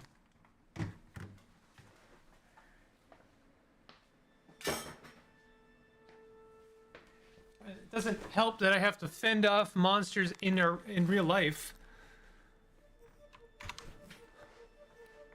So I'm gonna make this the potentially last time I stream Lorelei, because I've been having I just like seem to not be very consistent about playing this, and I kind of forget stuff, and I'm kind of struggling with puzzles, and I'm sure watching me fumble the bag for puzzles for like 20 minutes to an hour is not very fun or interesting.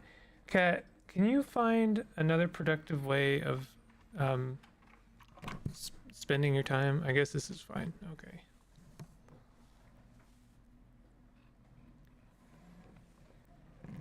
So I think the thing we're trying to do is put some cubes into some paintings.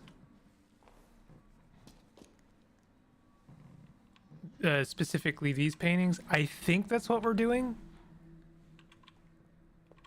But I'm a little bit confused about that.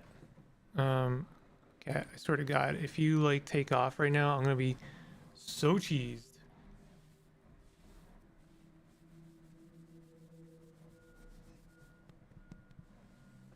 Hold on. Do you want? What do you want? Do you want this instead? Okay, you want that instead. Fine. This is fine. Cat is trying to find a comfortable position and isn't sure which one it wants. It wants. So yeah, my plan was to play this one more time on stream, and if I basically found I was making zero progress for one more session, I was just, this may be the last time I end up streaming this. Not because I don't like the game. I will probably end up playing it through myself, but like I just don't know if it's very entertaining to watch. So I would like to try and figure out the cubes in these paintings. This one here should be the easiest one. It should be, but I've been struggling with it like nonstop. I've got my little book here full of notes.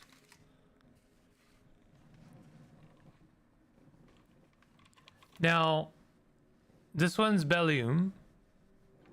Let's tell you what, let's look at our notes for these paintings. Let's start with that. That seems like a good way to start.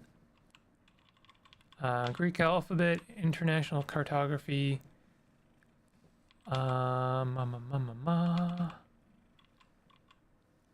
Astronomical objects. Who are we? Book of Revelation. This is probably it. Saw a horse as white as the moonlight, and the rider presented herself as Pestilentia. In her hands was a bow, and its arrows were filled with dirt and blood from the sick. The second rider was named Belum. She rode a horse red as blood. A great sword was given to her, and she set out to destroy peace among men. Black as the night rider was known as Famus. She carried a pair of scales, and with her misery and starvation followed. The fourth rider came from the land of the dead and presented herself as Moors. Her horse was pale, and she carried a scythe. So this is Belum. The problem is that their name is backwards, leading one to maybe believe that the B should be backwards, but I've tried pretty much everything.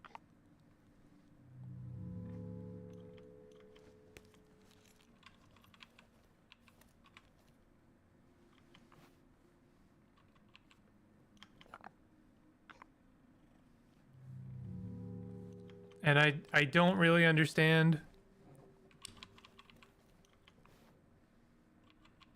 I don't understand the very specific context that it wants me to put something in here.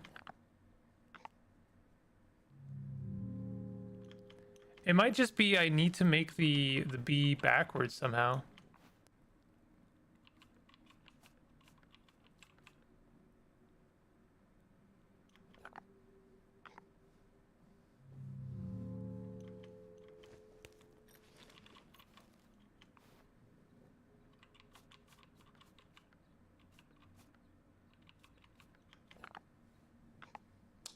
No, like I've tried every twist on inserting that block.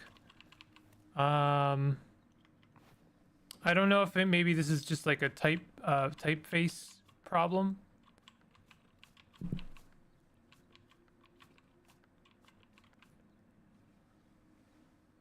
It does seem to be lowercase. I wonder if it wants a lowercase b. Like this? Oh my god, okay. That's very silly. The reason that seems a little weak sauce to me is because usually even if your word is lowercase, you still capitalize proper nouns. So I don't know if I agree with that puzzle design, to be honest. But anyway, not gonna dwell on it. All right, so then we just have Famas, and I was kind of onto something here, but I'm not really sure how to get there.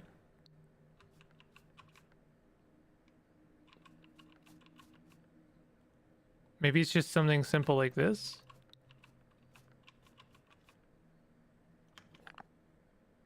No. Oh, maybe it's the L. Do I have an L? I don't have an L anymore.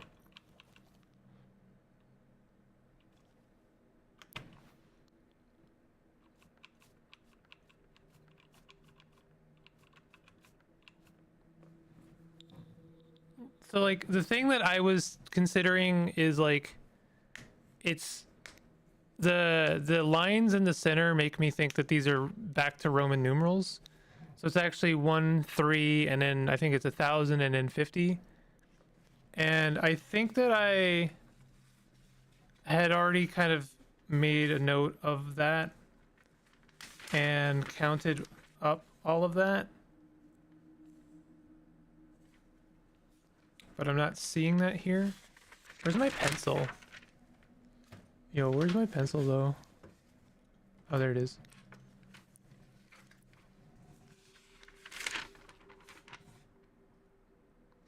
You know what? Let's just do it over again. So we got 1, 2, and then an M. And I'll have to look up what the M is. And then L, and I'll have to look up what the L is. Right?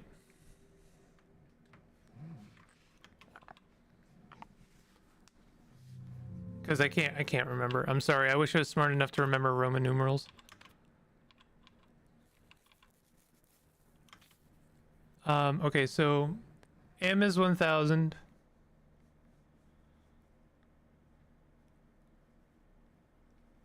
And then L is 50.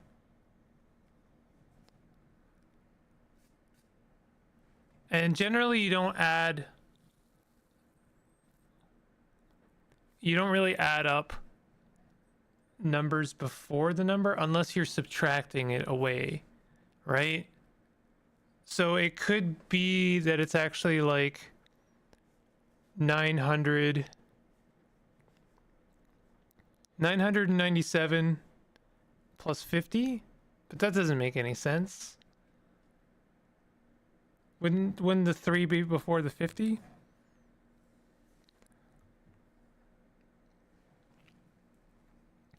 It could just be 1053, but that doesn't really make sense to me either.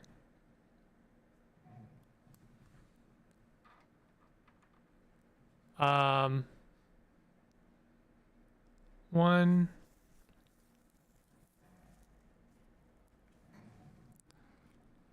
I'm a little bit about that. 1,000 minus 100. 1,000 plus 1,000 minus 50. Oh, 100. All right. Okay. Plus 50 plus 10 plus. Okay. So yeah, like you put the numeral before if you want to subtract from the next numeral.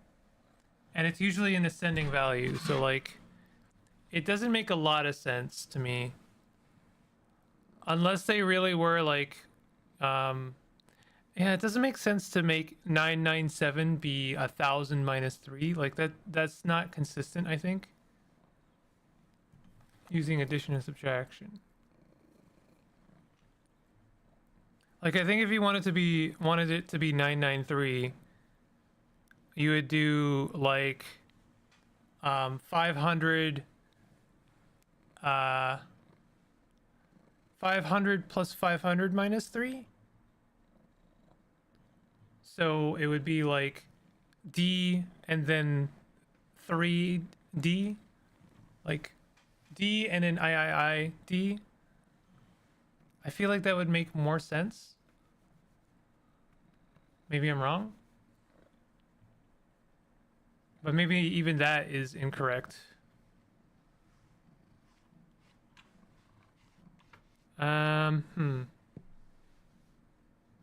2014 is MMX. Yeah, I mean, that makes sense. That's like kind of numerals in descending value.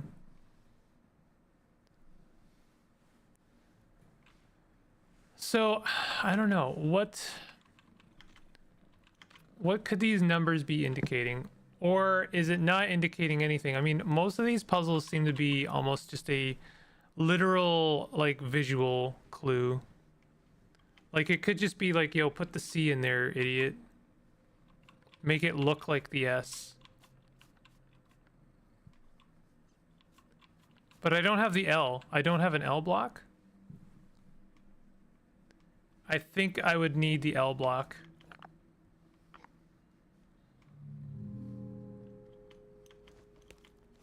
So maybe I'm just missing a block.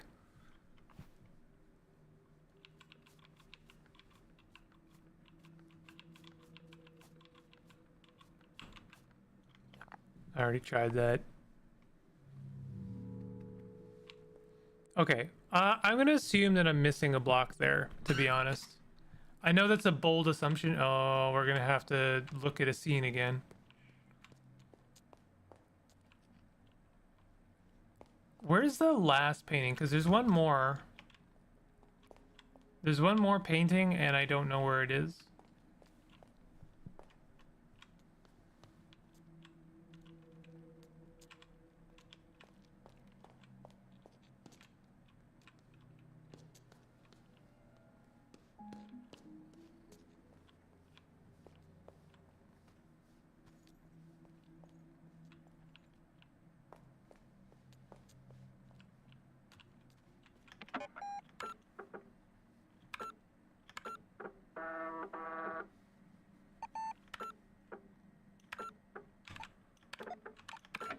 Solving that one little puzzle gave me 0.2% completion. All right, let's just get this over with.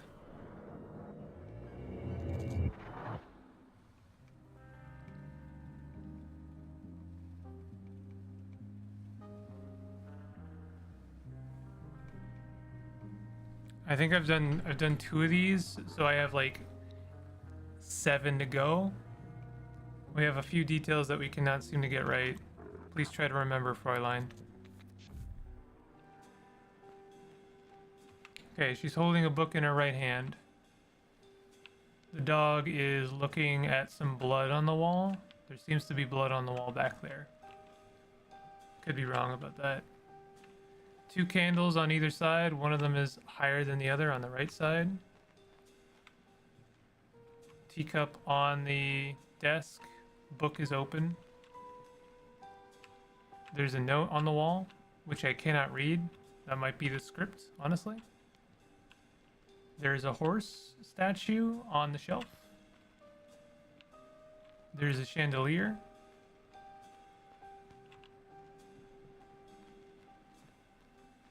There's a book on the stepladder. One of the drawers is open and there's wine inside. I'm just gonna go ahead. I need to remember it all very well. Where was the horse sculpture standing? On the shelf to the right.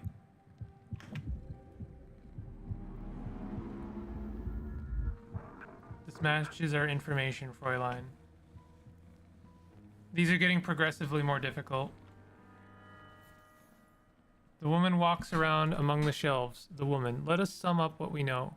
Rudy, we are designing a maze for the project that will transcend the human experience of art, and it's a metaphor that I have to discover. Rudy wags his tail. The woman makes a dictionary from a shelf, or takes a dictionary from the shelf.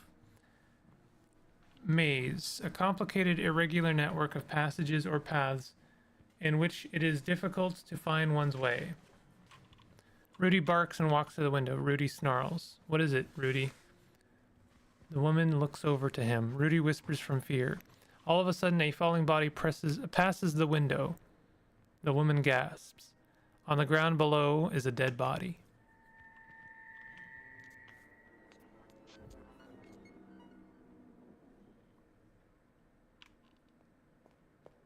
All right.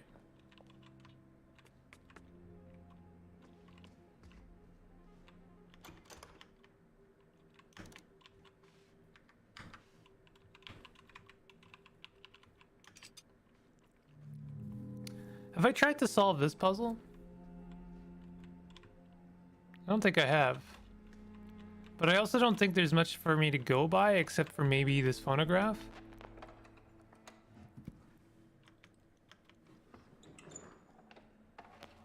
I gotta go for supper. Catch you later. All right, take it easy.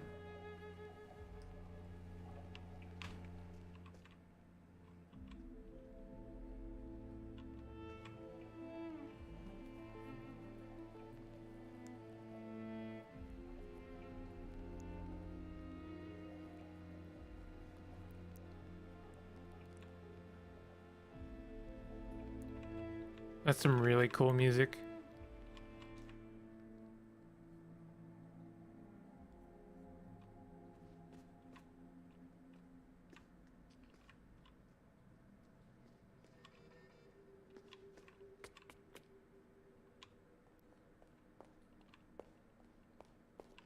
I'm just gonna wander around for a bit. Damned be the ration or sense of it all.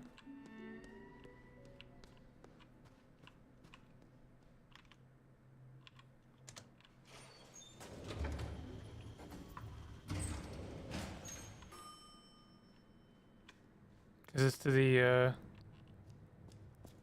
I think this is to the supercomputer.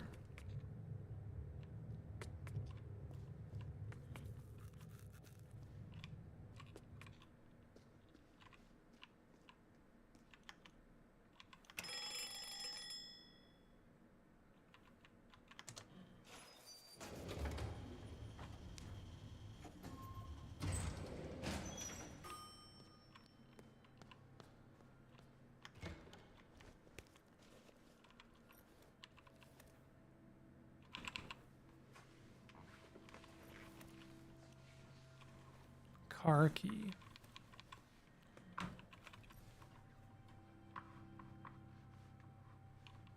Have I tried these cartridges?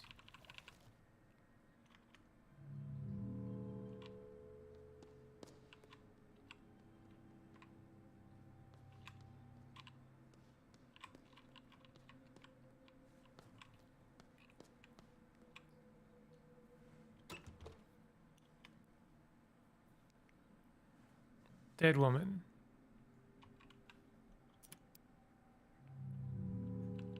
I do have a dead woman's key.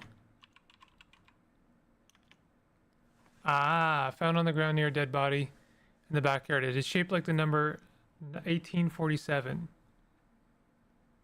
The base in itself is a key in which 4 parts can only be assembled in a specific way. Type of key is known as a puzzle key. It was invented and popularized in the mid-1800s with the idea of a group of people each owning a part of the key. This would force the group to come together to unlock the door. They remain immensely popular among collectors. As this particular puzzle key can be linked to a dead body, its value has likely increased. When assembled, the puzzle keys often reveal a hint in their imagery. In this case, it is reasonable to assume that the key leads to a room that correlates to the number depicted when assembled. 1847. Except here's the problem. What is this business? How am I gonna do 1847 on here?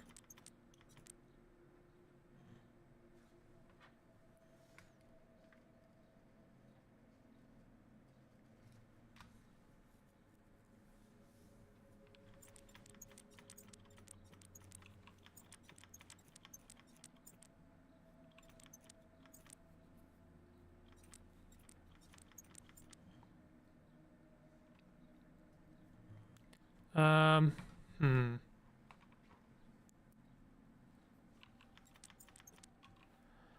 I'm just wondering if maybe Roman numerals again? There's only, was there any on here? M, that's it. But M's 1,000. What about L? Is L on there? L is not on there.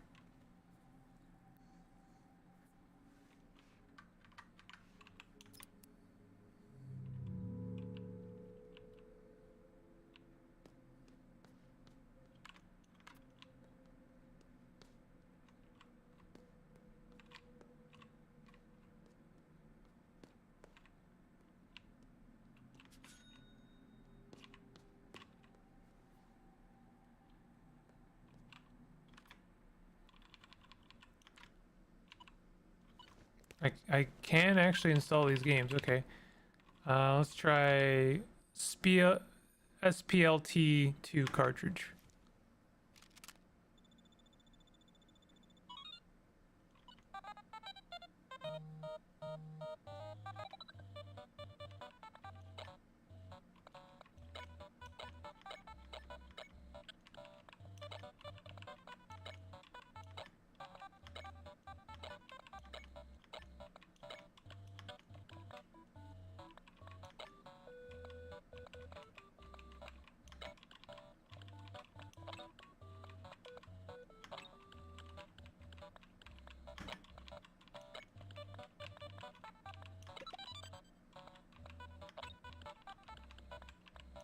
Kinda don't know what I'm doing.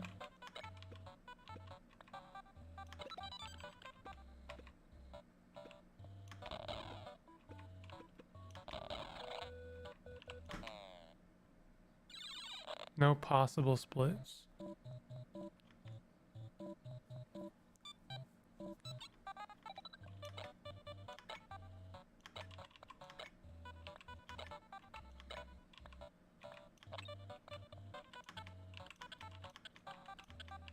Hmm.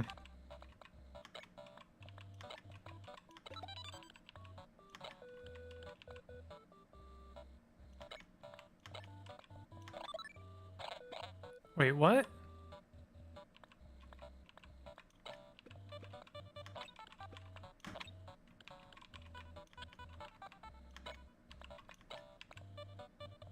Oh, I see. They have a timeline.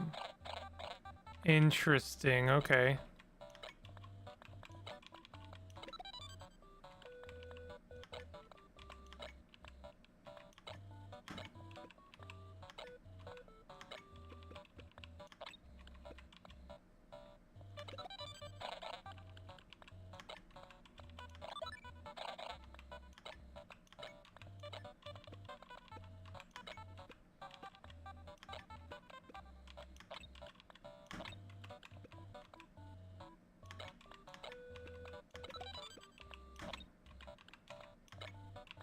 I kind of don't super understand.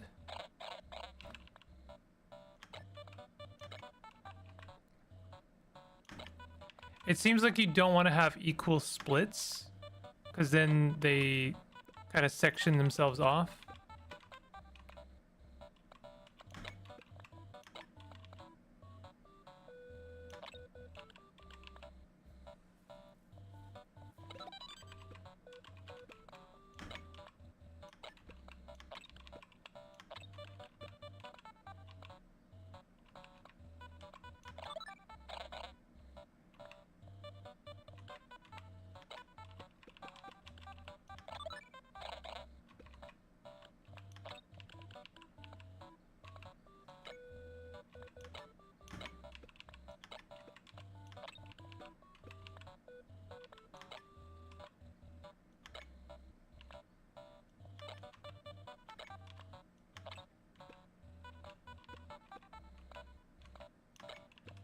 I don't know if I'm doing this properly or not.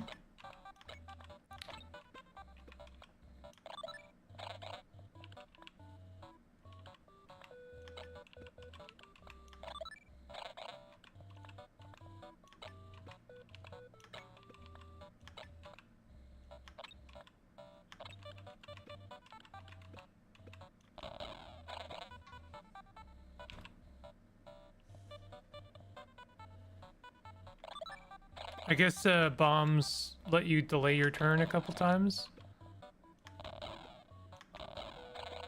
I see. This is interesting. Give me 1 second. I gotta deal with a work thing.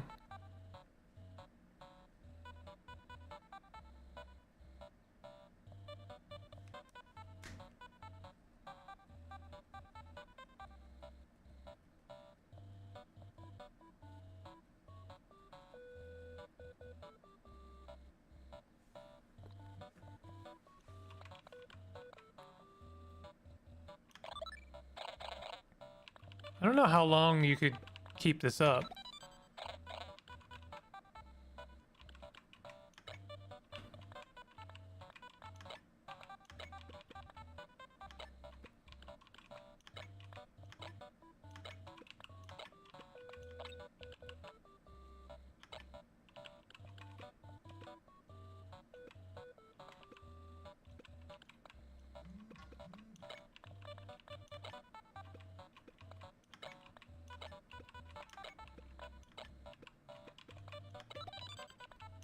I think I'm messing up a little bit because I'm allowing for equal splits to kind of touch each other.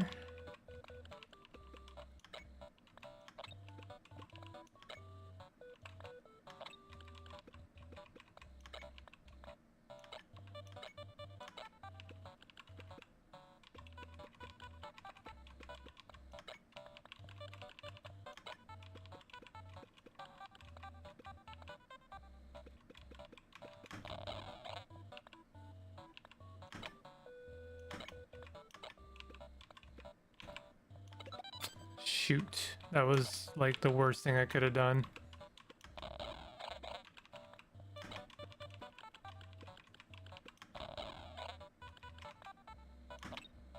I'm gonna lose very soon.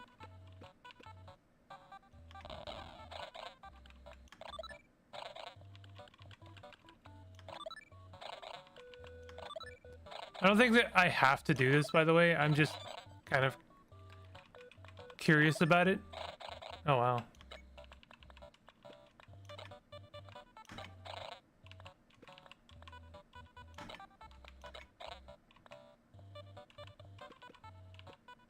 Interesting. Right, okay. When do you get more bombs?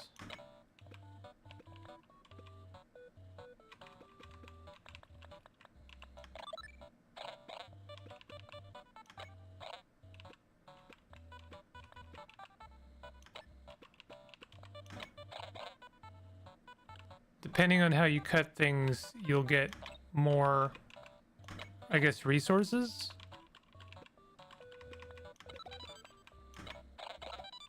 Ooh. But then if you get those kind of splits, then you get more bombs, I guess.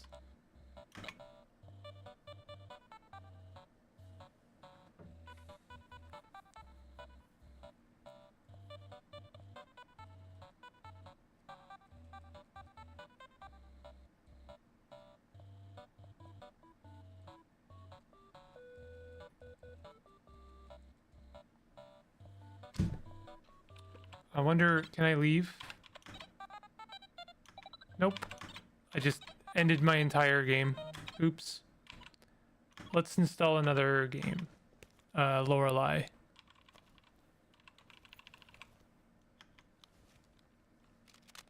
This might actually have some, like, important progression potential.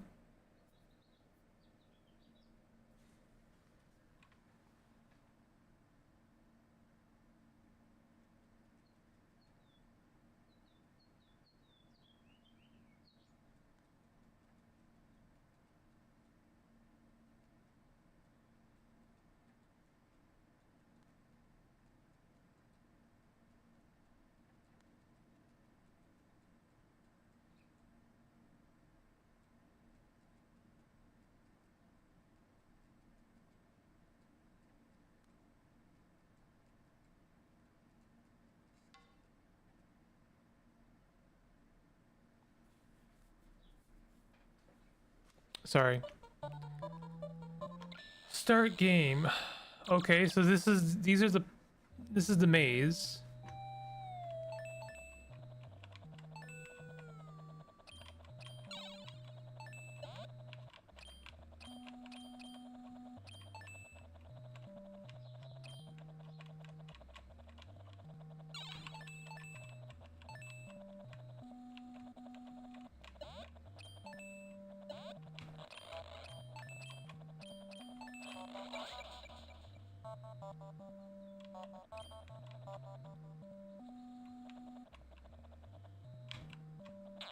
Hmm.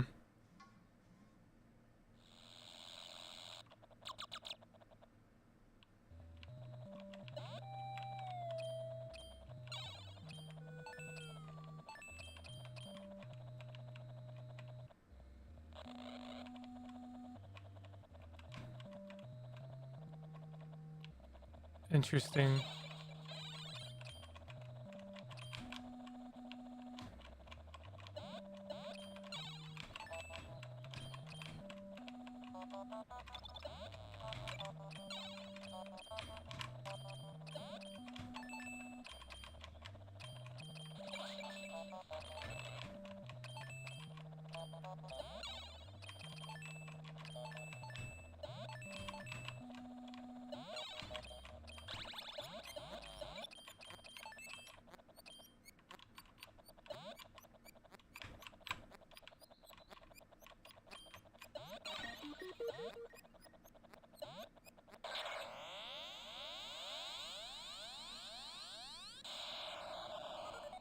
Level complete. It's kind of like almost like a Pac-Man. Was I supposed to get the dog somehow?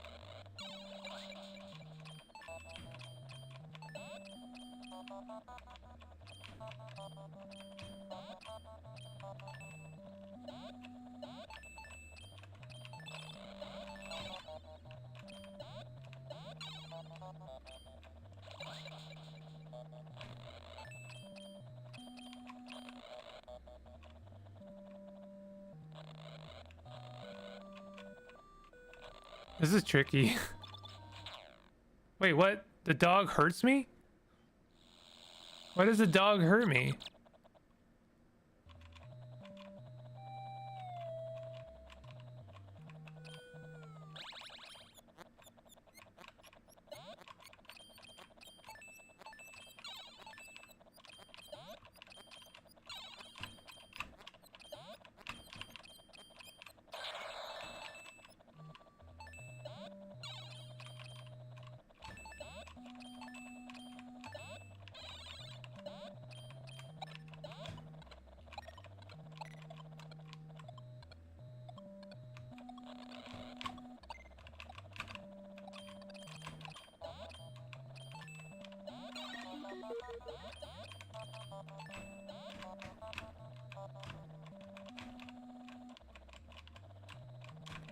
Kind of unwieldy to move around that fast.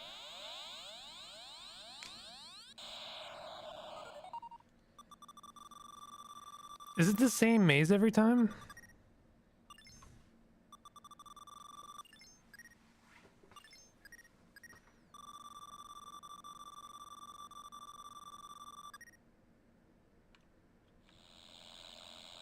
I don't think it is.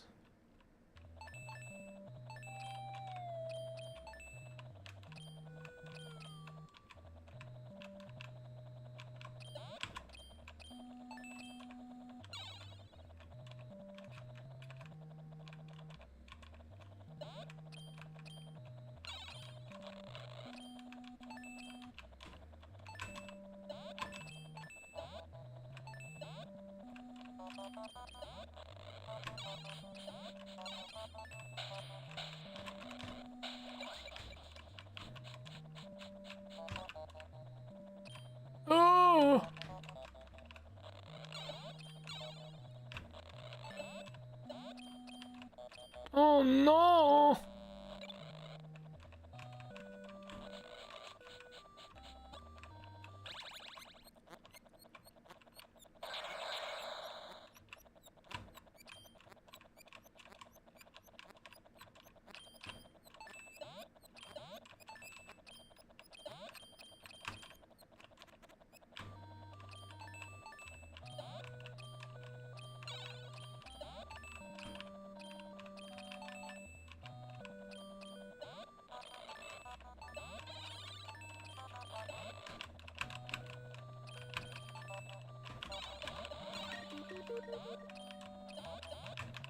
No, I didn't mean it.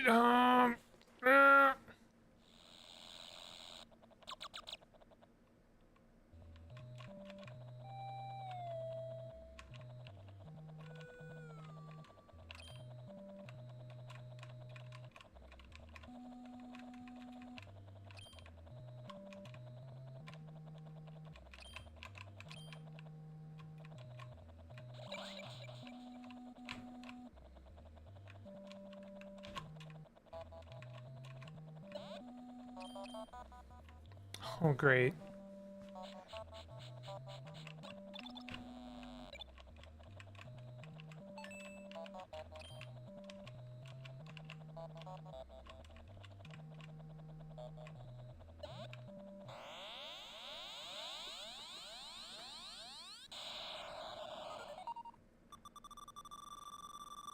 I think I'm out of lives.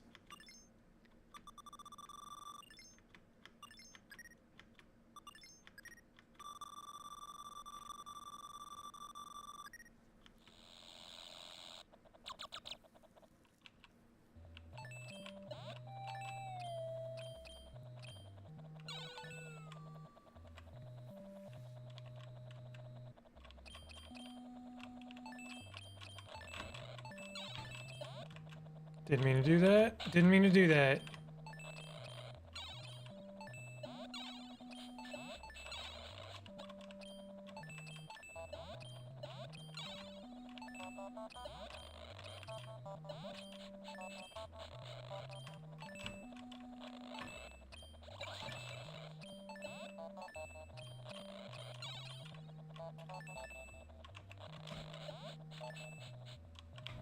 Shoot. Okay, you know what? That's fine.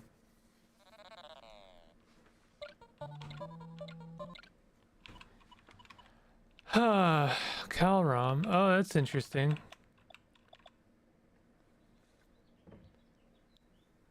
All right.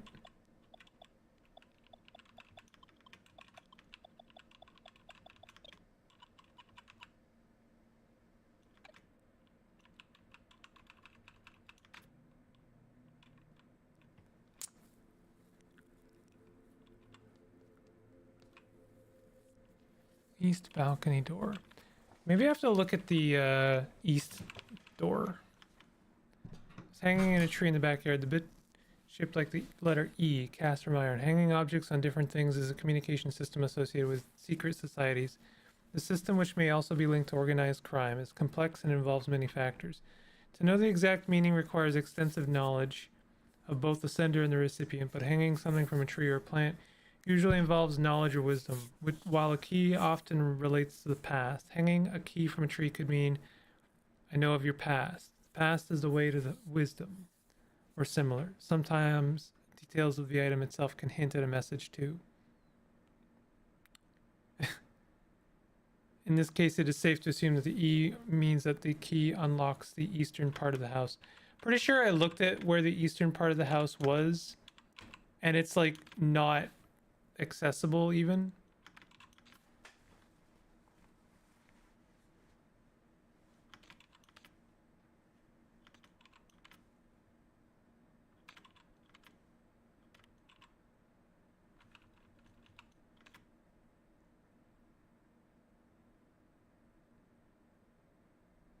Where would it even be?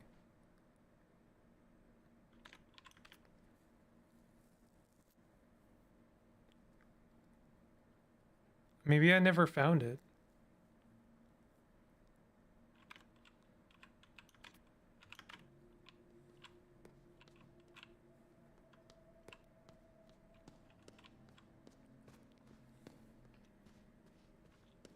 This is the diamonds door. I do not have the diamonds card.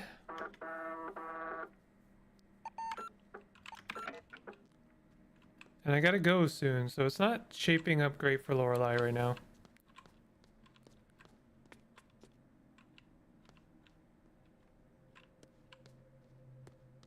Oh, here's the eastern door. I already opened it, I guess.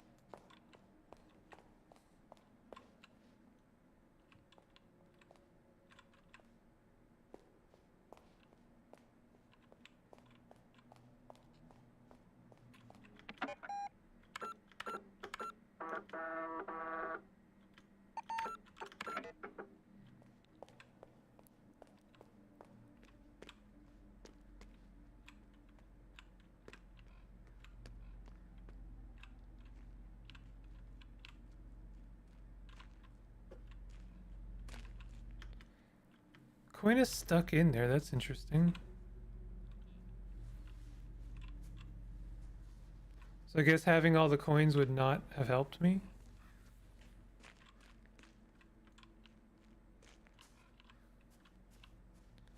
I'm assuming I'm gonna have to figure out what this has to be.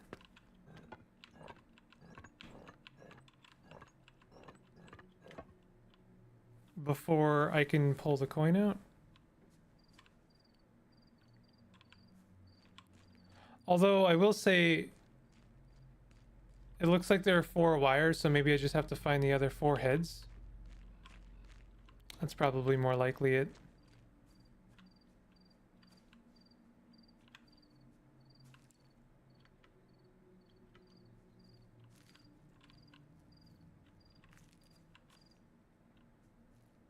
Oh, I didn't realize I could get behind here.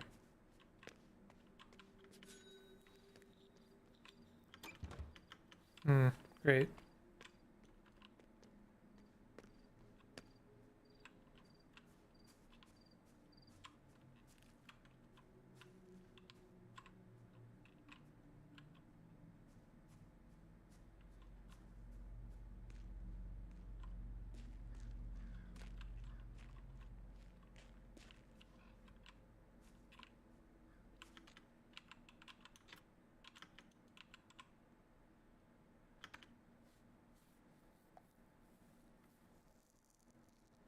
Is there no map for this part?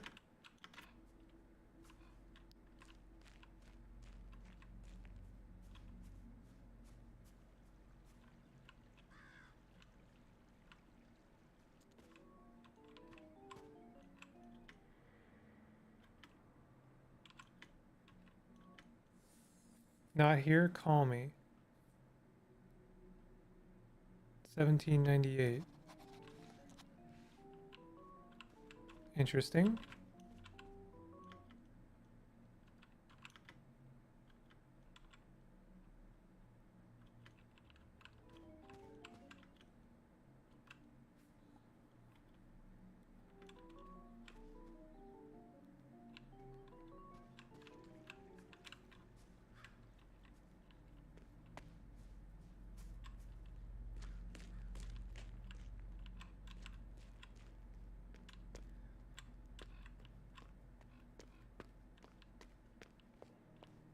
Okay. I'm not quite ready to give up on this game. So I'm just gonna call it here and then say tentatively that we're still not done with Lorelei. I think that once I find the thread that I need to tug, then things will start to unravel a little bit. If you enjoyed the stream, please hit the like button, do all the things, and I'll see y'all tomorrow. I'll probably be around tomorrow around noon. Thanks very much for joining me, and I'll see y'all later. Take it easy. Bye bye.